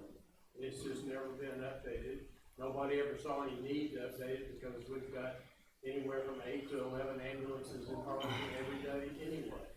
And so increasing that number doesn't bother STEC one iota. Okay, The contract that they're under right now was signed in 2007, so it's been 14 years since that number, there was an opportunity for that number to be increased. So, Mr. Whittington, is it possible that, like the last meeting when I brought up a needs assessment, is there anybody in your field or a company that does kind of like a needs assessment on your services to our city and maybe we could facilitate that and have some kind of study done of the needs, an actual needs assessment to our current numbers. I mean, could we not do that? And I don't know if there's a company out there, a consulting company that does that, but that can come in and do an actual needs assessment. Commissioner, if that's an invitation, we could bring a national expert in EMS services down here to do whatever you want to do. Right, because I think that would be important, again, to allow the people that know your business to show you this is what's needed. We can bring a gentleman from Pennsylvania who, every EMS webinar that there ever is, he's one of the principal speakers. Would you guys be open to that? Bring him here. I mean, we need to have somebody look at it. Okay. All right, Leonard. That's all I have. Well, so I want to just, confirm this. Okay, so it looks like your so you have total revenues from two sources, non-emergency charges and emergency charges. And those total revenues support 90 employees, 11 units for the operating area, 8 on average in Harlingen, 64 paramedics and EMTs. And so you need that whole amount of revenue from both the non-emergency transport and the emergency transport in order to support your current operation, correct? Yes, sir. If that is true. So if you eat into the non-emergency transport services, that's going to result in a reduction in, you'll have to cut staff, you'll have to cut service, is that right?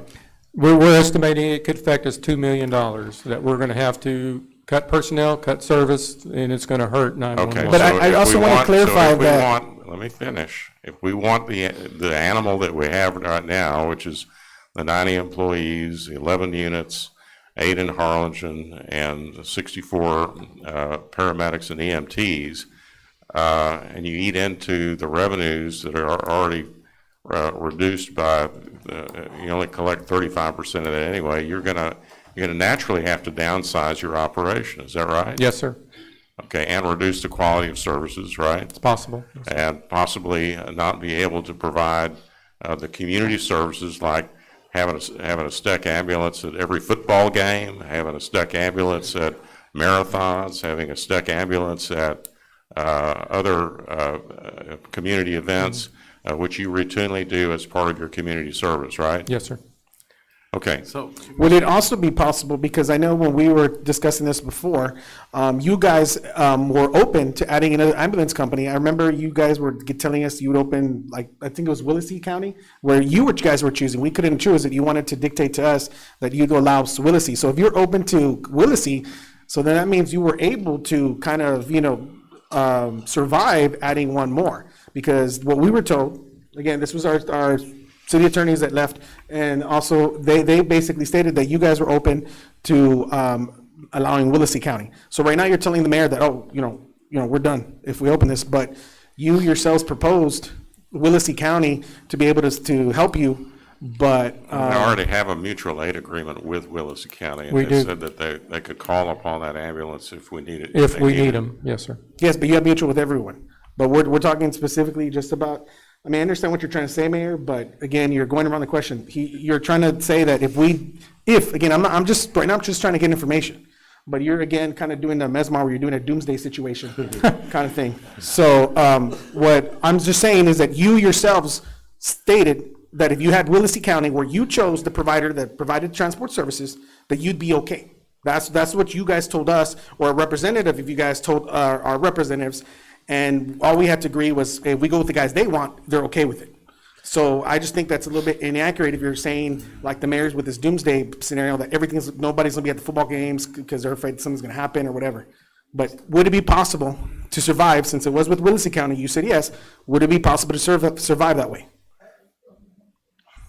Right, and that was one ambulance that we were considering, under perhaps a mutual aid for limited hours. We were just, thinking outside the box of, to satisfy your needs or your perceptive needs on you know, how we should operate our, I'm sorry, but I'm gonna ask Mr. Whittington another question, because I think it's important.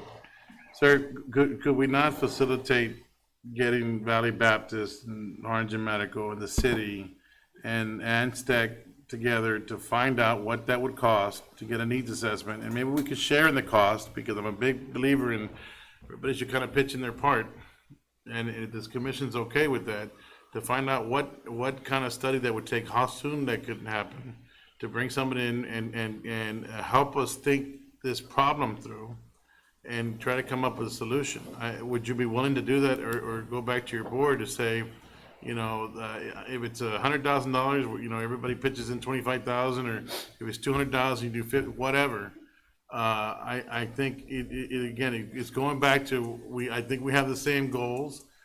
We do have to get accurate information, right? And it would be a good opportunity to put an updated, it's just no different than when we looked at all the planning stuff, trying to upgrade all this stuff, and, you know, this is 2021.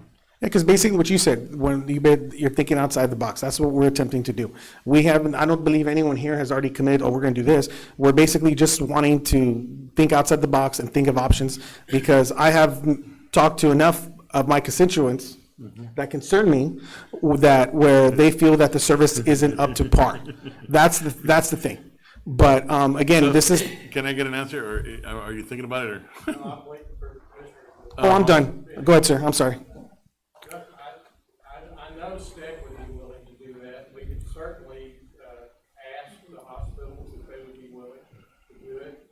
I obviously have no idea what something like that would cost at this point, but I know STEC would certainly be willing to pay their share, and if the city wants to. Mayor, what do you think about that?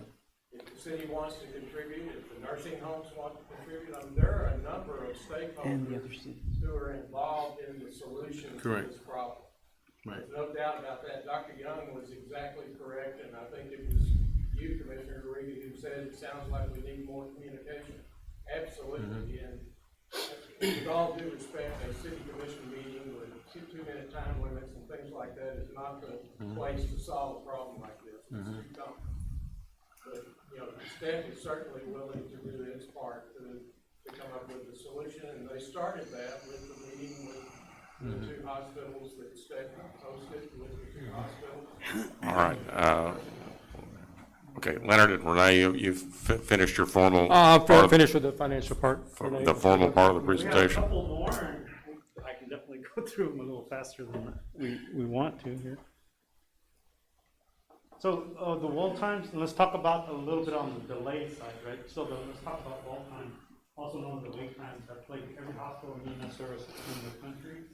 Renee, I'm gonna, especially because you got the mask on, I'm gonna ask you to speak into the microphone. Yes, sir, okay? of course. If you don't mind, I'll take it off. I'm kind of tired of wearing that thing. So when we look at wall times, we look at the wait times. This is not just Harlingen, it's not just the Rio Grande Valley. This is a world problem, okay? And you look at the pandemic as it spread from China all the way to the United States. It started in China and just moved in this direction. So every hospital has been on diversion in the Rio Grande Valley. And I want to say probably greater than 60 to 72 days, most hospitals have been on diversion for those long periods. When we talk about diversion, we're talking about they're full and they're telling us we can't take any patients. When you look at that picture, this is a wait times that you're seeing. You're talking about delays and transfers. It's not because we don't have enough trucks, it's because they're holding us at the hospitals, right? Why are they holding us at the hospitals? Well, one, we have a large number of influx. We're in a pandemic, folks. We have a greater number of patients out there and less staff. We have a big nursing shortage right now. And the reason why we have all these diversions going on, not only in the valley, not only in the state of Texas, but also in the whole nation, is because of the staffing. The nursing shortages are really bad. And they're paying outrageous amount of money for nurses to go work in other areas. And so, you know, the delay is not EMS. It's not that we don't have enough trucks. The call volume is definitely very manageable. It's just that when you look at that picture, you got Los Fresnos, you have Medcare, you have Willacy County. And you have us, we're all sitting there waiting for a bed to open up. And once, and the one thing that Leonard alluded to was, this is getting better, which is great. We don't have that issue right now, and knock on wood that it doesn't.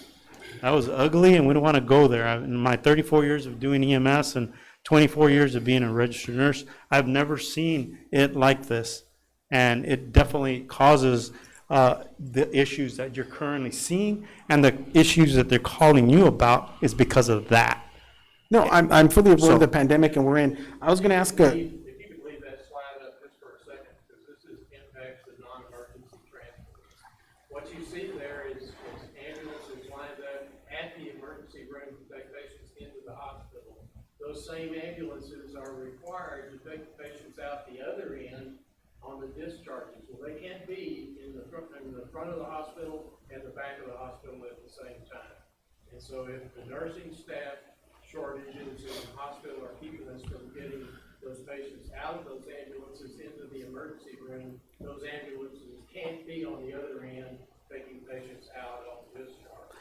And so it's a continuous problem with throughput.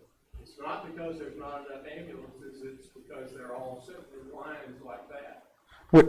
I understand what you're saying about the pandemic, and you're absolutely correct. It's a worldwide issue, and I don't blame you for having these long lines. I mean, yeah, that's obvious to me. What I was going to ask, would it be possible for you to send this to us? Because it seems that I know it's almost going to be 10 o'clock, and I know there's some people that have been here for a couple of hours, and they want to go ahead and speak, because you guys have been speaking, I think, for about an hour and a half. Yeah. So just to give other people the opportunity, but please send this to me, because I would like to go over it. I'll just, again, I'll go through really quick through the slides, and I'll finish it up. The community paramedicine program that's what we're talking about, keeping patients at home. And of course, our communication center, understand that the city of Harlingen is connected to our dispatch. And, unfortunately, if something happens, then you also have a backup communication. Dr. Michael Mullen, he's our medical director, as well as the medical director for the Harlingen Fire Department, Harlingen Police Department, and he's also the City of Harlingen Health Authority. He also had a letter out there, and we did meet with the hospitals, and we met with the nursing homes. And one of the things that Dr. Mullen wanted me to make sure that the three takeaways that we had out of that meeting was, one, communication. There is a communication issue that is happening that is not giving us the information that we need, right? So the first takeaway is freeing up ambulance during those peak hours. You saw those ambulances waiting out there. That's been something we've been working for. Transfers after 4 p.m. Patients are being discharged early in the morning, but by the time, like Dr. Young was saying, by the time physicians and all the paperwork gets done, it's way into the night sometimes, and it's when we're busy, and so you have that clog. And we've been talking about discharges for 20 plus years, and hospitals just cannot, for whatever reason, we cannot get hospitals to discharge in a timely manner. It's just difficult. And again, there's a lot, I'm not saying it's hospital's fault, it's just there's a lot of paperwork that goes with that, appointments and what have you. And so Dr. Mullen wanted to make sure that we understood that. We have deployed extra ambulances. We have the BLS trucks that are as Leonard has called it in the past, they're under the radar. They're not going to the emergency calls. They're not going into the ERs. They're just moving these patients from point A to point B without getting them clogged up in the ERs like that. So we're making progress with that, and we're continuing, as he was saying, we're going to add more service time as we need them, and we have to evaluate everything, and everything kind of very fluid. Everything flows, very differently. So we want to make sure that that is addressed. And again, the one thing you probably heard a couple of times was, those transports, be a wheelchair van and that type of thing, really, that takes up our trucks, and we really need to emphasize to our nursing home folks that if they have a van and we can take those patients in the van and they qualify for that, that'd be great, because that helps offload that need for that EMS ambulance to be moving that patient that should be going via the van. And so, when we look at those, that really makes, that does tie us up for a period of time, sometimes, 2 to 3 hours at a doctor's office, because, they're just waiting for that appointment. So, we got to take cognizant of that. And I think Dr. Mona also wanted to make sure that there was a letter of reference that he put in there that I believe was made available to you, and that he wanted y'all to make sure that you read that. Other than that, I thank you. I appreciate the questions, and we'll let it go. Please send it to me. Okay, I'm gonna let Leftwich come on up and get your 2 cents in, and then we'll move on to others that want to speak. All yours, Ron.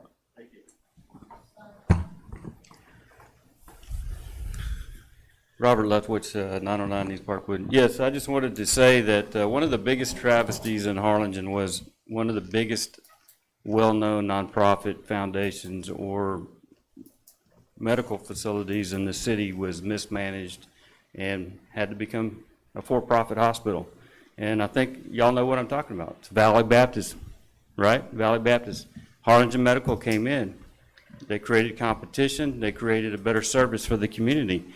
What really disturbs me as a former city commissioner and somebody who cares about the community and the citizens like many of the commissioners do, and it's not a laughing matter, Mr. Mesmer. This is not a laughing matter, right? Can you not control that? Is that uncontrollable to you? The fact is that these aren't perceived issues in the community. These are people that are bringing these issues up. But we get here to what's supposed to be a workshop, and everybody circled the wagons for STEC. I appreciate what STEC has done. I appreciate their struggles through this pandemic, this worldwide pandemic. They're going to continue. This is still not a laughing matter. The fact is that we need to do what's been said in all sincerity, in good faith. We need to not say, you can't come up and say that, or we're going to censor you, or because you're not going to be for us, or whatever. The fact is, what I've heard here, it's like it's bottom line driven. It's not driven by the needs of the community and the people who are suffering because they don't make the appointments. We just come up with excuses and we push it on. Let's go back to Valley Baptist. The fact is, I had an incident where I had to go to the emergency room when it was a nonprofit facility. They went through 3 EKG machines before they could get one that worked. But you know what I could have done at the same time? I could have gone to their foundation and bought a lot in Treasure Hills. Okay, let's wrap it up, please. Okay, I just wanted to say, let's get serious and quit talking about what's the bottom line is for the foundation. If you got to bump up the service, bump up the service. You want to communicate, let's don't come up here and be defensive about it. Let's reach out. Randy, I appreciate what you're trying to do. I hope you're sincere about it. Let's talk with everybody. Let's follow up and let's do a needs assessment. The fact is, though, we already kind of have a needs assessment. We've got people out in the community who are reaching up to everybody. When I was in the campaign during the election, I heard from people as well. And they weren't just ambulance companies that were trying to come in to break up a monopoly or to make money. They were sincerely experiencing poor service, and it wasn't because of the pandemic. And that's all I'm going to say right at this point. All right, Gene Campos. Thought I better get over here because it's going to be past my bedtime. You know, I'll start with a little Spanish, and the saying goes, ¿Cómo se pasan los años? How the years have passed by. And the reason I bring that up is because I've been with the organization 42 years. There was 4 of us and 2 doctors that set this organization up. Everything wasn't rosy. We had our challenges, but there was a need in Harlingen to have it. The people that were carrying us around were not professional. Some of them weren't even EMTs. And they were hauling you to the hospital. And there was a lot of complaints. Secondly is that if you had kids playing sports, you would have hated for them to take your kid. And those are things that you have to understand before we go on where we are now. You know, a lot of things, a lot of challenges were there. At that time, we only had volunteers. Harlingen didn't save it. If we hadn't had San Benito and the island, you wouldn't have had an EMS, Medical Care Foundation. Harlingen was getting the benefit. Because remember, everything we picked up came to our hospitals. They provided more income for our hospitals. And I'll take a take in a little while where you guys can fully understand the impact of this organization. So we had these volunteers and going and everything. We've had meetings at homes. You know, we had one CPA, Willie Schittister, Brendan Hall, the attorney, Jerry Fleury, our activist. I was at the bank at that time, and 2 doctors. And there was a big need. You know, we went along getting donations, and we weren't providing some of this stuff. But secondly, after a while, the wage and hour hits us. And he says, you got to operate like the firemen. Okay, 12 hours off, 12 hours down, and, you know, kept on going there. Kinda But what I have was to wrap trying to up. get to is that the last thing that I wanted to say was that we almost went bankrupt. That's why Gavino was talking. Because I went to Gavino and said, we're going to file bankrupt. And that's how we pulled the wage and hour back. Said, no, we don't want to take responsibility. So Gavino went and set up the organization with other city managers, stuff like that. What I wanted to say, since you guys are so concerned about competition and why can't we have everybody else and stuff like that, you know that's going to do something to our bottom line. I wish everybody paid. Everybody that we hauled paid. There's about 60% that don't pay. What about our reserves? You think the government pays us quickly? I mean, sometimes it takes us a year and a half to collect. We have to have reserves to operate. And lastly, where I want to make the final impact on this is that 90 people work for us. They live in Harlingen. They pay taxes. They own homes. Plus their wives. You multiply that income, he said it was almost 5 million. The chamber says that the dollar circulates 7 times. So that's 35 million that's circulating around here, guys. Now, when you start competition, most of them are private and individuals. Now tell me, what, are they going to live in Harlingen? Are they going to spend the money here? How can you justify, as city commissioners, buy Harlingen, live in Harlingen? Come on. I mean, I'm not going to have to say too much more to say, but All right. I want to leave you with that thing. And God help us if this organization goes down, because you'll have plenty of people haunting you. Thank you. Thank you. All right. Do we have anybody else that was signed up on citizen communication would like to speak? All right. I'm not seeing anybody raise their hands. Okay. Come.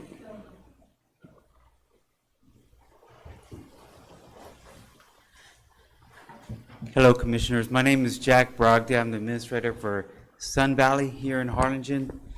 And I wasn't able to make the roundtable discussion with the HMC and Valley Baptist, but I did let Manny know what my concerns were. But I had also brought everything that I had issues with STEC. And I was looking back on some of my data. And from November to March, I had 21 calls from the hospital, and the STEC picked up and brought, after they were called, 13 of those were people had to wait 4 or 5 hours to be picked up from the hospital. And I have the run sheet right here. And also, I had a patient that had to go to Houston for surgery at Houston Medical Center. And I called the EMS dispatch and spoke with the supervisor there. I told them they had Medicare, Medicaid. She told me they don't pay, and it was $4,000 for the lady to take her son, who's in his 20s, to have brain surgery because he had an infection. And so when I called the administration for STEC,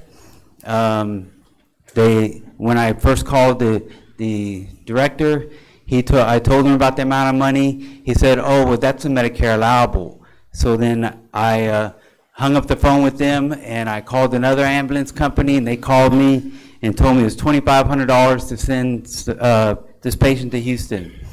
I didn't get a return back email until Friday from STEC for $2,700, and they were telling me that was a Medicare allowable for this patient to go. So we found other alternate transportation because of lack of promptness, misinformation given to us. So we weren't able to find a place for this patient to go. Also, all I hear is everybody blaming the nursing homes for the transport problems. Well, we have contracts with STEC, we pay a fee just like everybody else, and it's non-transport, and that's what keeps your bottom line running, is the non-transports, it's not the EMS. So I'm not advocating to do away with STEC, I'm advocating that we need more help from STEC in response to the items that I've already talked to them about, and haven't had clear communication from them on what they're gonna do to fix it. All I've been getting is excuses. That's all I have to say. All right, thank you. Anyone else that, Ms. Willem, come on up. After sitting here since 5 o'clock, 4:45, I do want to say, I'm Lorraine Willem again. I really came up intending to talk about Dan Cerna, and I am so horrified of what the city commission just did. And Mr. Uribe, Mr. Puente, Mr. Morales, and Mr. Pettis, it's a shame that y'all have done this to our city and to a man that was very fine and has worked for this city for 31 years. I am also for the emergency service, and I want us to keep that, but I'm not very encouraged by what I've sat through and watched at this city commission, and it is a shame. You are not supposed to be people managing every department, or you'd be working in those departments. You are supposed to be overseeing this city and taking information from the employees and making decisions and voting on those, but not dragging 4 hours out to discuss and then fire people. It's just unbelievable what has happened tonight. I hope to come back to these meetings, but I hope to see something better happen in these meetings, because you men, if women were up there, I'm sure we would do a better job than we've witnessed tonight. That's all I have to say. Thank you. Thank you very much. All right, last chance if you signed up, want to speak. Then thank you everyone for being here tonight, and we appreciate your participation and sitting here for a long time. We're The not meeting able is to- adjourned. I was signed up. I asked twice and you didn't raise your hand or come up. I did come up as soon as a lady left. I'm a gentleman, Your Honor.